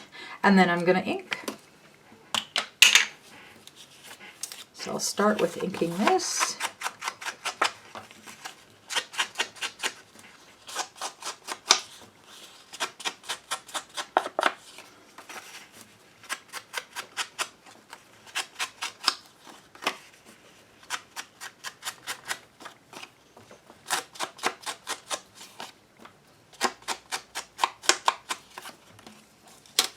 And ink this one yellow as well.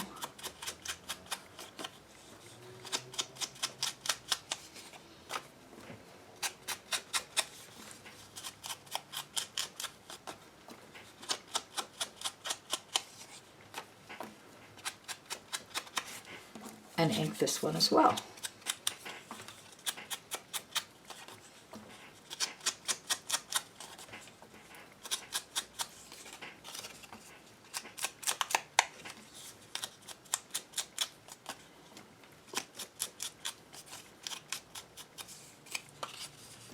Sometimes this pattern here, I've been inking black on other pages, but on this page, I just decided I would keep it all yellow. But of course, that's something that you can adjust. And this is going in a page protector, so we don't really need a lot of adhesive on there.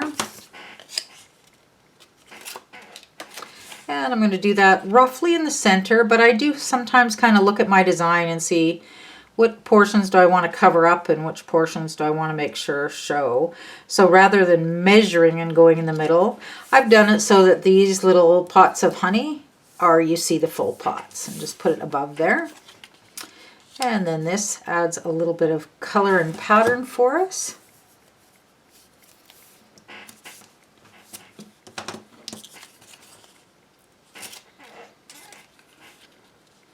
And put that roughly center in there. And then we can have our photo mats. And I think I'm to the point where I need to cut some more photo mats. So that's the size our photo mat's going to be for that one.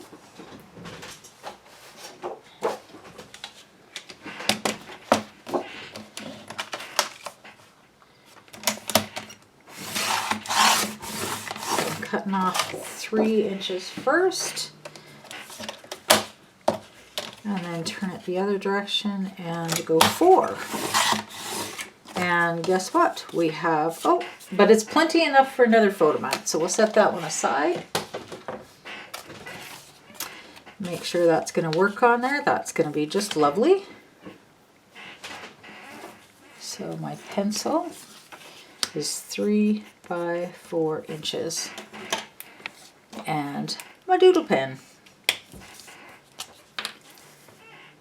And if you're not doing the doodling like I am, then this doodling time just gives you time to catch up on your cutting or your inking. Or, being as it's a video, you can always fast forward. There's nothing wrong with fast forward and skip things that are not interesting to you.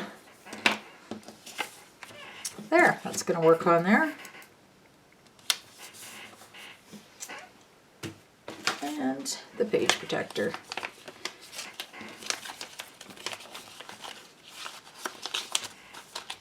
And there's another 2 done. So on to our next page. We are going to use this floral paper. Still happens to have the barcode on there, so it's called the Happy Floral. It's got the blue with white speckles on one side and this nice yellow floral on the other side. We're going to go 4 inches high.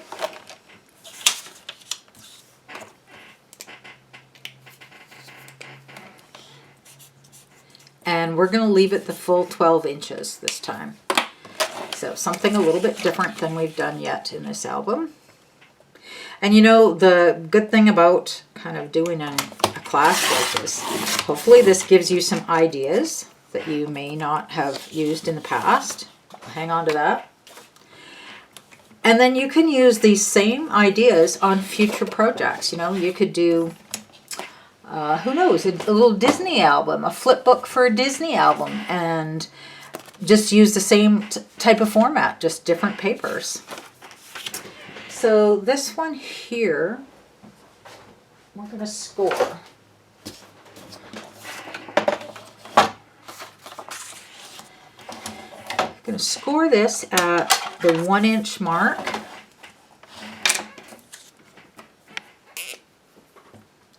Score at 1 inch and 6 inch.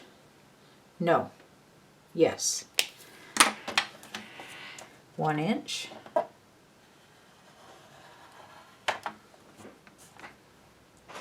Actually, no. We're going to score at 1 inch and 1 inch and 6 inch. 1 inch. Oh, don't do that yet. 1 inch, 1 inch, and I want it 6 inches from there. So actually at the 8 inch. Okay, I'm going to give you a new one.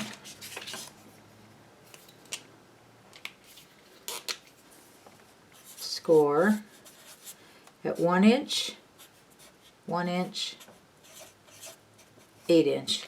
And maybe don't score yet. Let me score and fold. Make sure that I don't change my mind again. I have an idea in my head. It just has to work out, right? But I'm not going to put my scoreboard too far away. So we'll go lightly, a little more, and then burnish it well. And the same with this one, the 1 inch. And also at the next. Okay, so actually these are 1 inch apart. I should have wrote this down. It's 2 inches from the left hand side. Okay, so always good for giving me a moment to think about what I've said there. Okay, so from the left hand side, let's just double check this. So from the left hand side at the 1 inch, again from the left hand side, we're going 2 inches from right from the edge to the 2 inch mark. And then right from the left hand side all the way over to the 8 inch mark. So that's what you want there. And then with any luck, this is going to fit in our book. So we're going to bend these over. I'm actually going to bend it in that direction. So the blue is going to the back side. And this is going to be our binding. And this is going to be a decorative piece for us. So that will fit into our book nicely. We can just double check that once that 1 inch is in the binding, yeah, it'll even be shorter than the other pages, so that'll give us some interest of different lengths of pages there. Now, my idea was to get this on here somewhere. We'll go this way. I like this. I like this saying, but the words obviously need to go this direction. You can't go in the book this way, but it's too tall for our book. So here's what we're going to do. We're just going to modify that. So you'll find this out of the pieces we've already cut. That's what the back side looks like. It's got the little bees buzzing in a straight line. And I'm going to cut this to start with right along on top of that bee, because I'm trying to make this short enough that it'll fit in our book. So I want to go 4 inches is the maximum height. And I'm going to end up cutting this little bee off, so I'm going to measure right above that bee. And I don't know that we can use that little bee, but we'll hang on to him for a few minutes there. And then down this side, we can just cut this. I don't want to cut the words off, but I want to cut this black off the top. So we're going pretty close to the words. Very, very close.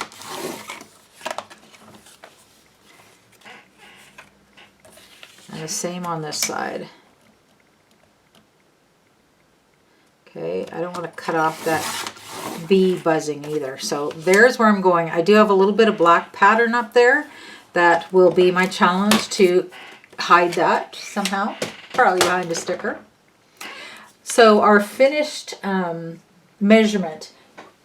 The measurement is not as important as just preserving all the words on the saying here, but mine happens to come out to, it's about 3 inches by a little more than 3 3/4. So easier to just measure by your design rather than go by measurements. And this can be added. Should it go on the inside or the outside? I think it needs to go against this blue paper. And of course, we can make this blue on the outside or the inside. I think I'll fold this way and have the flowers on the inside. And this, words. And maybe we almost need a little border down there too, right? We've got such cute papers. There's some hearts. I don't know that we need that one. We could use a little bit. Okay, so this little bee we saved. We're not going to save them long. We'll use them on here. So I'm just going to cut far enough in that I'm just using the point of this white design here, where it comes to a point. I'm just going to cut right up to that point so that I just have a strip. That's a really narrow strip to cut. So you do need a good cutter to be able to cut right at that point. Okay, if you don't want to do that, you could definitely just grab some of your paper and make a fresh border. I just thought I would use some scrap there.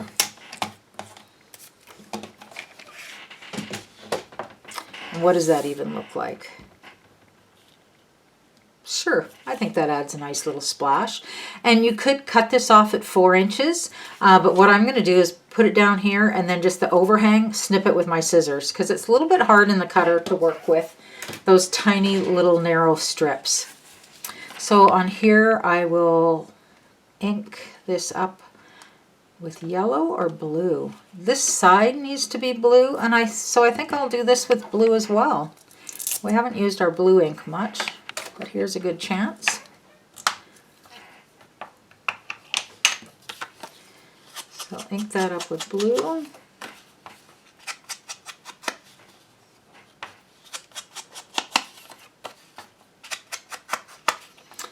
and the blue side of this as well.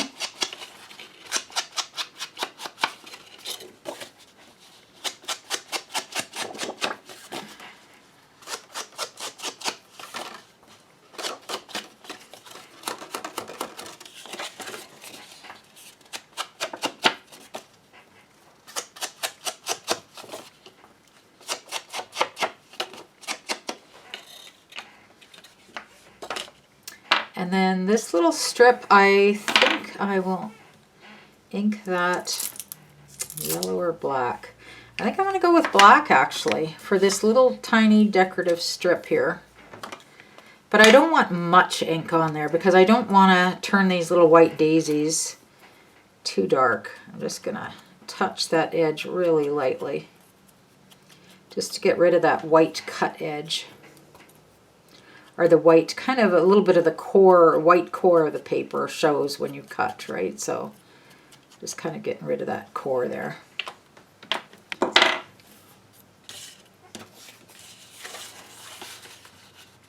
Or does that look better on the inside? No, we'll work on the outside for now. That is rather cute. Okay. And no page protector on this one, obviously, because it's too big to fit in our page protector. So we're going to put lots of adhesive on it. So, you know, one thing I've really enjoyed about these little snap albums that we're using is the binding system on it. You can make them very thick. You can fit a lot of pages in there. So even though it comes with some page protectors, as you're seeing by now, you can make up your own pages. Don't need to go in the page protector. And you can just make them really thick. It is also a possibility to buy additional page protectors to add into them. They do make those. So if you like everything to be in page protectors, you can add more pages that way as well. Now, does this happen to be the right width for my adhesive? Oh, perfect. So one strip of adhesive is just going to be perfect down there. A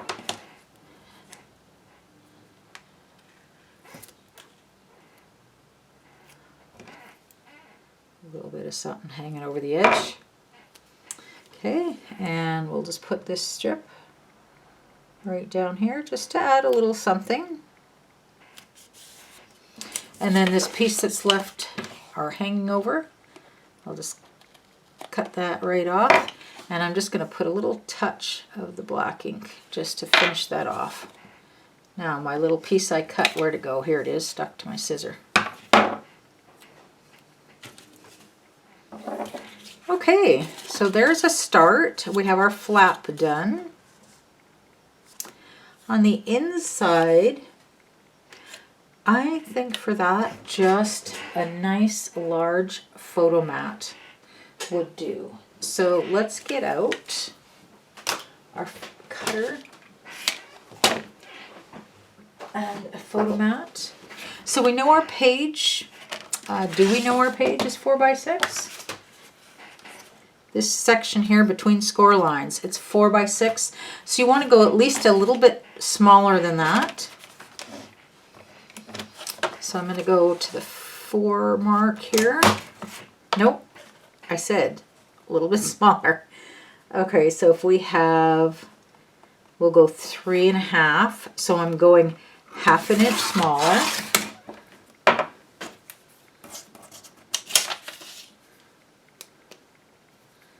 So 3.5 by 5.5.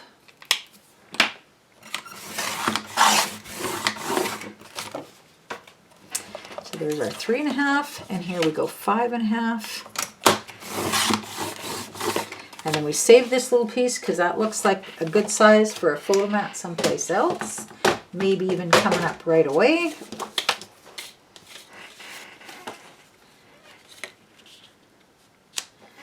There we go. And let's just see, will this one fit right in there? You know what? It totally does. Okay, so that photo mat now, I'll write it down just in case you were cutting from a different size scrap than I did. It's also going to be 3.5 inches high by 3 inches wide.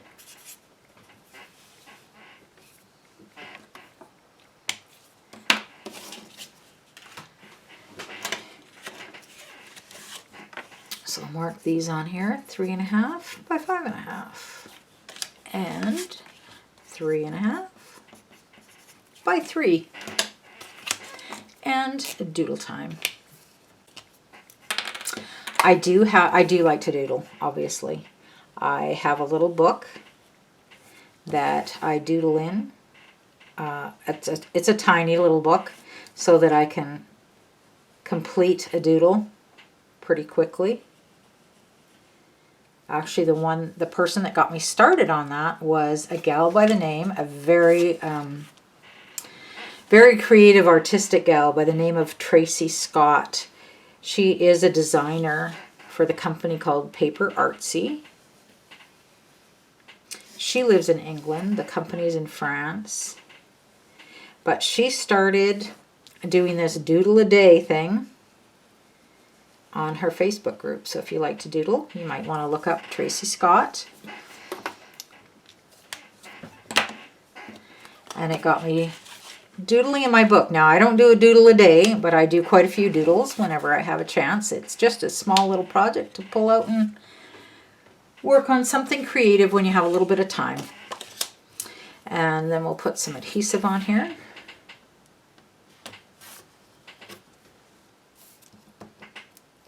And you know the routine by now. No page protectors, so adhesive on all my edges. So you know by now that when you're doing, we call them mini albums, but they're pretty thick. There's a lot of adhesive goes into these, so you do want to stock up on that. And, my opinion, personal opinion, it is worth getting good quality adhesive. I have seen people come to classes that have gotten adhesive like at the dollar store, and they have to cover the entire back of their piece of paper with adhesive, so they're not saving any money. This stuff is so strong, and then I never have to worry about my stuff falling apart. It's not going to come apart even if I wanted to.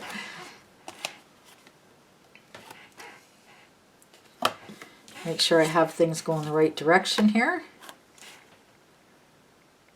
And we'll just put that there. I love to create.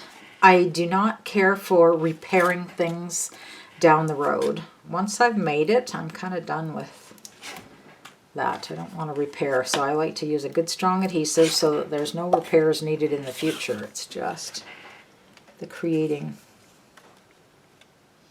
So I'm just eyeballing that to make sure I'm staying within my score lines. I certainly don't want it to overlap a score line and end up with a bend in the middle of my photo. And I'm not quite getting that straight. Well, it's stuck, so it's going there. Actually, it's pretty straight. Okay, that works. So there's that. And we have another side here. Okay, so our next photo mat, we are going to make this for a larger kind of a photo and use it for a pocket as well. So we're going to use our photo for a pocket. So we're going to go not quite 4. We know our page is 4 inches, so we're going to go 3.5 by 5.5 inches on this one.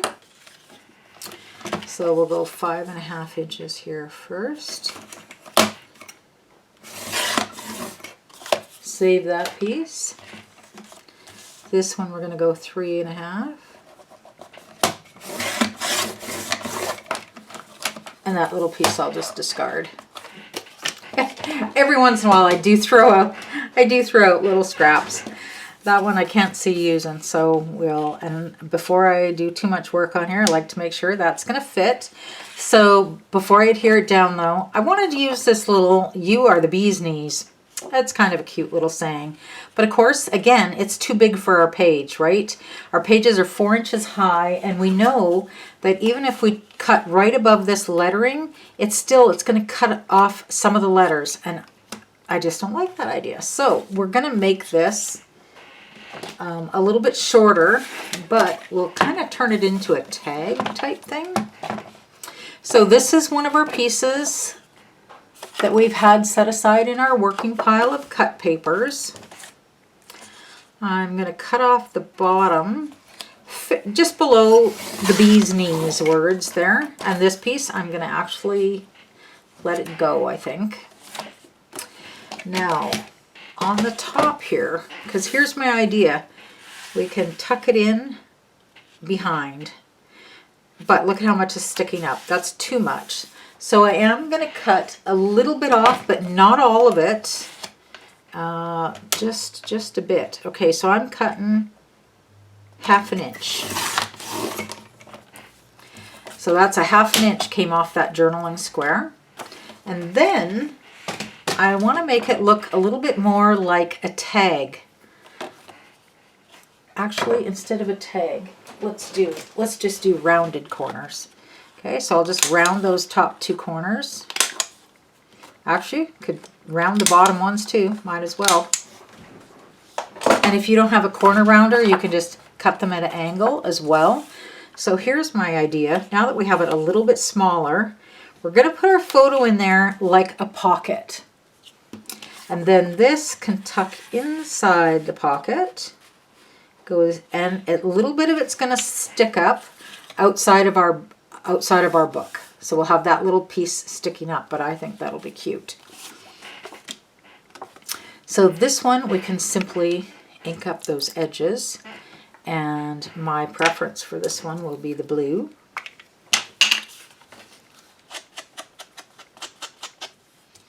Okay, make sure I have this facing the right direction up. If I open this, it'll be easier to see what's the bottom. Now this one I want to do a narrow adhesive because it's going to be a pocket, right? So this pocket, I'll just flip over and remember to put adhesive just on 3 sides. And I'm using very narrow adhesive so that my pocket can go, the insert can go as deep as possible behind here.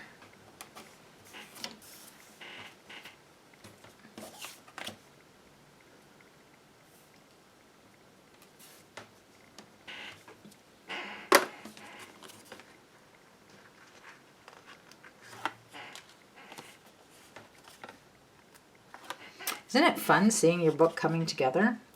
Even though it's not completely yet, you certainly get a flavor of what it's going to look like. And these papers are just so cute.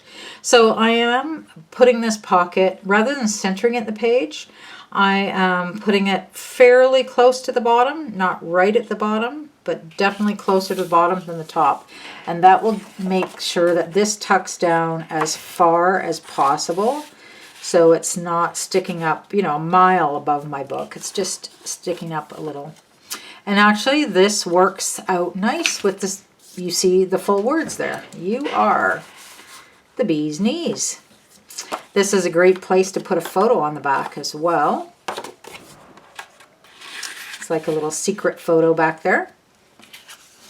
This score lines here, this is going to bend in half so that actually we have this doubled in our binding.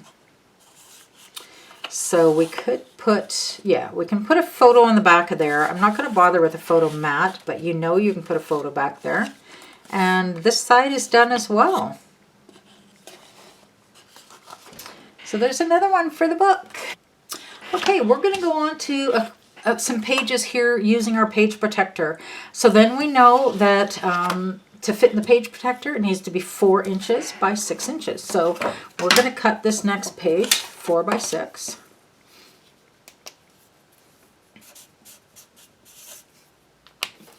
Keeps that nice and easy. And I'm using this paper, we haven't cut into it yet, called Let's Be Friends.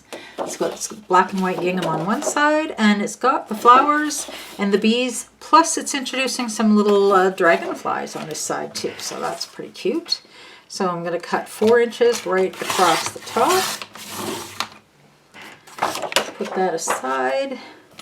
And to fit in the page protector, we need to go down to the 6-inch mark. And actually, this would work for 2 pages, right? We have 2 cut at 2 at 4 by 6. So we'll just save that one aside. Just because we're making them back to back doesn't mean they have to be right next to each other in the album. We can certainly switch that up. I'm first going to take that out of the rest, separate it from the rest of these sayings. And this, if you're looking for it, was in our already cut pile. It's got the little bee lines on the back. And we're going to cut these other sayings off here to preserve those, because you never know what you might want to use. So we'll save that and cut this one off. So now we're down to this, or should we just use that on its own? We certainly could. Okay, but I just want to give you another idea anyways. So for this idea, I want to cut this out, but for now, I'm just going to go kind of roughly, right? Just to separate it. There, and just preserve that off to the side. Now what's left of these lines, of course, this looks like a mess, so we'd have to do something different, right? So what I would do there is cut this into strips. So I'm trimming off some just to the edge of the letters there, and then I'm going to cut these into word strips. So there's that one. Well, I'm just cutting the bottom off of there.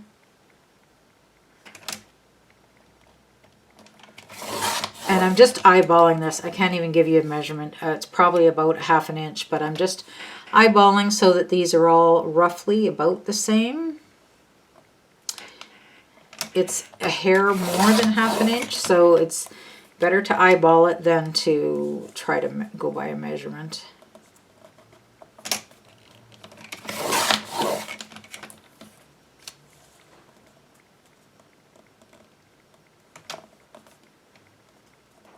And I see actually their words are, their letters are not all the same size. You'll notice that on this last one, like this "if you" is not as high as the "believe." So it makes it a little bit interesting to cut. Okay, so now we have this. I'm just going to cut "if you believe in yourself." This one goes next. We're just trimming these jagged edges off. You could, you know, here's another spot. You could cut them into the flag shapes if you prefer that, rather than just little plain strips. So there's some of those done. Now, what does this look like? Should we put it on here? No, I think it needs to go onto here. If you believe in yourself, anything is possible. And then we can just glue them. So that's one way to get the saying to fit onto our papers. We could also, if you find that that's a little bit busy of a background, we could do this. We could cut out some of this in the center. So we're using this as a mat then.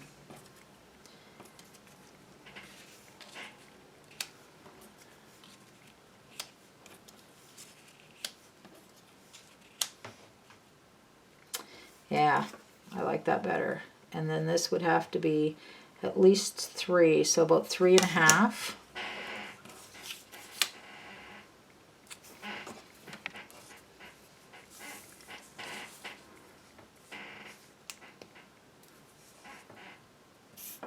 So now we're down to 3.5 by 5.5. That's the measurement for this. Now you don't have a lot of this left, but there should be a big enough piece to do 5.5 inches. Yeah, barely. Okay, so 3.5. And I'm even going to keep this because that's a cute little border somewhere. To 5.5. And if somewhere along the line you have, you know, used up this whole sheet, just know that Simple Stories does sell this sheet of paper separate individually. So you can just buy one sheet. One side is solid yellow and the other's got yellow dots on yellow background. And I believe I'm going to use the solid yellow facing up on this one just because I feel like these dots might be a little bit too busy for that application that we're using. So here we go with some inking. Ink, ink, ink.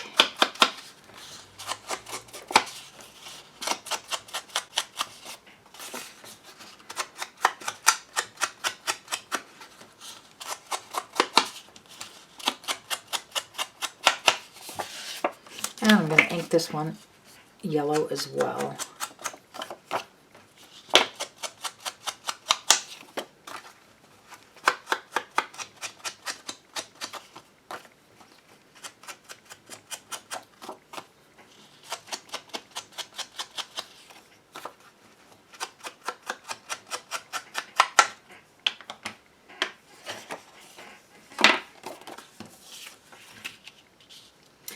And just put that centered, and of course that is going to be in a page protector. So I don't need a lot of adhesive on this piece. And that's going to be roughly centered. And these, should we do yellow or black? I kind of think maybe I'll go yellow.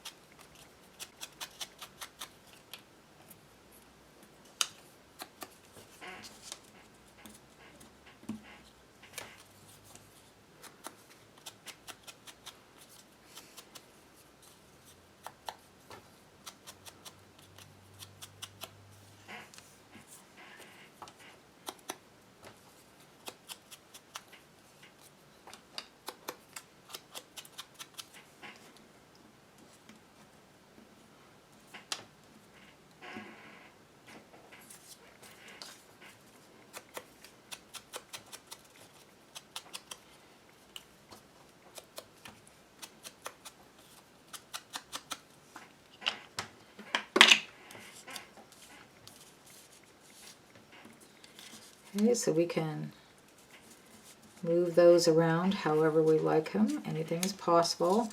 And here's, so if we take out this floral sticker here, and I'm not going to stick it down, but I'm just going to, oh yeah, actually, that looks nice, doesn't it? Okay, so I'm going to put this on first, but I know we need, how am I going to put this on first? Maybe I'll put this and then I know where this can go. Okay, so we'll do it like this. You know, normally I don't really care for stickers that have this white border around the edge, but in this case we need it because otherwise yellow flower on yellow paper is just going to disappear. So that white flower helps it, or the white border helps it to stand out. So in this case we actually need that. And then we'll see how this fits in here. I think something like this, kind of going at a stepped out here. Okay. We'll start with the one. Don't need a lot of adhesive on these sayings because, again, you know, behind the page protector deal. If you believe.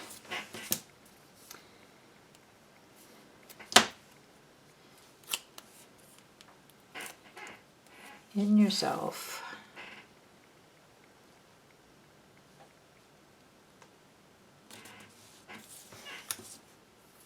So hopefully that gives you just another idea of how to use some of these journaling squares if they first appear that they don't fit in your project. There's ways to make them work, or portions of them.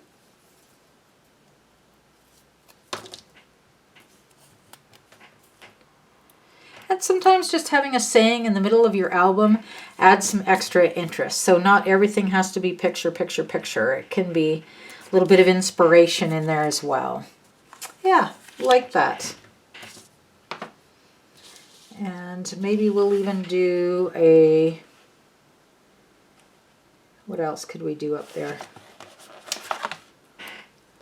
Little honey pot? Sure, why not? We'll put a little pot of honey on there. Okay, and this flower, I'm not going to throw it out yet because if we need another flower somewhere, that'd be a good one to cut out. And we have the back side here to do. Okay, so once you have this done and flipped over, making sure you keep track of what's the bottom and what's the top. So this I know is the bottom. Then this piece comes out of our working pile of cut papers. It's got the yellow white stripes on one side and Be Happy on the other. And it's already cut in your scrap pile to be 4 inches tall by 3 inches wide. So you shouldn't even need to do any trimming on there. But what we will do is turn this into a little flap that comes out of our photo sleeve. So make a hinge. So you can grab any piece of paper out of your scrap pile. I'm just grabbing this one here. It happens to be 1 inch. So you can either cut 1 inch strip off of something or just look through your scrap pile and see what you have that's 1 inch wide. It can be narrower, but 1 inch makes it a little bit easier to work with. And because this is 3 inches wide, we want this to be 3 inches long. So we'll cut at that 3 inch mark. And this little piece I'm just going to throw away, although you could use it for a hinge someplace. Okay. Then we're going to turn it into a hinge. So I've got out my score tool here again. Now it's 1 inch wide. I'm going to score at the 1/2 inch mark.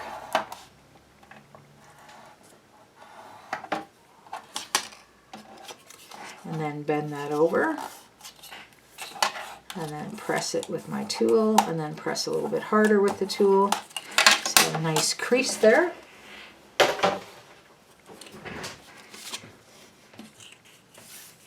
And then I want to do that as a hinge. So this piece is going to be glued onto here, being mindful that I don't glue over that score line, right? Just to the top of where that bends, but no farther. So I'm going to put my adhesive, actually I may use liquid adhesive on here, so if it doesn't line up I can kind of slide it.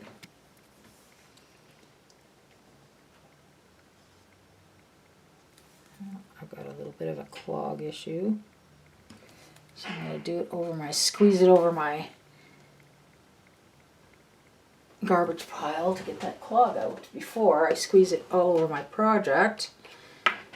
Because when that lets loose, it could be let loose with a glob.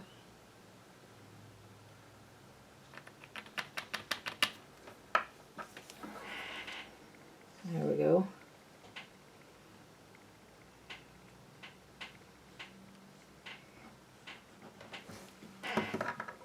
Okay, and then I'm going to put this right up to that score line and edge to edge.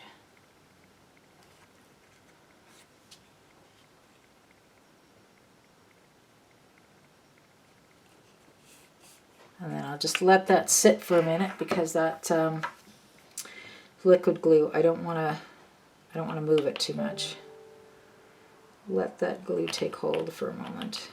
Make sure I've got this. So this is going to go, but not right to the edge. I'm just going to, let's see. Yeah, I can go right to the edge. And then this piece here, I'm going to put glue up there, and that's what's going to stick down as my hinge.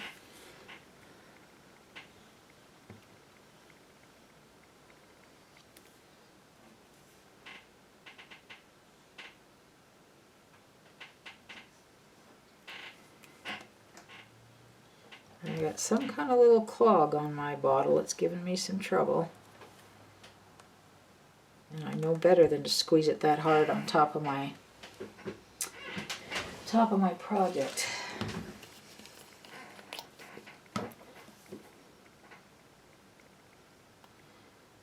The problem with what I'm doing is I have a little pinhead inside this lid and I'm poking it down into my glue bottle.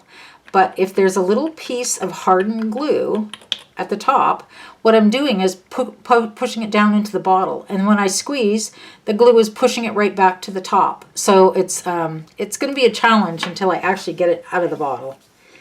It'll just keep pushing down and pulling back up again. There, it may have come out at that time. So this one is going to go right onto my base piece here.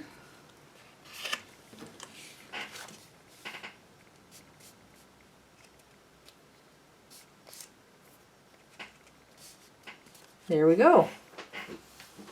Wipe the extra glue from your fingers onto your jeans. That's part of the process. Oh boy. If only you girls knew what went on in my craft. Okay, so on this side here, I don't really like, I mean, it's not bad having little hearts there, but to me, this yellow and white stripe is a little too in my face. And I'd kind of like to cover up that area a certain amount too. So let's put some photo mats. We have one that's, yeah, we don't want it the whole size. Do we have any other cut pieces? Both of. Okay, so our next piece, we're going to cut 3 by 4 inches so that we're covering this whole area here. And I have pulled out of mine this little floral one here. So I'll cut down what we've got on the other side that's kind of pretty. 3.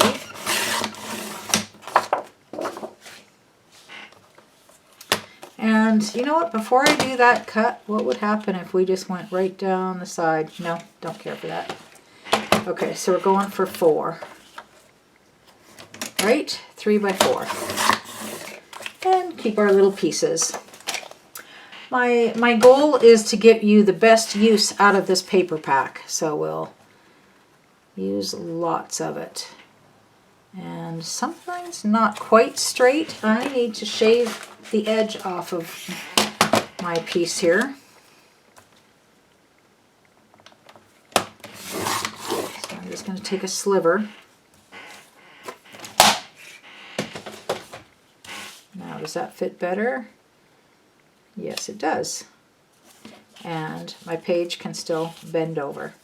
Alrighty, so that's what I'm going to do there, but ink the edges.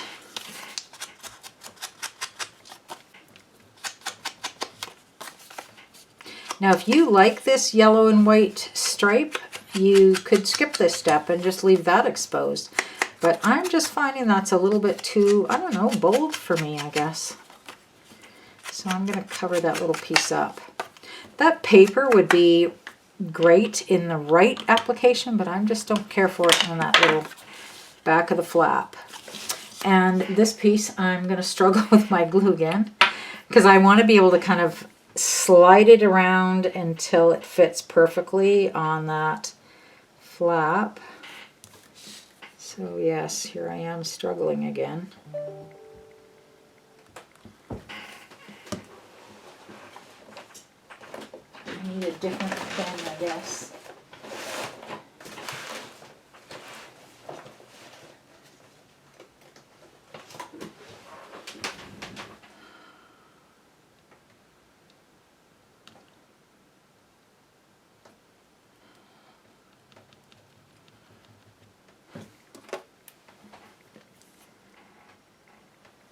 There we go. Okay, did I get that out of there? Nope. I know, I'm still pushing it down in, and then it comes back out and clogs at that narrow tip again. I somehow need to get that clog right out of there.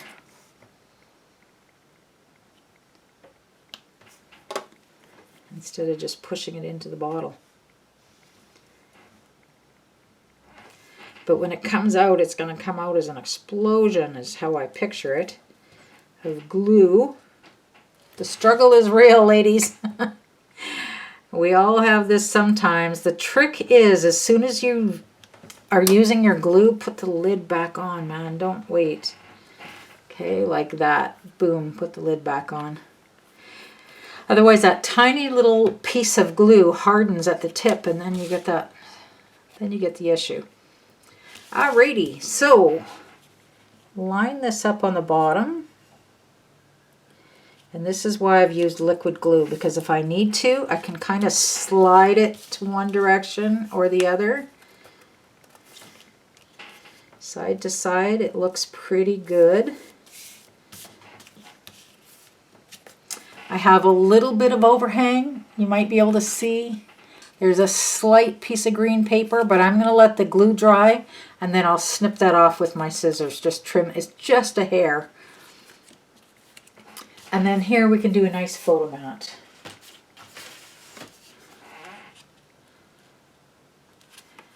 I feel like we need something. Excuse me. Do we need some honeycomb up there? I don't know. We just need something's not quite how it should be. Do we have a nice large sticker? Would our sticker work? Just be you. Okay, then maybe it looks like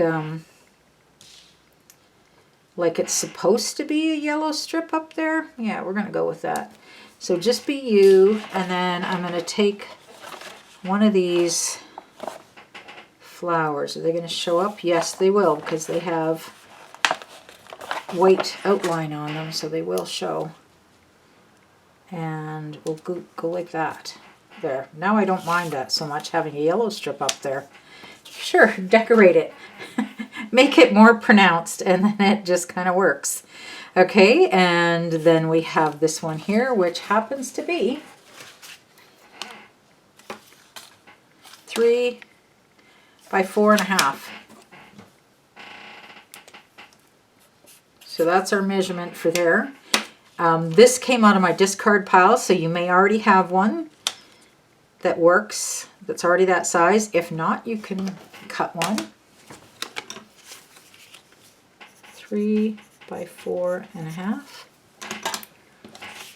And what color ink should we, oh, we're no ink, we're doodle. We doodle on this one. Alrighty.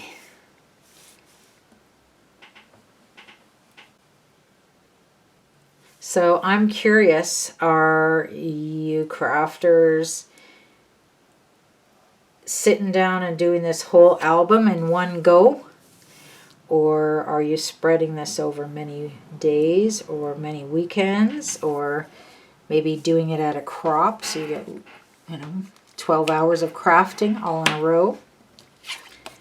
I've split it over 2 days so far, creating the video, but I know I just need to get her done so that I can get the video to you gals, right? So this is going to page protector, and if I could find my adhesive. If I could find my adhesive, that would be very nice. Here it is. I haven't gotten off my chair since I last used it, so I know the adhesive can't be very far away.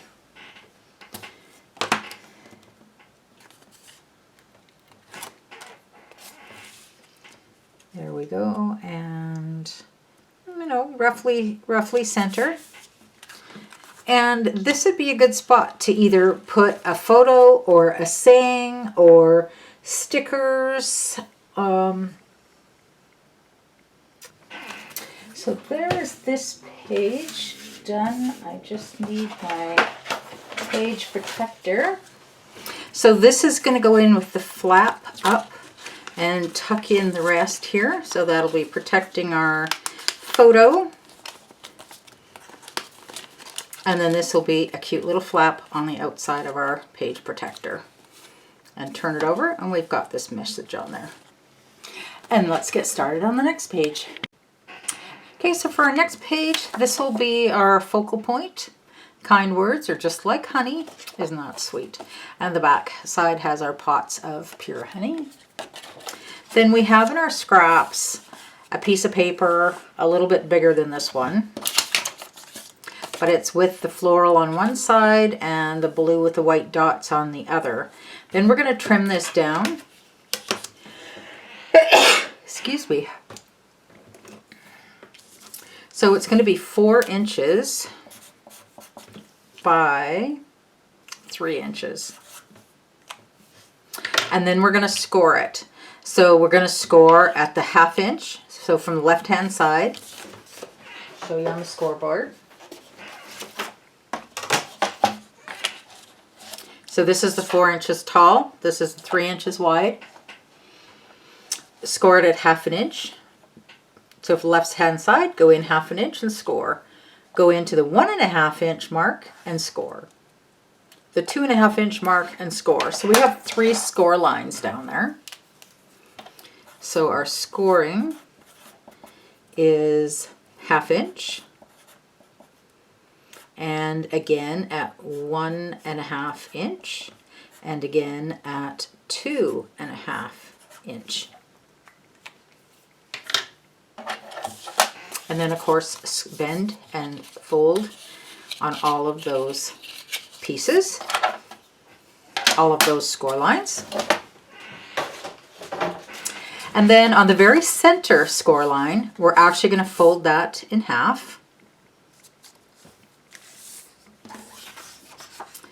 This edge here, we are going to glue on top. And just to the right hand side of this score. So this is where it's got 1/2 inch into score line, and we're going to glue that on there. But first I'm going to ink, because it's a whole lot easier to ink it before you start gluing things down.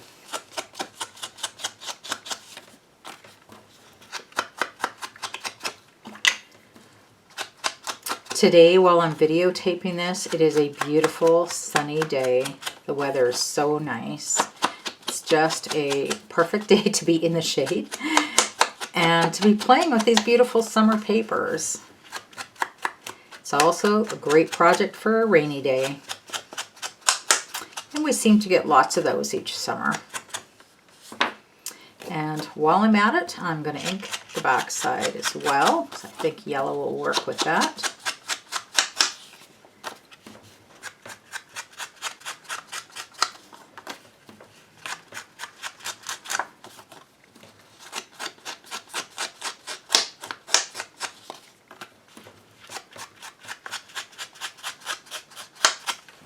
There we go. Now, this piece here, we want some glue to go down there, and you could use double-sided tape, and I might if my glue bottle doesn't cooperate with me. So here's a little tip in the middle of our project. So the problem with my glue that you see me keep struggling with is I have a little piece of glue that has hardened because I have not put my lid on fast enough. So I take a pin and I push it down, and then the glue comes out. But all I'm really doing when I push it is take that little hard piece of glue and push it into farther down the spout. And then as soon as I squeeze the glue, it forces that little hard piece back to the top and clogs it again. So I know I have to go in from the back side and dig that little hard piece out. So luckily with this brand of glue, you can just bend this tip and it pulls that tip of your bottle right off. And then I'm going to take this piece of scrap paper. I'm sure there's better ways of doing this, but I'm going to dig some of this glue out of here just to get it out of my way and I can see what's going on. Put that in the garbage so I don't get stickies everywhere. I mean, you could, probably a Q-tip would work better. Some of you are probably watching this and thinking, why is she even doing that? Okay, yeah, I'm sure there's a better way. Okay, so I just have most of the glue out of there so that I can see in a little bit better. And then I can take a pin. And actually, I keep a safety pin pinned right to my craft bag for just when this kind of thing happens. And now I hopefully, yes. See on the end of my pin, maybe you can see it, there's a glob. This is the hardened little glob that I just kept fighting with. So I'm going to pull that right off of there. It's small, but it's big enough to just clog up my glue every time. So now I should have a clog-free bottle once again. So there's your little tip in the middle of a class. When things clog, you got to get that little hard piece out of there, or it just continues to haunt you. And I know that. I should have done that the first time, but you know, I'm in the middle of something. I didn't want to have to stop and do that. Okay, but now it's going to be so much better. Make sure that's insecure. Oh yes, beautiful once again. And now put my lid on so that I don't get a little hard piece again. Alrighty, so there's our little mid-class tip.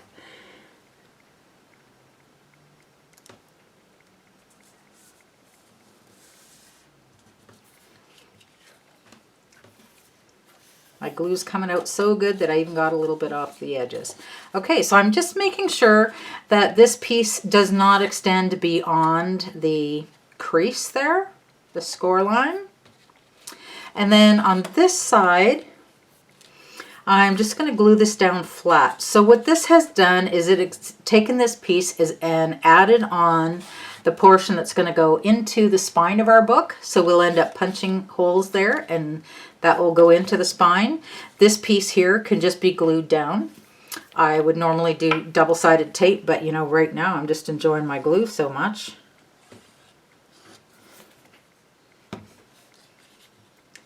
So we'll just put that right down.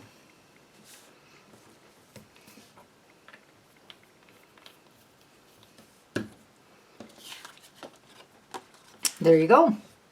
And let's see, do we have any little bees? Oh, we do. Let's take this little bee that's buzzing across our sticker sheet. I like it when they have this little line of where it's been flying. And let's just put him anywhere on your page you would like. I think I'll just put him right up here.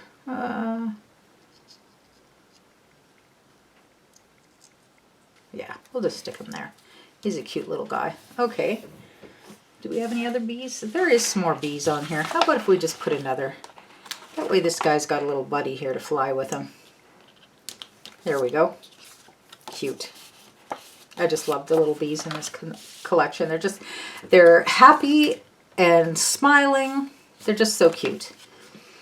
Now on this side, let's do something that coordinates with this blue.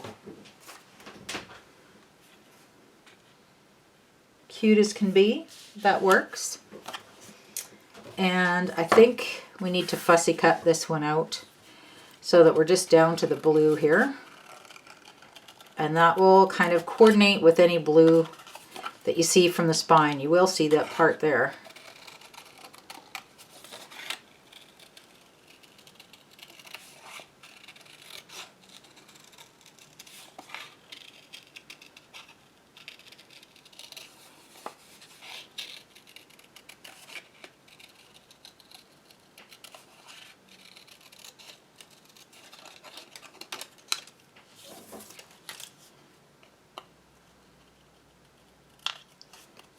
And I go back and neaten up this little piece here.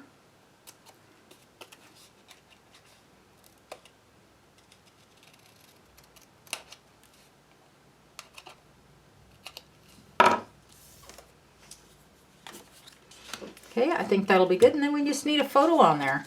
And what do we have for some photo mounts sitting right here? Well, I think that works. So we have a photo here, which is, I'll mark down the measurement just in case you don't have one cut yet. So it's 3.5 by 3.5.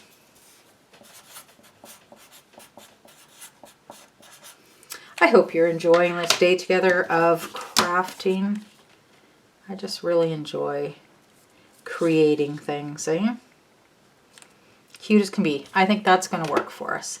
So I do want to ink up some edges here.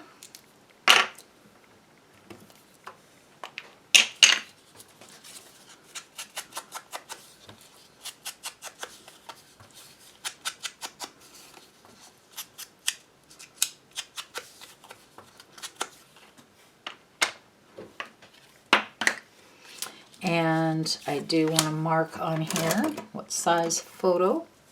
When I go to put the photo on there, I'll already know that this mat is 3.5 by 3.5.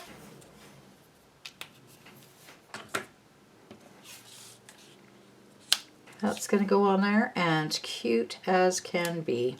Because you know we'll put a picture of something very cute right there.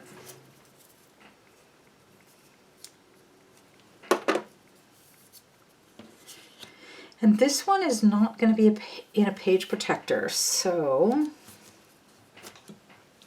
we'll put some good adhesive on there.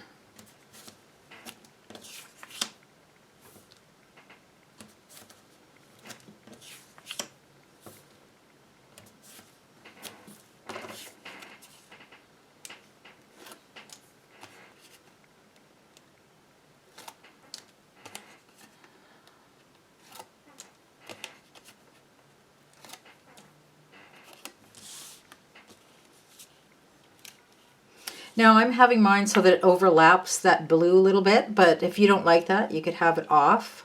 You just want to make sure that it's not over the score line, because then your photo is trying to be bent in the binding. So just have it to one side of the score line. I think this needs to have some dimension to it. So we'll put that up on some foam tape.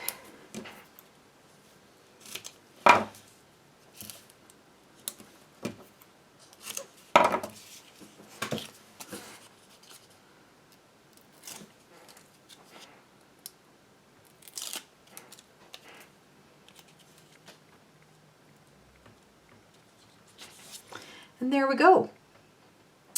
We still have some bead. Do we need a bee yet? No, I think not there. All right, so that's that done, and that side. Woo! We hardly have any papers left, but we'll keep going until we can use up everything possible. Do you have any idea what page number we're on? I don't, but we've done quite a few pages. That book is looking pretty good. Let's pull out this one, the Lazy Daisy. So it's got the yellow hearts on yellow background, and then it's got apparently the Lazy Daisies on this side. And let's go a full 4 inches. So it's going to be the full height of our pages.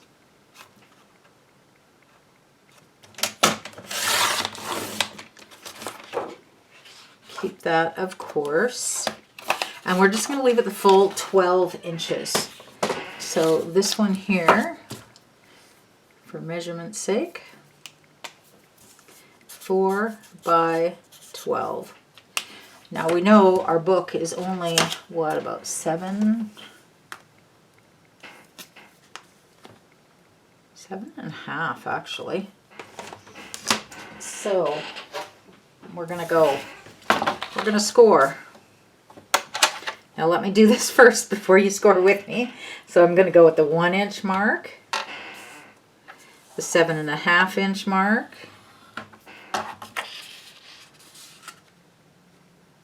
and 7.5. If I do this about the halfway point,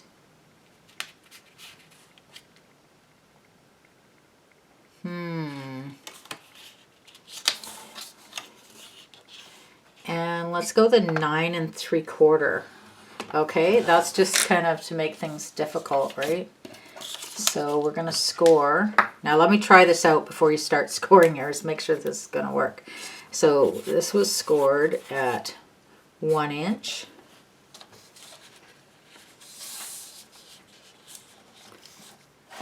Seven and a half inch.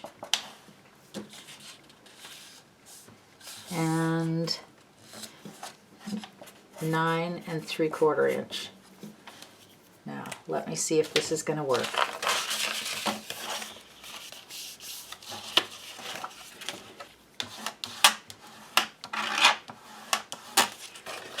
And this one.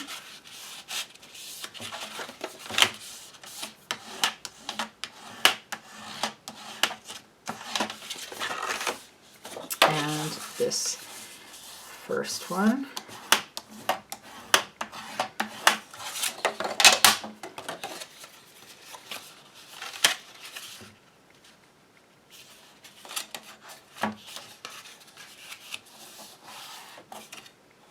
Does this really matter? I'm not sure it gives us any benefit to have that in there.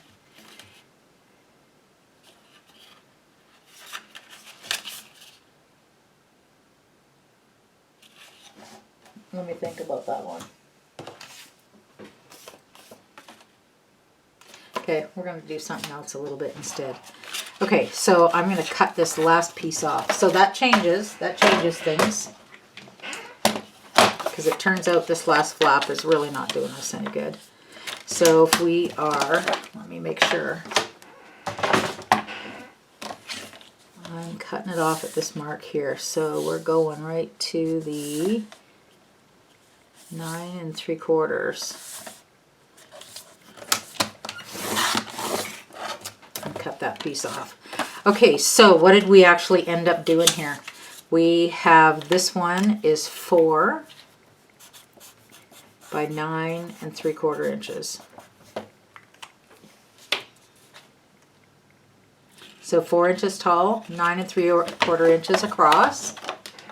And then it is scored at the 1 inch, the 7.5 inch, and not this one because we actually I cut that piece off.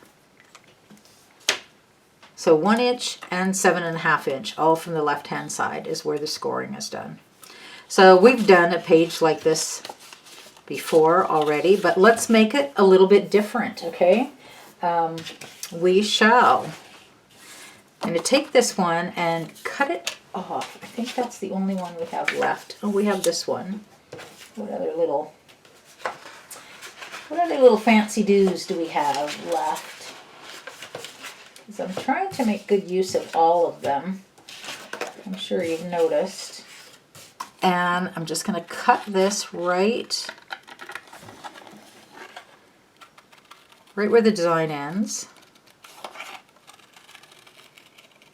Now, if you don't like to fussy cut, but if you happen to have a die cut that's a circle, you could just put that right through your circle die.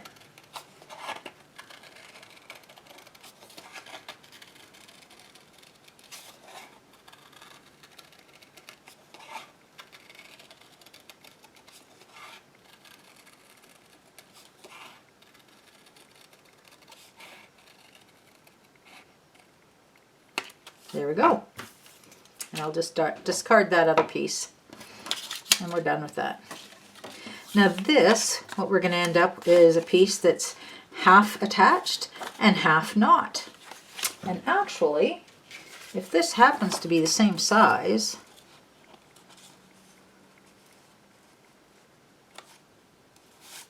it's not the same size, but it kind of would be nice. Okay. Would be nice if it was. We don't have any other circles left, do we? No. Okay, so we shall have it like that. Or, yes, we shall have it like that. This one, yeah, it would be nice if we had a covering on the back. So you know what? I'm going to do this with a pencil. And I'm going to center, this circle is a little bit larger than this one. So I'm going to center this over here the best I can. Now, I'm being mindful of, see this little flower down here? I don't want to cut the flower or the leaves off. So yeah, it's roughly centered on there, but I'm just not going to cut off that little leaf that's poking out. This one, I'm not worried about. So I'll make a circle with my pencil, and then I know both of these circles are going to be the same size. And you'll see where I'm headed here soon. So I'm being mindful when it comes to this leaf here. I'm actually going to fussy cut that leaf up to the pencil line. Then I'm going to cut this pencil line right off. If your pencil line stays on the paper, that's okay too, because you were going to ink the edges. So that'll, I mean, you can always go around and erase the pencil line, but ink will cover that up too.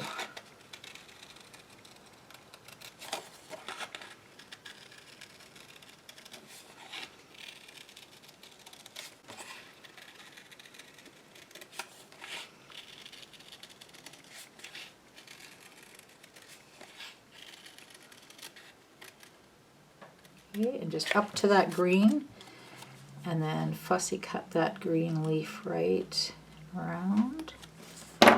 And there, we have just that little green leaf sticking out there, which I think will be fine. And now we have these two. Pretty good, eh? That worked out. And now let's ink them. I'm going to go with yellow on both of these.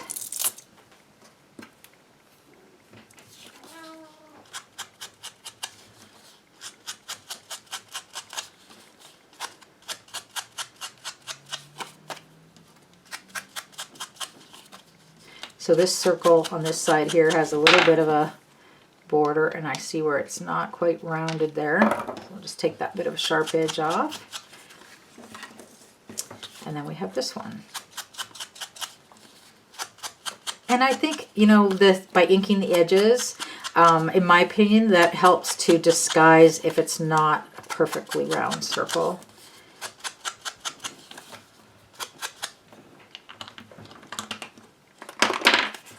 And then we're going to put one of these. You can decide which one you want on the outside and which one you want on the inside. So if we put that on the outside, then look what happens with our green leaf. It's sticking out here by itself. So I think what I will do is put this on the outside. That way it's has the paper behind it. And this one on the inside. So what I'm going to do is glue this piece down, but be sure that I'm only putting glue on the area that is going to hit my cardstock here. So right up to about this line, roughly. This is my imaginary line. Put a little bit of glue down that leaf there. Oh, my glue is working so nice now. That was so worth taking the time to just fix that.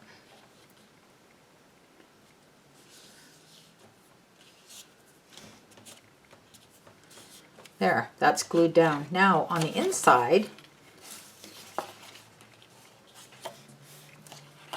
I'm going to glue this so that it covers right over there. Now, if your two circles, you know, if there's a little bit, if it's not perfection, that's what I'm trying to say. If it's not perfect, you can always take a sanding tool and just rough up the edges, and that will make them the same.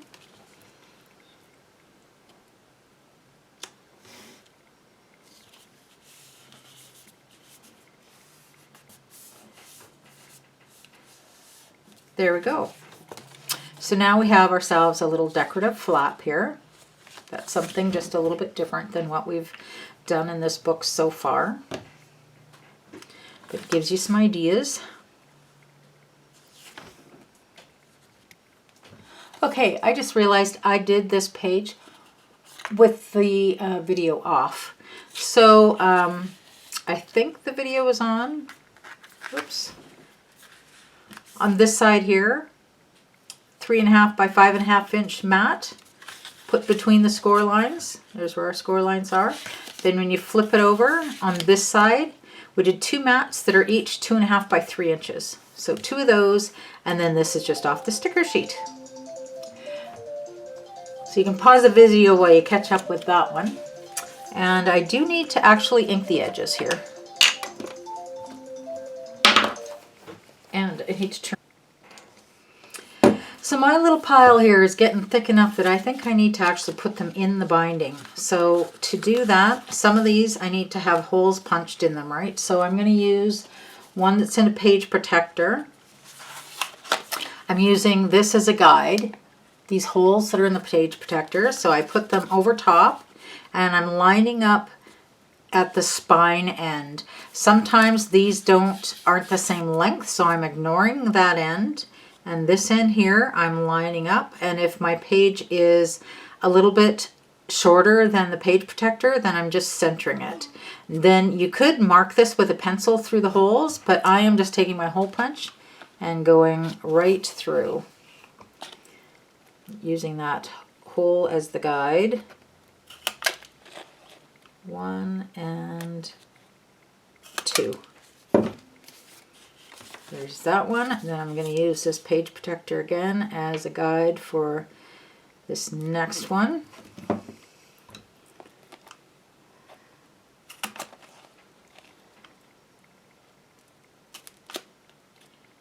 if you have any kind of a hole punch, is going to work for you. But these crocodiles are certainly lovely. You could actually line up several pages and punch through many layers at the same time with these crocodiles, and it just goes through like butter. Want this to be lined up so that the spine edge is straight with that page protector. Where am I going here? This one.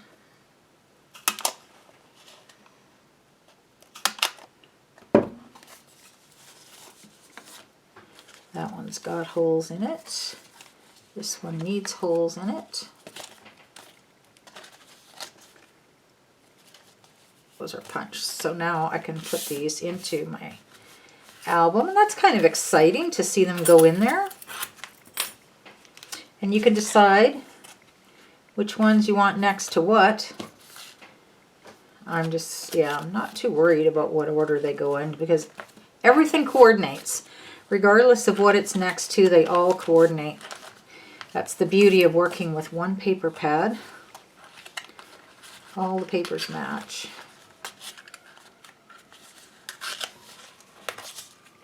Now we can put this little piece on here.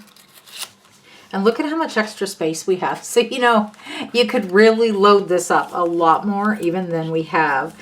I love the look of these books when they get kind of chunky. It's just fun. Just a fun look. Okay, so we can put this away and get rid of our little pieces here, our hole punch pieces, before they go on the floor. And there is our book so far. Isn't that fun looking? Look at how much that spreads out. That's awesome.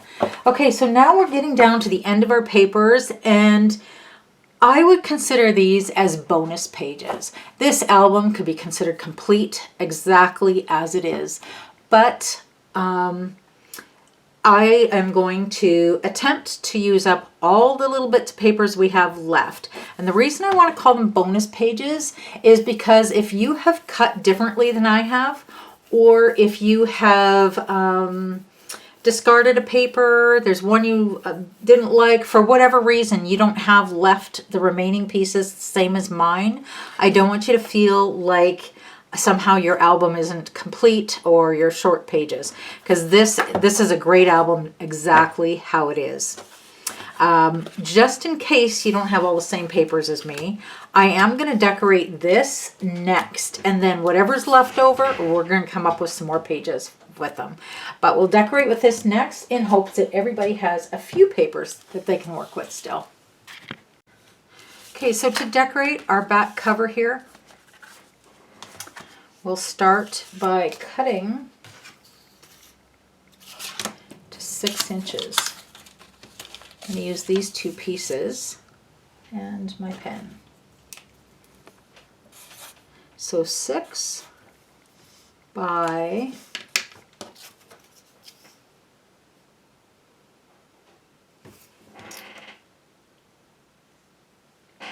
about 2 1/4. Let's go 6 by 2 1/4. So I will mark this first by 2 1/4 inches. So I'm going to cut the 2 1/4 inch off here first. That leaves us a nice big piece to do a whole nother page with. And this direction, I'll go 6.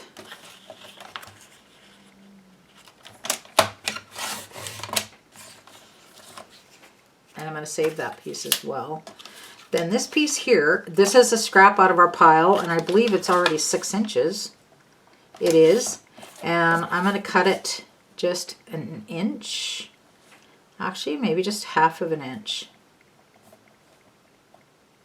3/4. Okay, let's go 3/4 of an inch. So this one here is 6 by 3/4 inches. And we still got a nice little border we can use for something else. Because we're going to use it all. There is no waste in this one. Okay, and this is intended to be a little pocket. So we'll do a little pocket on our back page. Don't need my ruler there. And let's do some inking.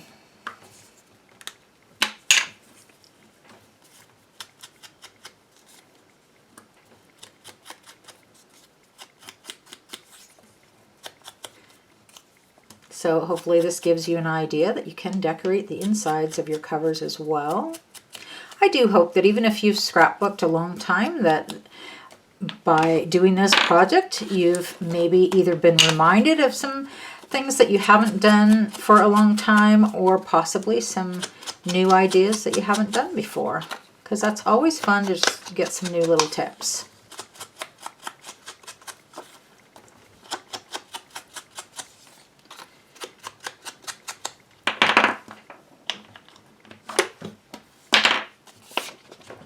And then you can see which direction you think your little bees should go. They're kind of flying all directions, eh? Okay, and I'm just going to glue this right on the bottom of it, just to give it some little decoration, or in the middle. No, I think on the bottom. Okay, so this we're going to adhere down, and it's going to be a pocket. So I do want to keep the adhesive right along the edges. I am using my wider, I think this is 7mm. I didn't want to go down to the 3mm wide because it's really narrow, and being on the back cover, I just think it needs that extra strength on it.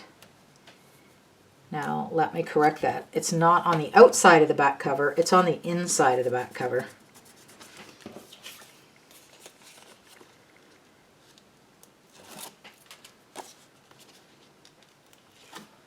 I just realized you can't even see that measurement. There you go. I hope I haven't gone off screen too often. Okay, and I'm just going to put that about right there. Make sure I still have a pocket. Yep, we can still slip things in there. And then this one, just going to use that as just a little bit of a border, a little decoration on there.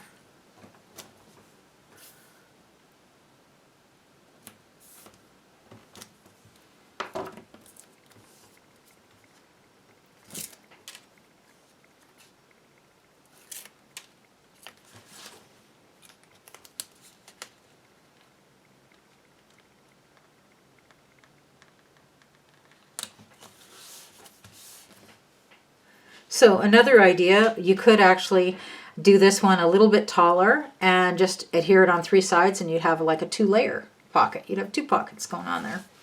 Anyways, we have that, and there's a few of these little pieces that we haven't used, and I don't really see a spot, think of a spot where we could or need to use those. So I'm going to cut those 3 apart. And this one I've got a little bit of edging showing there. I'm just going to trim that off. And then I'm just going to tuck these in here. When you go to put your photos in, maybe there's some place that you'd like to use those, but if not, we can tuck them in there. You could also tuck a photo mat in there. This one here, it's kind of a tag with the writing going sideways. So we'll just cut off those angles that go with the design. This one I need to trim just a little bit down here. And I would like to punch a hole in there as well. And we can put some twine through that. So in the center somewhere here, just eyeball that. And then once twine goes in there, that'll be kind of cute, and that can tuck in a pocket as well. And you could put a photo on the back of there, or some journaling, whichever works for you. Now, what else do we have that little sayings or anything we can tuck in? I think we're down to not too many of those pieces left. We have that one. We have this.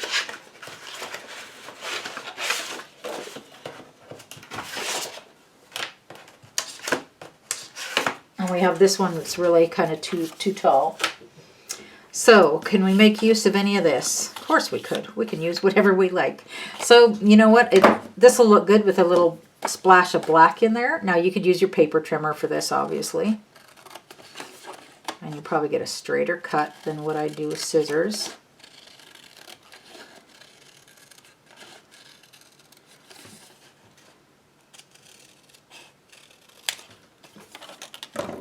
And that can be tucked in there as well. I think it looks good with just a little piece of black going on there. And why not? We can tuck this in behind them all. Okay, and those are little pieces we can add in later if you like, or you can just leave it as some fun little tuck-ins. It does need something though, right? It needs something on here. How about this sticker?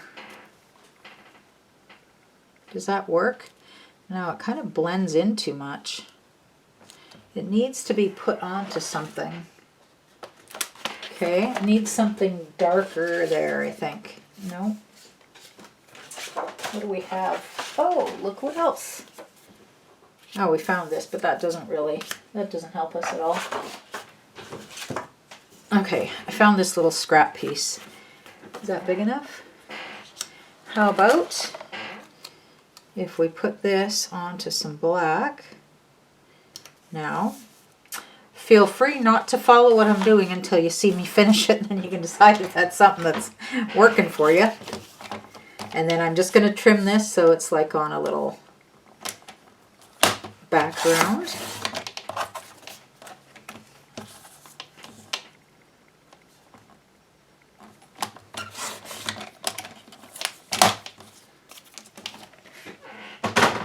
Now what's this going to look like?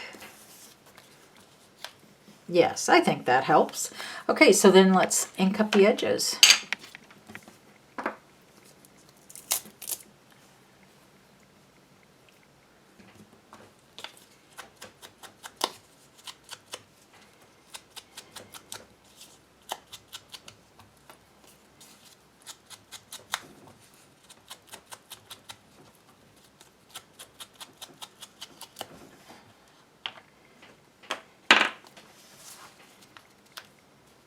And we can pop this up, give it a little bit of dimension on this page.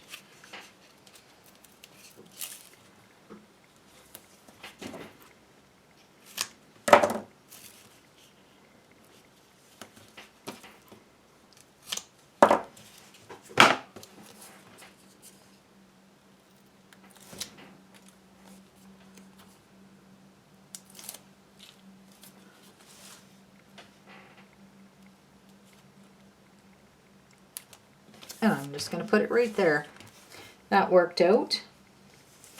Now this one, to me this doesn't belong there. Thank you so much. This belongs on a card, but I think we could put a photo right over top of there, right? So I'll cut it along these tag lines.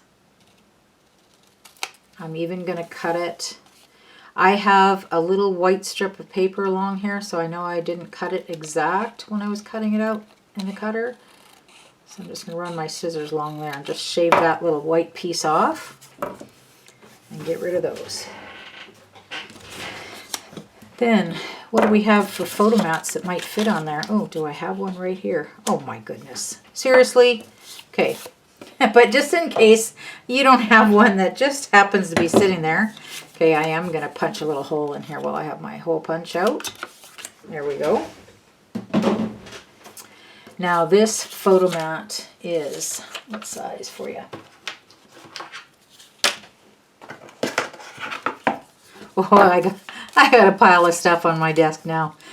3 inches by 2. So 3 by 2 inches.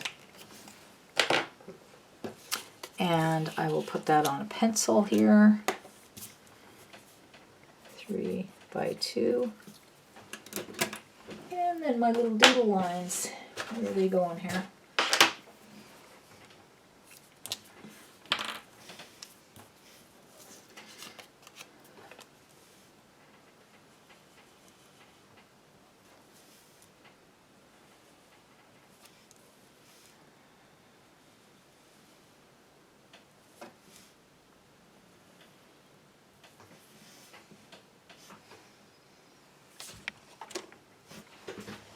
Now, okay, somebody must have saw what I did with the lid. There it is. Oh dear. And this can go right on top of there. Like, how perfect is that? Just make sure that the lettering is covered up. And what happens if we put this Queen Bee sticker? Oh, one of my stickers are popping off there. Would that cover up the writing? It would. Okay, so I'm going to use my photo mat a little bit lower.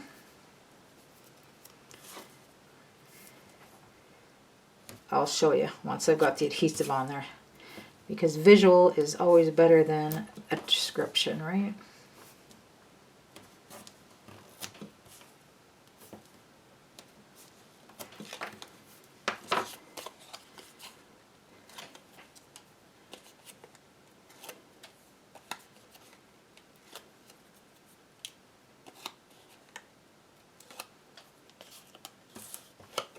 Okay, so a little bit lower, so I don't really have to worry about covering up all my words. Now I have this little bit of the thanks sticking up there. And I'm going to use this 100% Queen Bee to cover that up. Okay, so obviously when you put a photo on here, you need a photo where if it's a picture of a person, you don't want their head underneath the sticker. So, but the sky underneath there is fine, or the top of tree branches or something. And these stickers come back off if you're careful enough that you can tuck your photo under there and then put it back down. So that's going to work perfectly. We could put a photo on this side, but I think I'm just going to leave that. Now this could get tucked into here. Why not? But it could get tucked into a page as well. Either way, that would work. For now, we'll tuck it into there. Okay, I realized that I did not have my camera on for this last little bit of cutting. So, I'm not sure how much you missed here, so we'll just go over this. This piece here, ignore that so far. Cut this 4x6. So this is the yellow hearts on the yellow paper, and it's got the daisies on the back. So that's cut to 4x6 inches. This piece here is cut to 4x7 inches. This is the yellow and white gingham, and it's got the cute buzzing bees on the back, or on one side of it. Then we scored it at 4 inches. So from the left-hand side, went over 4 inches and scored it down. And that's where we're at now.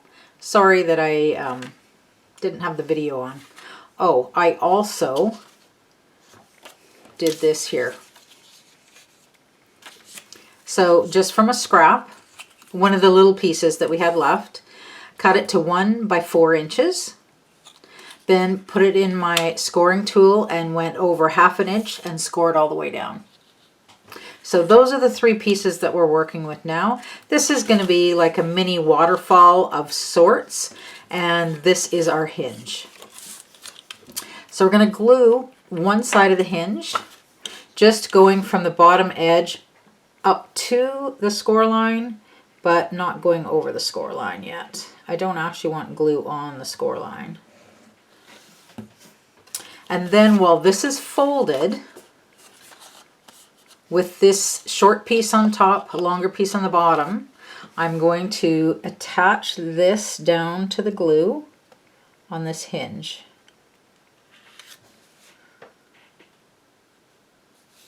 And I'll just let that sit there for a moment and adhere good.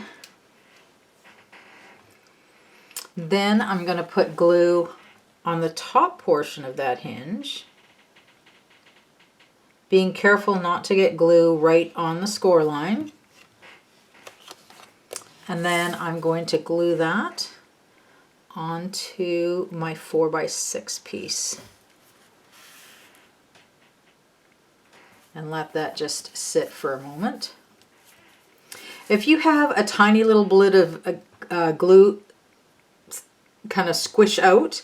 I mean, you don't want too much squishing out, and it does dry clear, but I don't like working with it with a glob of wet glue out there. So I kind of wipe it with my fingers, or you can wipe it with a baby wipe, just gently. You don't want to soak your paper with a wet baby wipe, but if you just take a swipe with a wet baby wipe, it'll be fine, and the scrapbook paper can take that little bit of moisture. So here is our base so far, and how this is going to work is the bottom of this is going to slide into our page protector, and then this is going to hang over that you can flip it. Okay, so we'll take it out of the page protector so that we can continue to decorate that. And actually I should have inked this up before I got it all attached, but seeing as I'm doing it all yellow, it will work out. Or at least the fronts of it all yellow.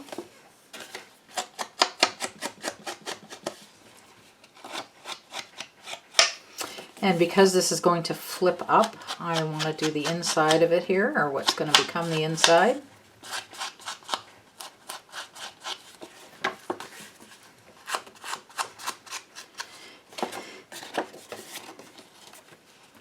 And by now, this far into the video,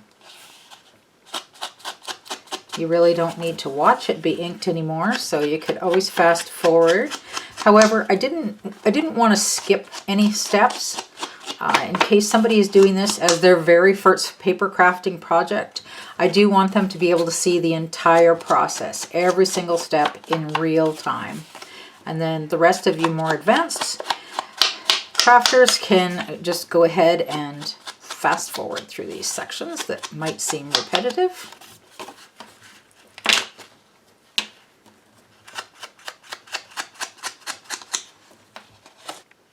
So for our next step, we're going to cut a photo mat. So, or a photo placeholder, I guess I should call it. This is where our photos are going to go, unless you're putting your photos in as we go, which is kind of a neat way to do it. So we'll save that. So this is going to be 3 inches by 2.5 inches. And of course, we save all the white cardstock for more pieces. And doodle. Oh, I did want to mark on here too, because I like having my note. It's going that direction. 3 by 2.5.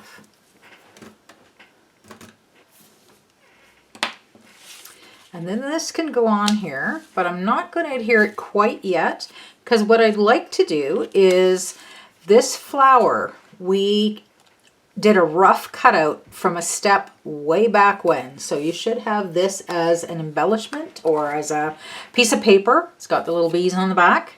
And now is a chance to use it. So I'm going to fussy cut it. And because I'm so far, I'm thinking I'd like to cut around these, and it's so narrow, I'm actually going to cut with a white line going all around it, just so that those leaves are not too fragile. The other thing you could do, which, you know, I may end up doing as I cut, the other thing you could do is just cut those leaves right off and forget about them. So if you don't like the little white line around everything, that's one way to do it, is just cut them off, because that stem is pretty delicate to leave as a cut line.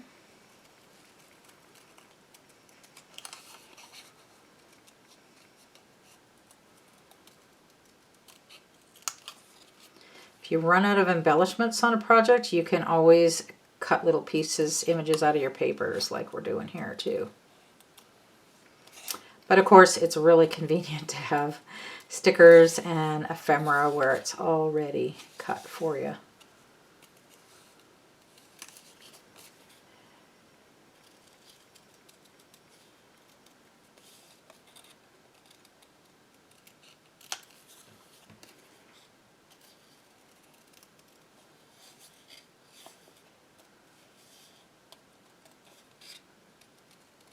Now these little more like a fern type leaf, these really thin ones, I am just going to cut those right off. That's that's fussier than what I need to be doing, and I just don't feel like it's going to add a lot to our design by including them, so I'm just taking them right off.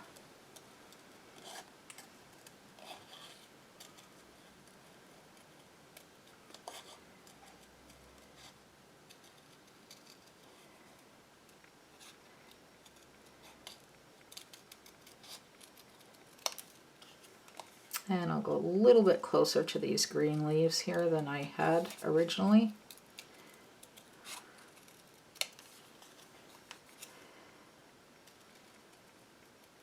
Only because when I started on this side, I was leaving a thicker white area, and by the time I got back to that area, I realized, I'm cutting it a little less of white line, so I'm just evening that out there so that it's somewhat even white line most of the way around. So here's my idea, is to put the photo in there and then have our little embellishment there. Unfortunately, we've kind of covered up most of the bees, but we've got a couple there showing. So we'll put this down first, and seeing as I have my glue handy here, I'm just going to actually use liquid glue to go around the edges. But I do want them glued down good, because even though the base of this page is in a page protector, these little flippy-doo parts are going to be outside of the page protector. So I'm putting this off to one side, so you'll see it's not centered, it's closer to the right hand side than the left, and that just gives a slightly more space for our flower to get put on there. Now you could go around and ink the edges of this flower if you wanted to. I'm not going to. I'm just going to leave that how it is. And I'm going to, you could put it up on pop dots. I'm not going to, because I feel like these little fragile leaves might over time end up getting torn out or something. So I'm just going to glue them down to the page so that they're stuck there good and solid, and less chance of anybody's finger or something getting caught and tearing that up as they're looking through the album. Now, if you're not putting your pictures in yet, then one tip is when you glue this down, only put glue on these areas that are not overlapping the photo. That way you can still slide your photo underneath the corner there.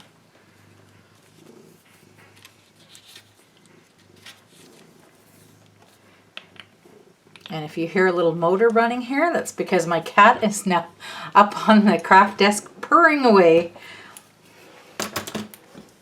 So there might be a slight little motor sound in the background. And he may poke his nose into the video here sometimes. Here he goes. His name is actually Diesel because he does purr. Like when he purrs, it's loud like a diesel motor. See that, kitty? It could be your picture on there. Okay, and then we have some more areas that we can either put photos in or we can decorate. And I just want to see what kind of... We could have done that. Maybe we will still on another page.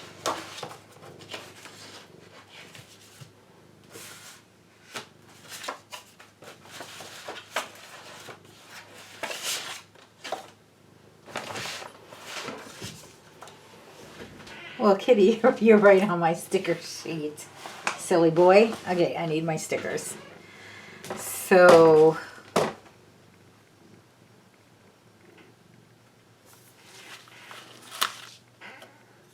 let's do this sticker up here.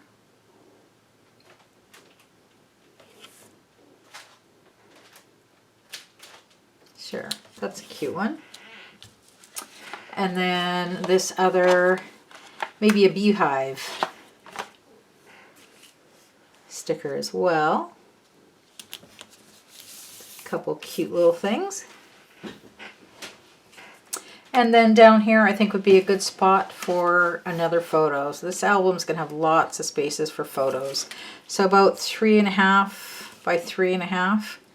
Sure, we'll take advantage of that whole area.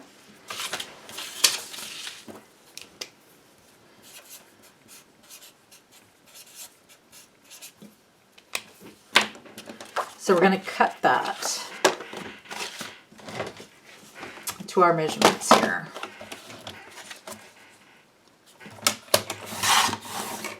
And save those pieces. And I'll even save this piece, you never know. We're getting close to the end, so we don't need to save it for very long, and we'll know if we're going to use it. Okay, and there's a nice size photo there,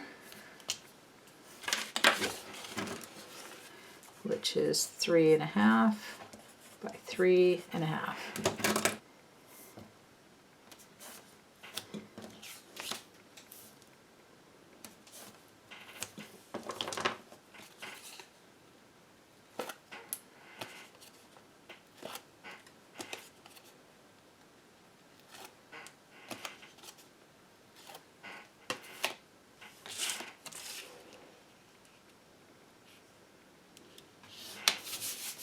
And there we go. Now we can, so we have a photo, we flip up, we got decoration in a photo, and then we can flip up again. Okay, so this is a scrap, blue with white dots on one side and the floral on the other. And we can just go like 1 inch by 6 inches will take us right across. So 6 by 1 inch. Let me cut that first and we'll make sure we're really going to go just 1 inch wide.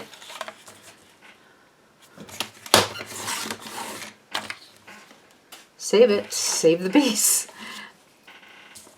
Yeah, 1 inch is plenty. In fact, 1/2 inch might even be good.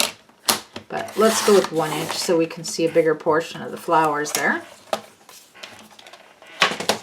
And I'm not going to put that one very far away because we just may need to use that right soon here. Okay, there we go.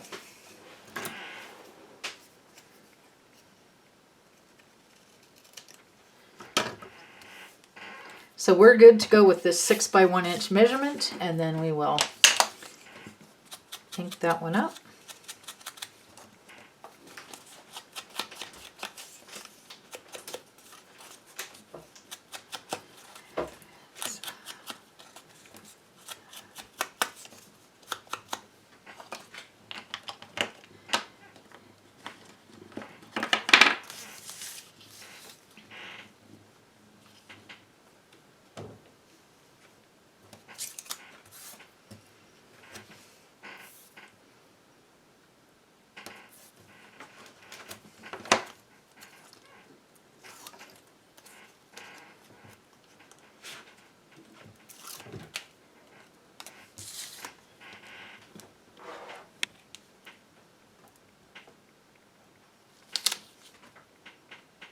And I'm going to put that right up to the top, but not over the score line, because if it's over the score line, it's going to be hard to bend this down. It's not going to bend down properly. So that looks good with our flowers on the outside here, and it matches all of our pages just fine. And then we can either decorate it or put photo mats. There is a nice size photo mat right there. So I think that was meant to be. Let's see what size that is. This is 5 by 3 inches.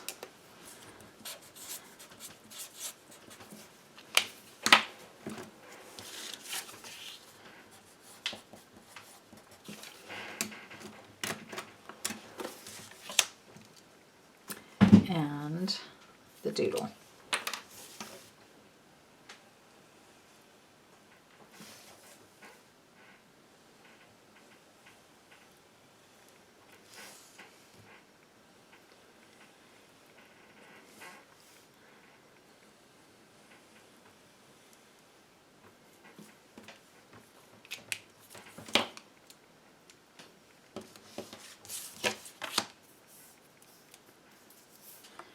And there's our photo mat.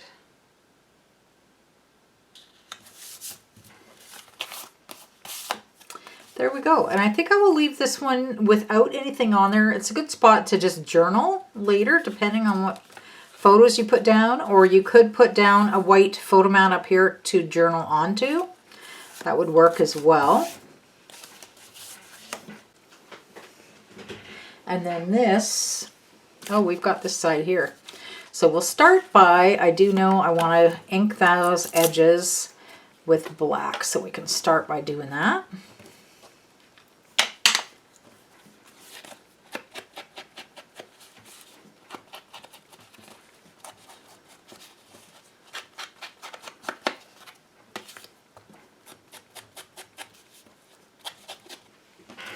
Okay, so this is what our photo mount's going to be. 3 3/4 by 4.5 inches.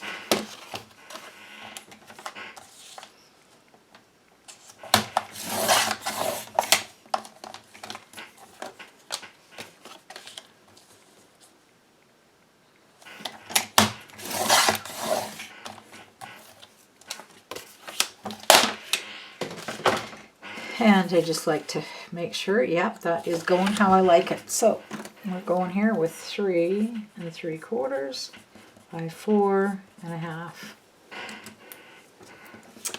And doodle.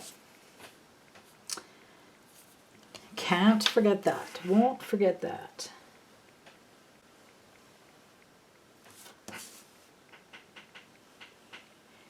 I think, to me, while this white cardstock is just holding my placement for photos, it just makes it a little bit more interesting to have some doodling on there.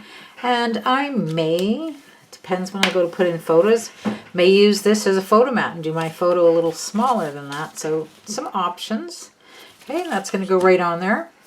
You notice I like to check the size a few times before I get adhesive down there, because you can always either recut it smaller or use a different piece of paper if it's not going the way you want. But much harder to change things up once you've got it adhered down really strong.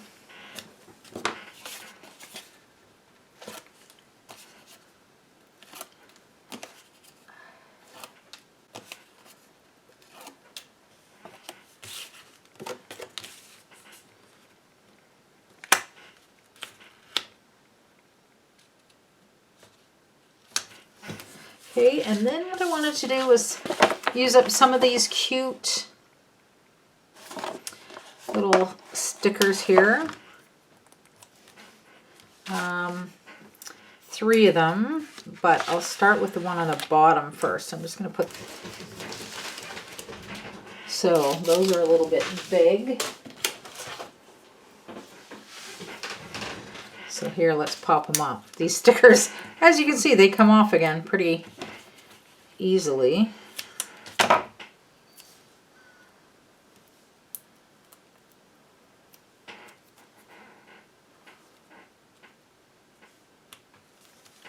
And that'll be even that much easier to pop a photo underneath them.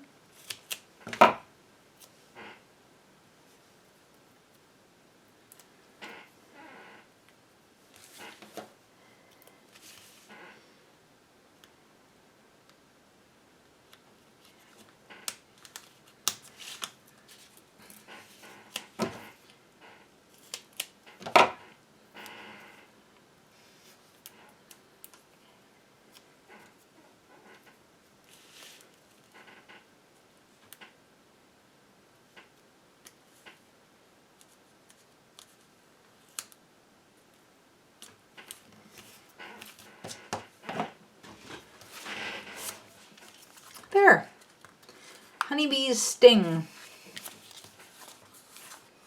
And so this is ready to go inside our page protector, which, where have I put mine? There we go. So just this bottom piece goes into the page protector.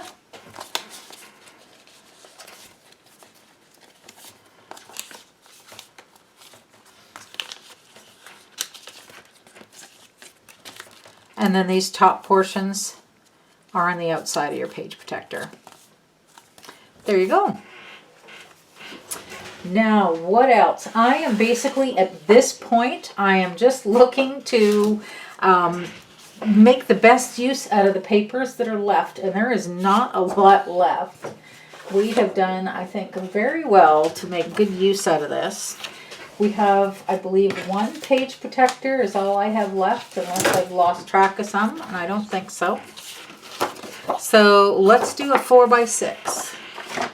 So we can use that page protector. I must have one here somewhere that says 4x6 already. So we'll cut that 4 inches.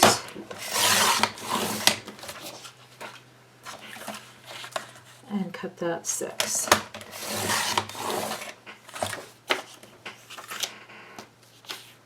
Oh, so one's 6 and the other one isn't, but make sure I use the 4x6.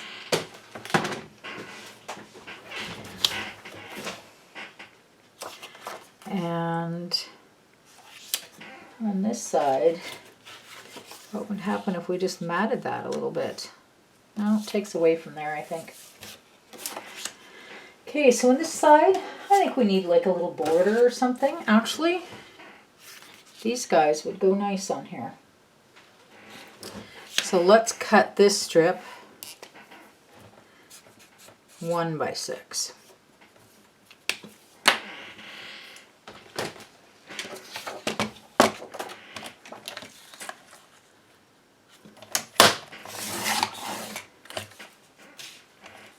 And just take a 1-inch piece off of there.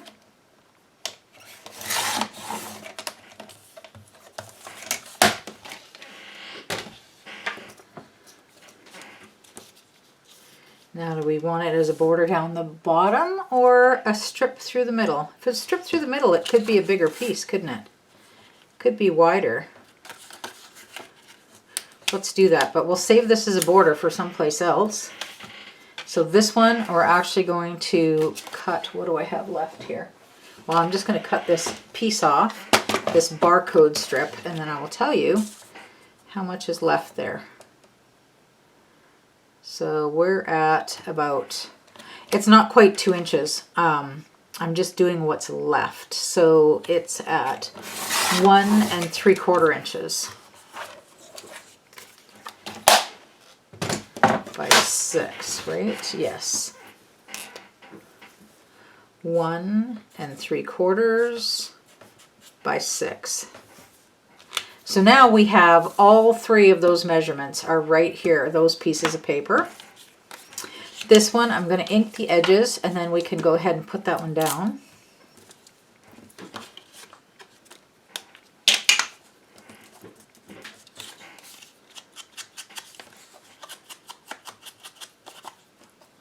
I just think these little bees are so cute. I really like this paper line. So ready for summer. That and this is one, not our very first summer line that came in, but probably the most summery one that came in quite yet when this one did. So I think that could be part of why I really like it, because when summer's arriving, it's just a good feeling. Always so ready. At the end of winter, it's just so ready for spring and so ready for summer.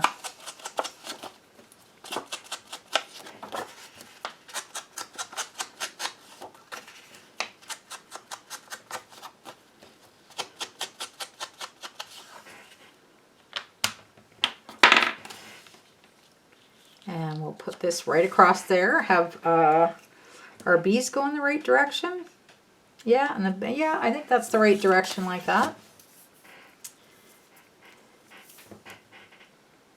They're kind of buzzing in all directions, so it's not always easy to tell. This one's going to go under the page protector, so I probably didn't even need that much adhesive on there, but that's okay.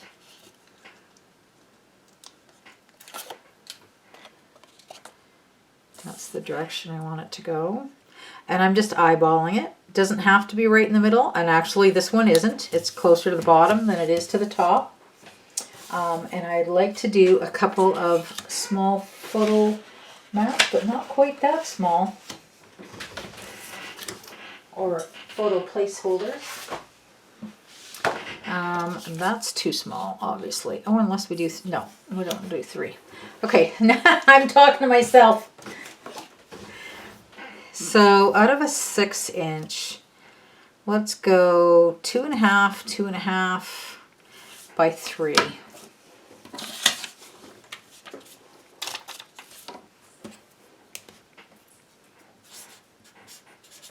Two and a half by 3 inches, and we will do 2 of those.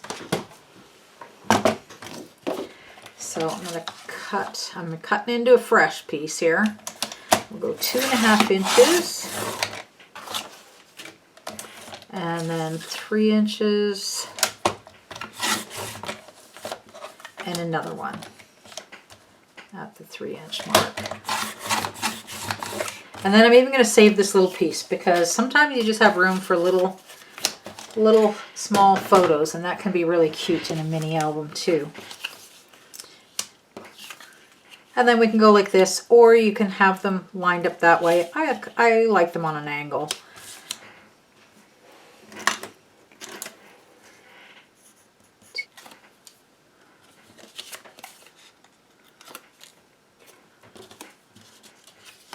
And I'm kind of doing them somewhat at the same time just so that I get them angled where I think it might look nice.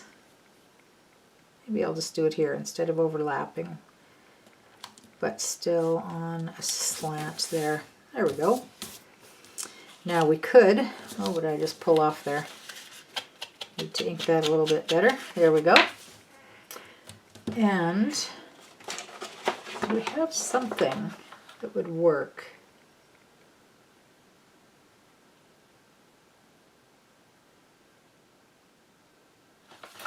This little sticker here, I think we could fit that one in.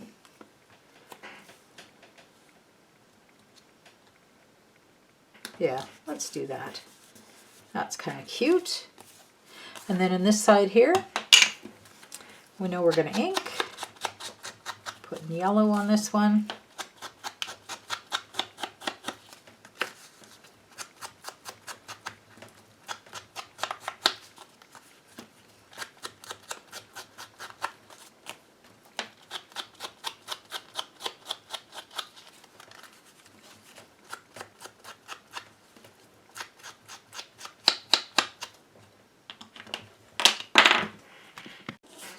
Okay, so we finished that one, and when we flip it over, and we still have this little border piece that we had sitting aside that we just cut off on the last one, so let's make it the length of this. So we're going to go, it's 1 inch wide, and we're going to go 4 inches high.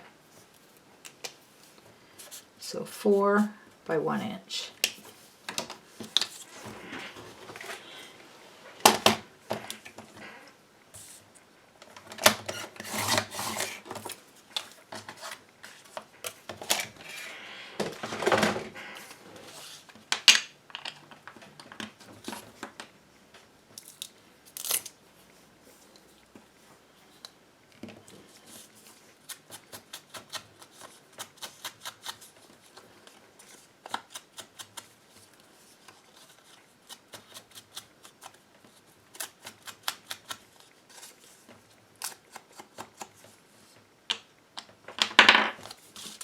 And adhere that down. There's my adhesive.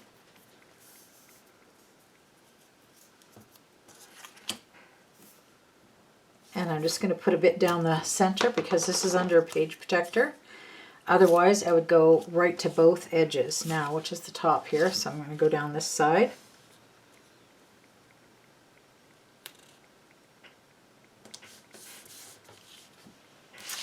And put this little "You Are My Sunshine," and this would be a good one to put up on dimensional adhesive here. It's sticking to my fingers. There we go.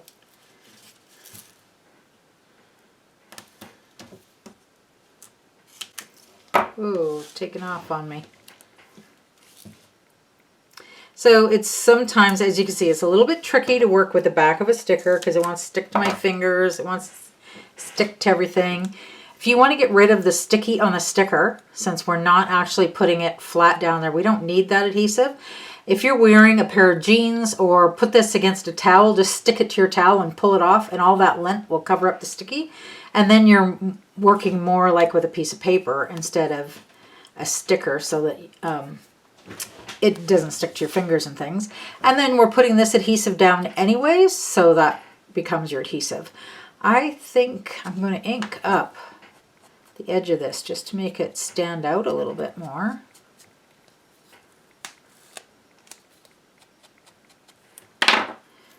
That helps. And we'll do this. You're my sunshine. And because we have that there, we definitely need a photo mat. So we need a picture. So 3.5. Can we do 3.5 by 3.5? Let's do that. So it's a nice square size. It could go a little bit bigger, but square is nice too. 3.5 by 3.5.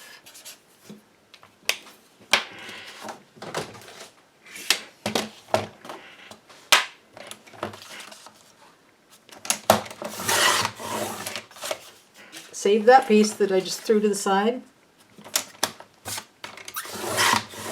And 3.5. That will work perfect. Okay, and there we go. Now you could go off to the side. I think I'll go here. I'll kind of centering it between the border and the edge. And, oh, didn't I say I was putting that in a page protector? Yes, I did. Here it is. Thought I lost it for a minute.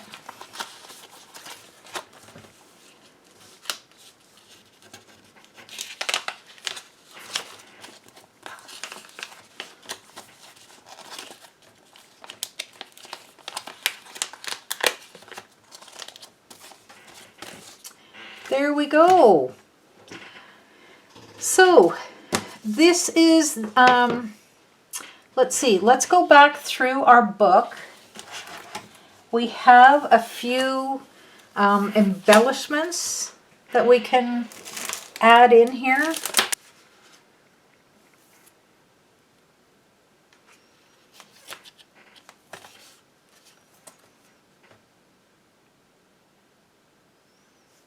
This might be kind of fun to put on this little fella's antennas, right on this sticker.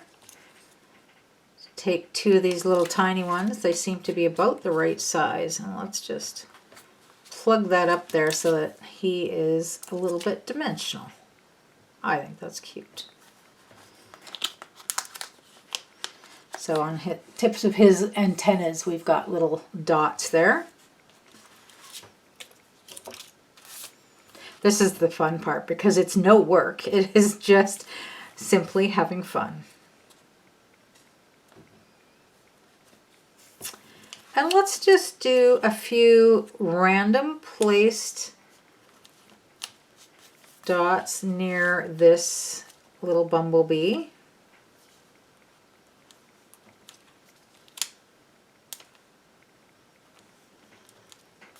Just a little bit. Actually, it probably would have, it'll show up better if I hadn't put black on black. Let's see if I can move that. Well, you can move it. And if you move it and get rid of the adhesive, you can always put a little bit of glue underneath there. There's just some random little dimension there.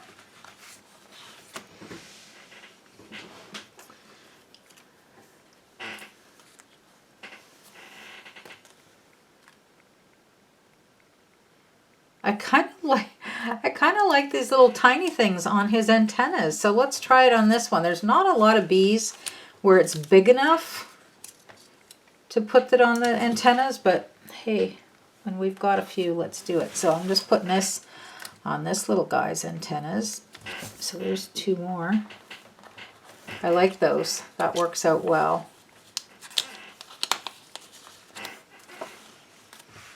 We could put a little bit bigger one for the center of this flower. So this is one of the medium size. So we have the small, the medium, and the large. Let's put the medium one there.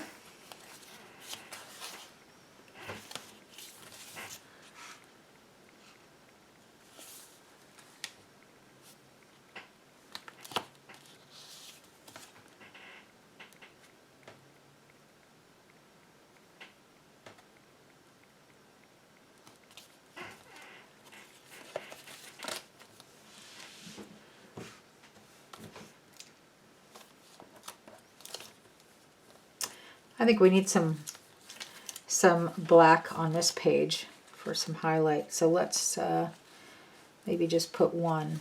I don't know if I can get this back out of my page protector.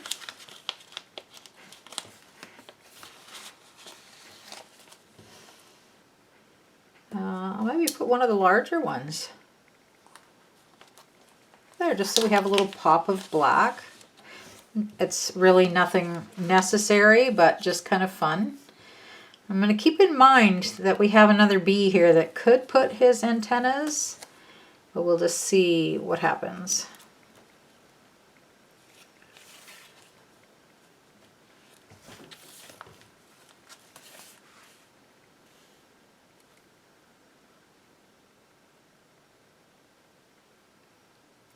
I think this page needs something, so let's just take one of our bees here. Now, it depends how high you want this one off your page.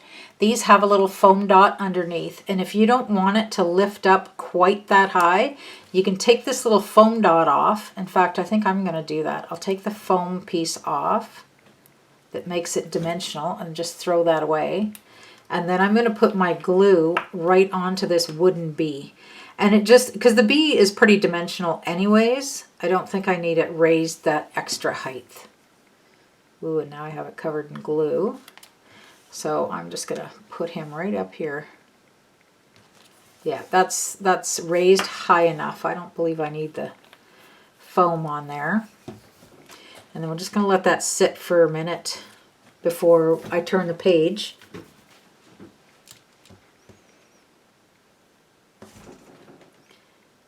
I don't want them to get knocked off. We could do another little bee down here, right? Because it just needs something. Or a sticker. Do we have a sticker that would fit down there?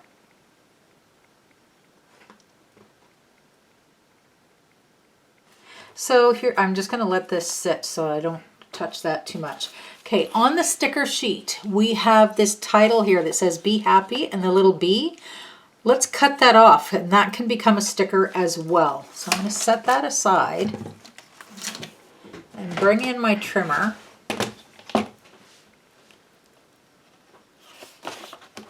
And just make that piece into a sticker. You don't even need the measurements on there. It's just cutting that piece out. I'm even just going to use my scissors for this piece.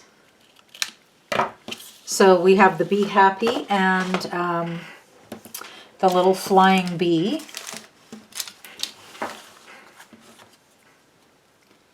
And I want to be careful not to disturb this guy too much because he's just, oh, he's down there good now, so it's okay. And then I think this would be cute somewhere along here, maybe on that side. So we're really making good use of all of the sticker sheet. And then this can go down here. Be happy. It's a happy day, so be happy. And then happy as can be. We have this little guy down here. One of these would have worked really well for there too. I don't think we need both on the page though, so we'll leave him. Beautiful day. This could have a little bee on it, couldn't it? Is that going to help us, or is that kind of getting crowded? He's kind of cute on there. Okay, so even though this is on a page protector, I'm just going to glue it right to the top of the page protector. It doesn't have to be underneath. And I'm going to take this little foam piece off of there because I just don't like how high that makes him stick up.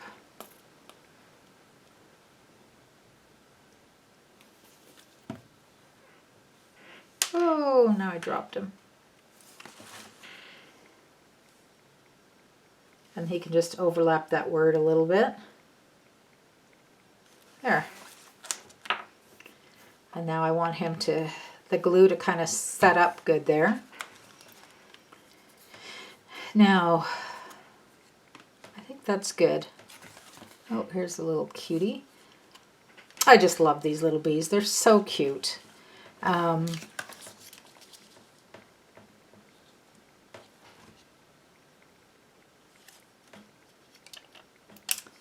Yeah, let's do some of the larger black dots on here. Oops, this one didn't. Sometimes, okay, like what happened here, the glue didn't come off with the dot, so then I just pulled off the glue separately and put it back on the dot. If that happens and it doesn't stick, you can just add some of your glue on the back of that enamel dot as well. I like things to be in odd numbers, so there's 3, gives us a nice odd number. You could also, instead of doing 3 the same size, so I used 3 large ones, you could do a large, a medium, and a small. That would look nice as well. See if this guy's, yep, he's set up reasonably well. And let's put some medium dots. Just going to do one on each side of this sticker.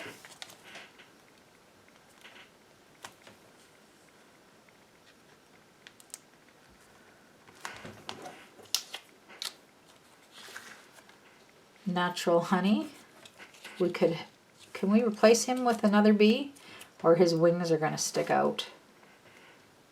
Actually, let's do that. That is just the right size.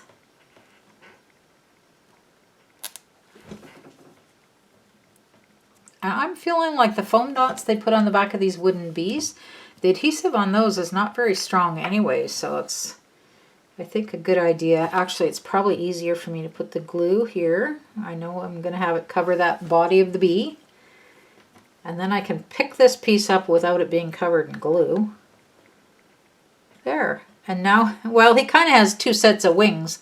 One set on his back and one set on the paper, but that's okay. He's a high-speed flyer. He's got 2 sets of wings there. And look at his little antennas are part of the paper. That's perfect. And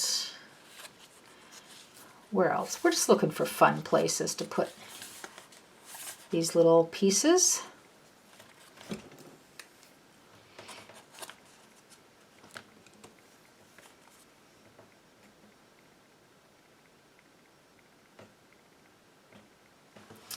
Maybe on this side here too, I'll just put some random. There's not a lot of black over here on this page.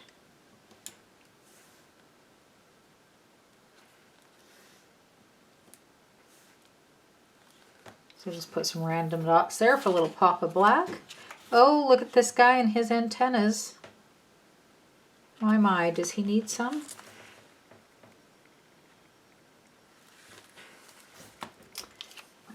I think he does. I kind of like this idea of his antennas being little pearls. Oh, it flew away, but I got it here. It didn't go too far.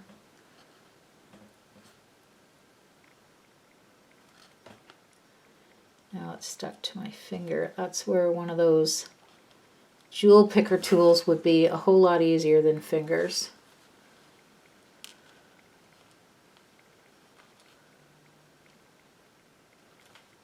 There, got it.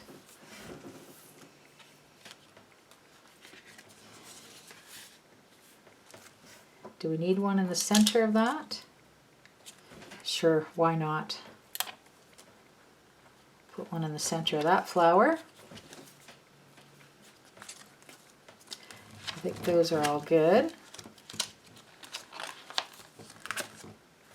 Okay, and then surely we can put some dots on the cover and possibly some bees on the cover as well. But I'm kind of looking for spots where a smaller piece. Sure, that works. Let's put a little piece of honeycomb there. That's cute.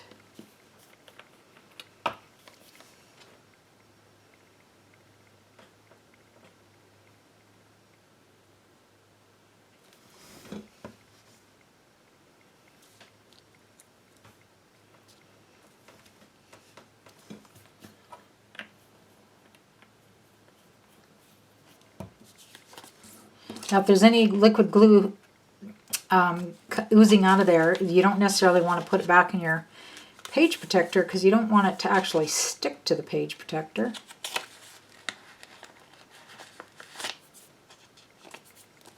So you'd want to let your glue dry first. Okay, let's continue putting our paper.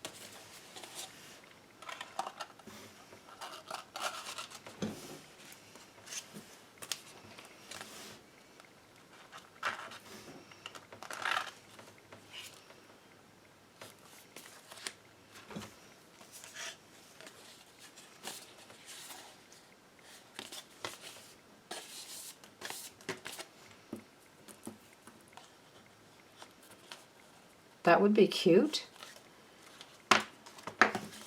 Be happy, like this little bee is telling us to be happy. Okay, that's a possibility, but it will cover our photo, so we'll just see. Maybe we can find a more suitable spot for that one.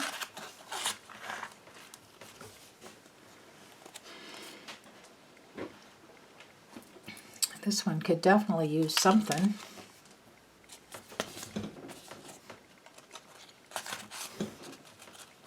They could all add a little bit of something here and there. There's always spots.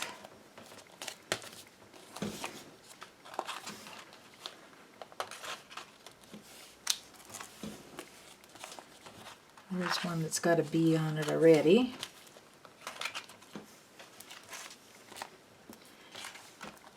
How about that one?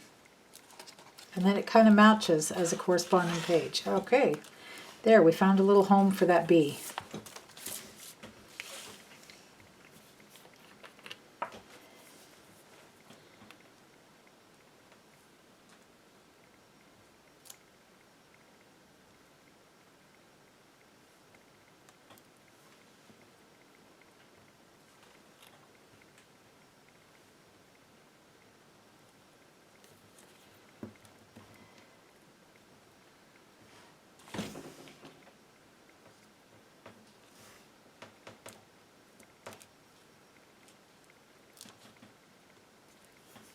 And I put him a little bit low, so his toe is actually going below the page.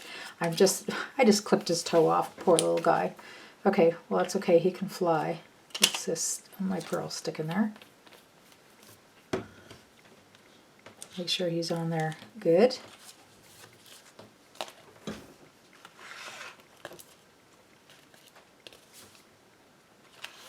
Wait a second, he's got to go in the page protector. That was the whole point of snipping his little toe off there, because I got him too low. My little diesel cat, he's determined to be part of this project. Okay, yeah, that worked out. So now when we turn to this page here, we've got a couple of the same bees on there. That works.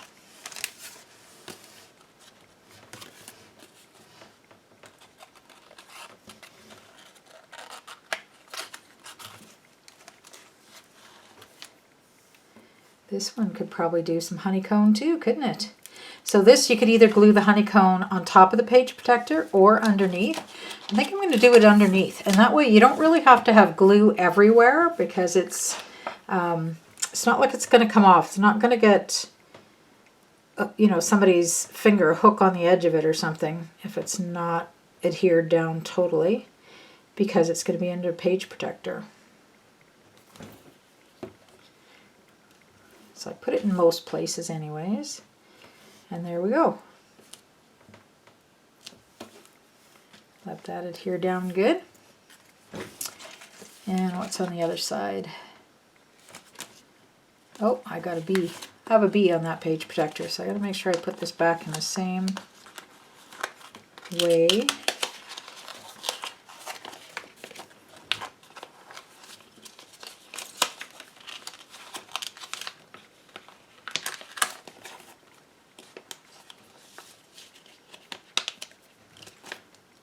Okay, and there's our little bee that we put on already.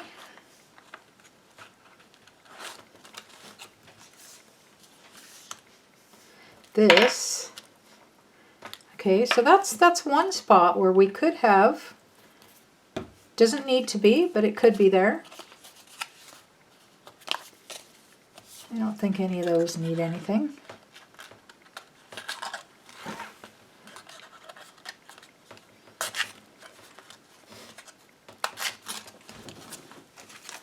This one here, could we put some honeycomb? We definitely could, but do we need to? Not really. But we could. We'll just see if there's another spot that looks like it needs it even more. Or we could cut that into pieces like we have with some. Put it in a couple spots.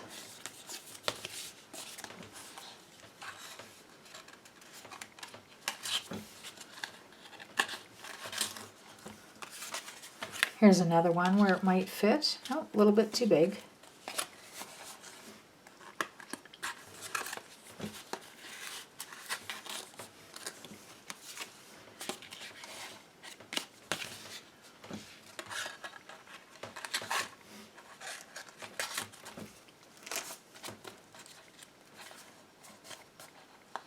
Well, we certainly could put a honeycomb there too, couldn't we? Okay, we got a few options. And of course you can pick whichever spot suits you. Whichever one makes you happy. And our back cover.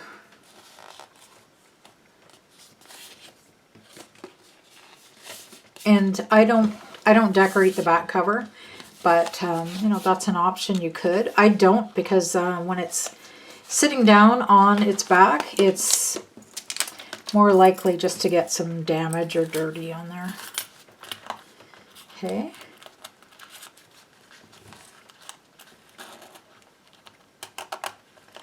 There's a little book, and there is space in there. In that binding, you could put several more pages.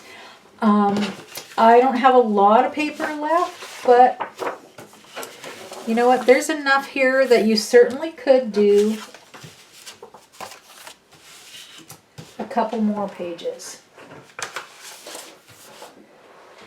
All right, so you could do 1 or 2 pages out of this, 2 or 3 more pages out of that, and that's probably about it. And then use some of these for borders or flips or whatever you like. So I am going to call that book finished. And then you can add on some extra practice pages if you'd like. Just let your creativity go. This little piece here we can tuck in the back pocket along with this, because it just looks fun to have a bunch of stuff in there. And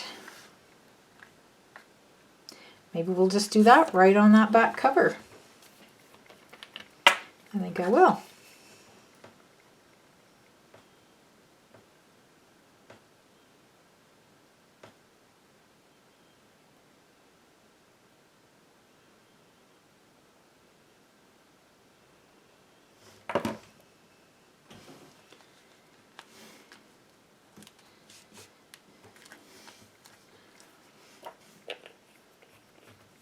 And then surely this little bee and the one little pearl, I'm sure we can find a home. Sure we can find a home somewhere for that. He could go on the sticker. No, he's too big. He's too big for there, so we shall find You're My Sunshine. Okay, he looks cute. Or Honeybee's Sting. Okay, maybe next to this one where we have Honeybee's Sting, we need a little stinger right here.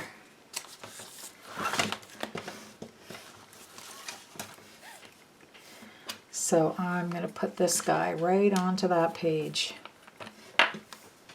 One of the great things about just using an entire paper pack for a project like this is, as far as I'm concerned, it doesn't matter what order you put your pages into the book.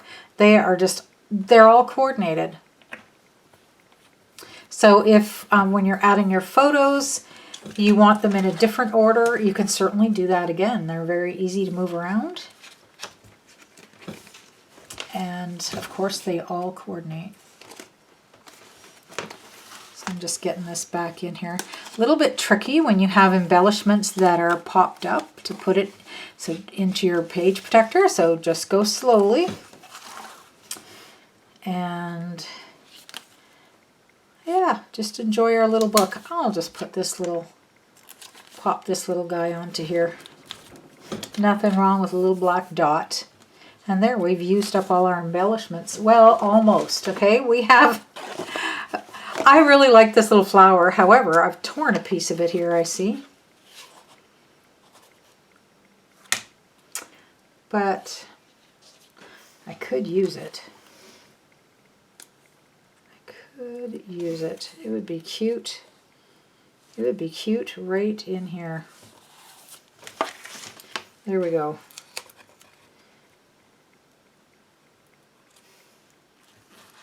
Blue flower on a blue page. And then this can go back into the page protector. And let's see, what else can we make use of? Not that we have to use it all, but you know, if we can, we might as well. This little flower, we can make use of this. This little flower isn't going to take up much space, and look, he's we'll just decorate that little piece right there. Now, we had one little flap that actually didn't have a decoration on it. So here's an idea. We have another sticker here. I'll take this out. The home is where your honey is. And when this photo comes out, here we have a sticker behind there. When the photo goes in, the sticker's hidden. What else can we do?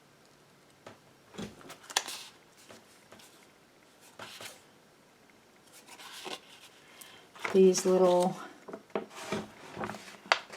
stickers would look good on top of a photo too. I'll just tuck that one on the bottom of one of these photo mats, and you don't really see it you don't see it at all when it's in the pocket, but when you pull it out, you get a little surprise. This one could have the Be Mine on there. And again, that's just going to be a little surprise when you pull it out of the pocket. I'm very happy with our little book, and I hope you are too. I hope you've enjoyed it. This is a long project, but a lot of these ideas in here, like the idea of this flipping out, the idea of this pull out being in a pocket here behind the photo. All of these are ideas that you can use again and again and again in your similar type of albums. And these little flip books are so easy to use. You can put just a few photos in it. So if it's maybe somebody's birthday party you were at and you just want to give them an album of their birthday party, you can just add 3 or 4 pages in there, and it's enough that it's just the right size. Or you can expand it just like we did. I like this where it's just chunky and fun looking. So I hope you really enjoyed that. Do we need some? I don't think we even need any more embellishment on there. That is just really, really happy with how that came out. So let's take a final look through our albums. I did go in and put some stickles. This is a little bottle of deliciousness. This is basically, it's glue that is full of glitter. So wherever you put it, you're going to have a nice shiny area. And I've put this several places through the album, and I'll point those out to you as we go through. I have also added a little bit of twine, and that's in your kit if you bought this as a kit. And I'll show you where I added the twine as well. So this Stickles is available in many different colors. The one I used here is Stardust. So it's a clear, you can see through it, but yet it does have speckles of a few different colors of glitter in it. It just is a nice iridescent thing to put on the wings of bees, butterflies, dragonflies. See if I can get that into focus. A little too close. So on this wooden bee on the cover, I've put just a little bit right on his wings. And I'll show you a few other places as well. So there's our cover. Then the inside of the cover. And this has our pocket with this journaling square and just a photo placement, white cardstock in there. Now your pages, you might not have them in the same order as mine. They can go in any order, which is nice because our papers all coordinate. So no matter what order you put them in, it's going to work. So this first page is in a page protector, and we have this little fold that flips up with a sticker on there. A couple little of our black dots there. When we flip it over, there's our next page. This next page is also in a page protector, but it's got this little flip out portion. And when we turn that page, this one here, I have put the stickles on the wings of that bee. You might be able to see it. Glitter doesn't always show up on video. And a couple of the enamel dots on his antennas. I think that looks really cute. So you can see there, it's a little bit raised. And then the next page. This one does not have a page protector. And this is where we have the little tag pulling out. So I've just punched the hole in the tag and put the twine through there. Now I will just show you quickly if I can back off the film a little bit. I'll show you, this is how I put the twine through. So I have cut it in length to about 4.5 inches, but I generally cut it a little bit long, and it's easier to work with if you have extra. And then I just fold it in half. So I have it like this. And this loop end, I put through the hole first. So I take that loop end and I put it through the front. So the hole from the front. So I have it like this now. And then I pull it up quite a ways. These little cut ends, I pull up and push them through the loop. So I'm spreading the loop apart with my finger and putting the cut ends up there. Then I can just grab a hold of these cut ends and pull. And then you have this nice little, oh, I don't know what you call it, twine on your tag. And then that just pokes in the pocket there. When we turn this page over, we have this little flip out. This bee sticker I have up on a pop dot, so it's dimensional, and I've also put the stickles, the Stardust stickles on his wings so that they're nice and glittery. And I've got a few, 3 of these enamel dots. You can see 3 little enamel dots just randomly in the corner, and you can see how shiny and iridescent his wings are. And this is where we have a pocket with a photo in it and a little decorative piece on the back. This next page is in a page protector.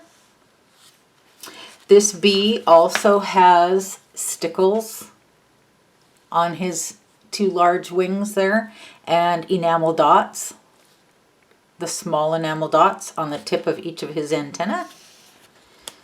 And when we flip that over, I may have gone a little bit overboard with the stickles, I'll admit.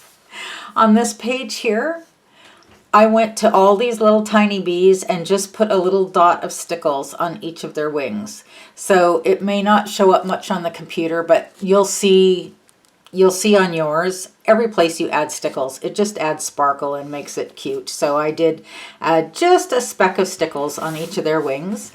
On this next page, I did the same.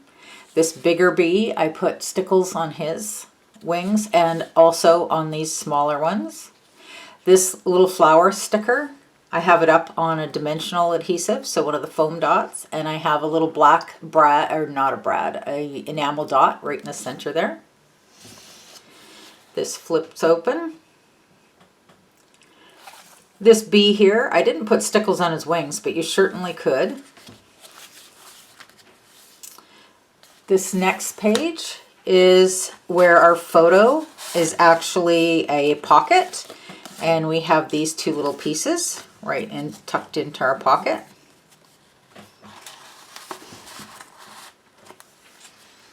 The next page I have in the order of my book is this little page here where it's got a pocket and a photo that slips out that direction.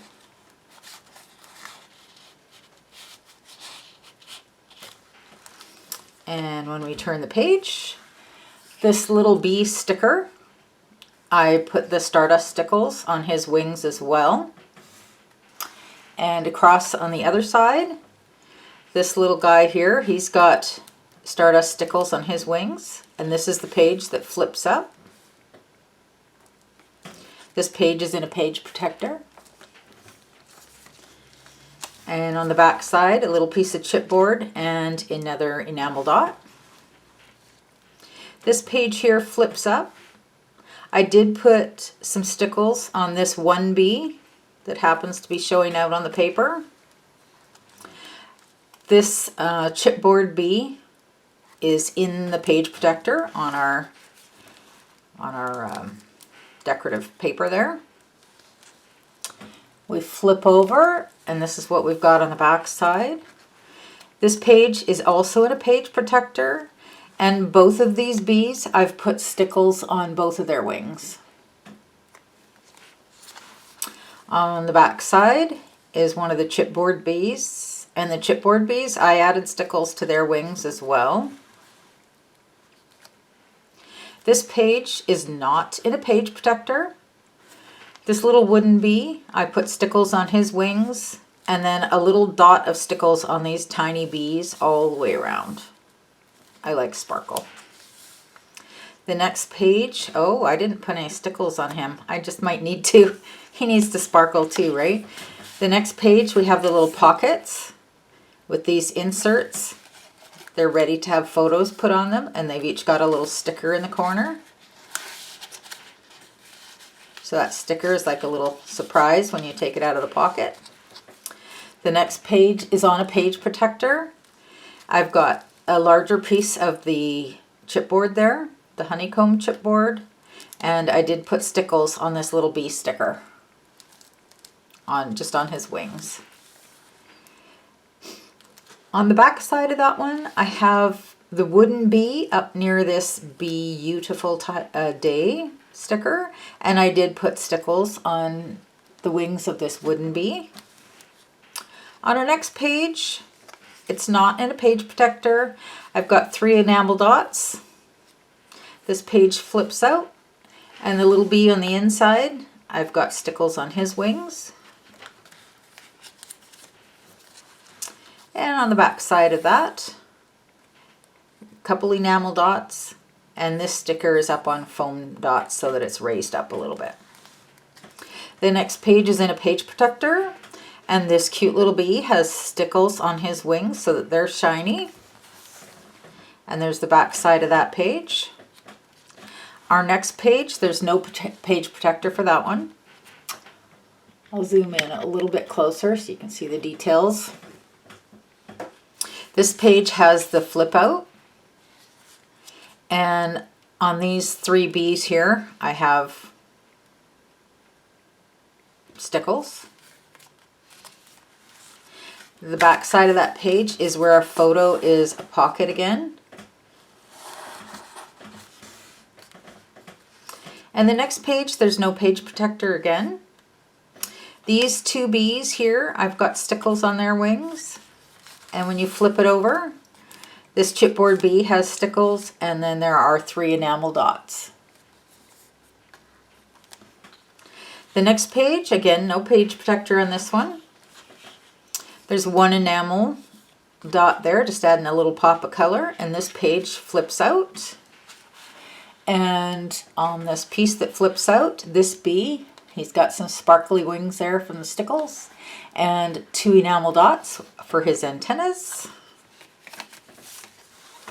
And the back side of that page. And then the next page is in a page protector. And this little wooden bee has stickles on his wings. And the back side of that page, it's in the page protector, but it also has these 2 flip pieces. And this flower has an enamel dot right in the center of it. On our next page, this is the last one, and it is in a page protector. This sticker is raised up on foam dots, so it's got dimension. And on the back side, I did add a little bit of stickles on that little tiny bee wings on the sticker there. And then on the back cover, this is the inside of the cover, we have all sorts of leftover bits tucked into our pocket here. And being the last page, and I was still having fun with stickles because I don't really know when to stop, I did any little bees showing on this piece of paper, I added stickles to all of their wings. This little piece is tucked in. All these little sentiment pieces that we didn't use yet are tucked in there. This one that says the home with the bee. We've got some nice sparkly stickles on his wings. And then this tag that we made. It's got some twine in there and just have it tucked in. There's a couple more of these sentiment pieces that didn't get used. We'll just save in there. And this tag as well with some twine. Your kit has more twine than what is used in the project. You can see here there's one tag that we looked at already, and then these 2 tags. That's the only places that I used twine, but I did give you some extra. So if you wanted to take some of these and make them into tags, you can just cut the corners at an angle like this, punch a hole, and put some more twine. Talking with a southern twang there. And just add them wherever you'd like, or whatever you'd like to do with that extra twine. I just wanted you to have some extra so that you have twine that coordinates with your project in case you come up with some ideas of where else you'd like to use it. And the back cover of mine, I have just left plain. I hope you enjoyed this class, and let me know if you have any questions. Leave them in the comments, and I will look back frequently and see if I can get those answered for you. And let me know if you enjoy doing video classes, and we'll see if we can come up with some more projects. What kind of classes would you like to be able to take remotely or from your own home? Have a great day and enjoy adding photos, and I hope you have a wonderful summer full of occasions that you can take pictures and fill your album with awesome things. Thanks for joining me.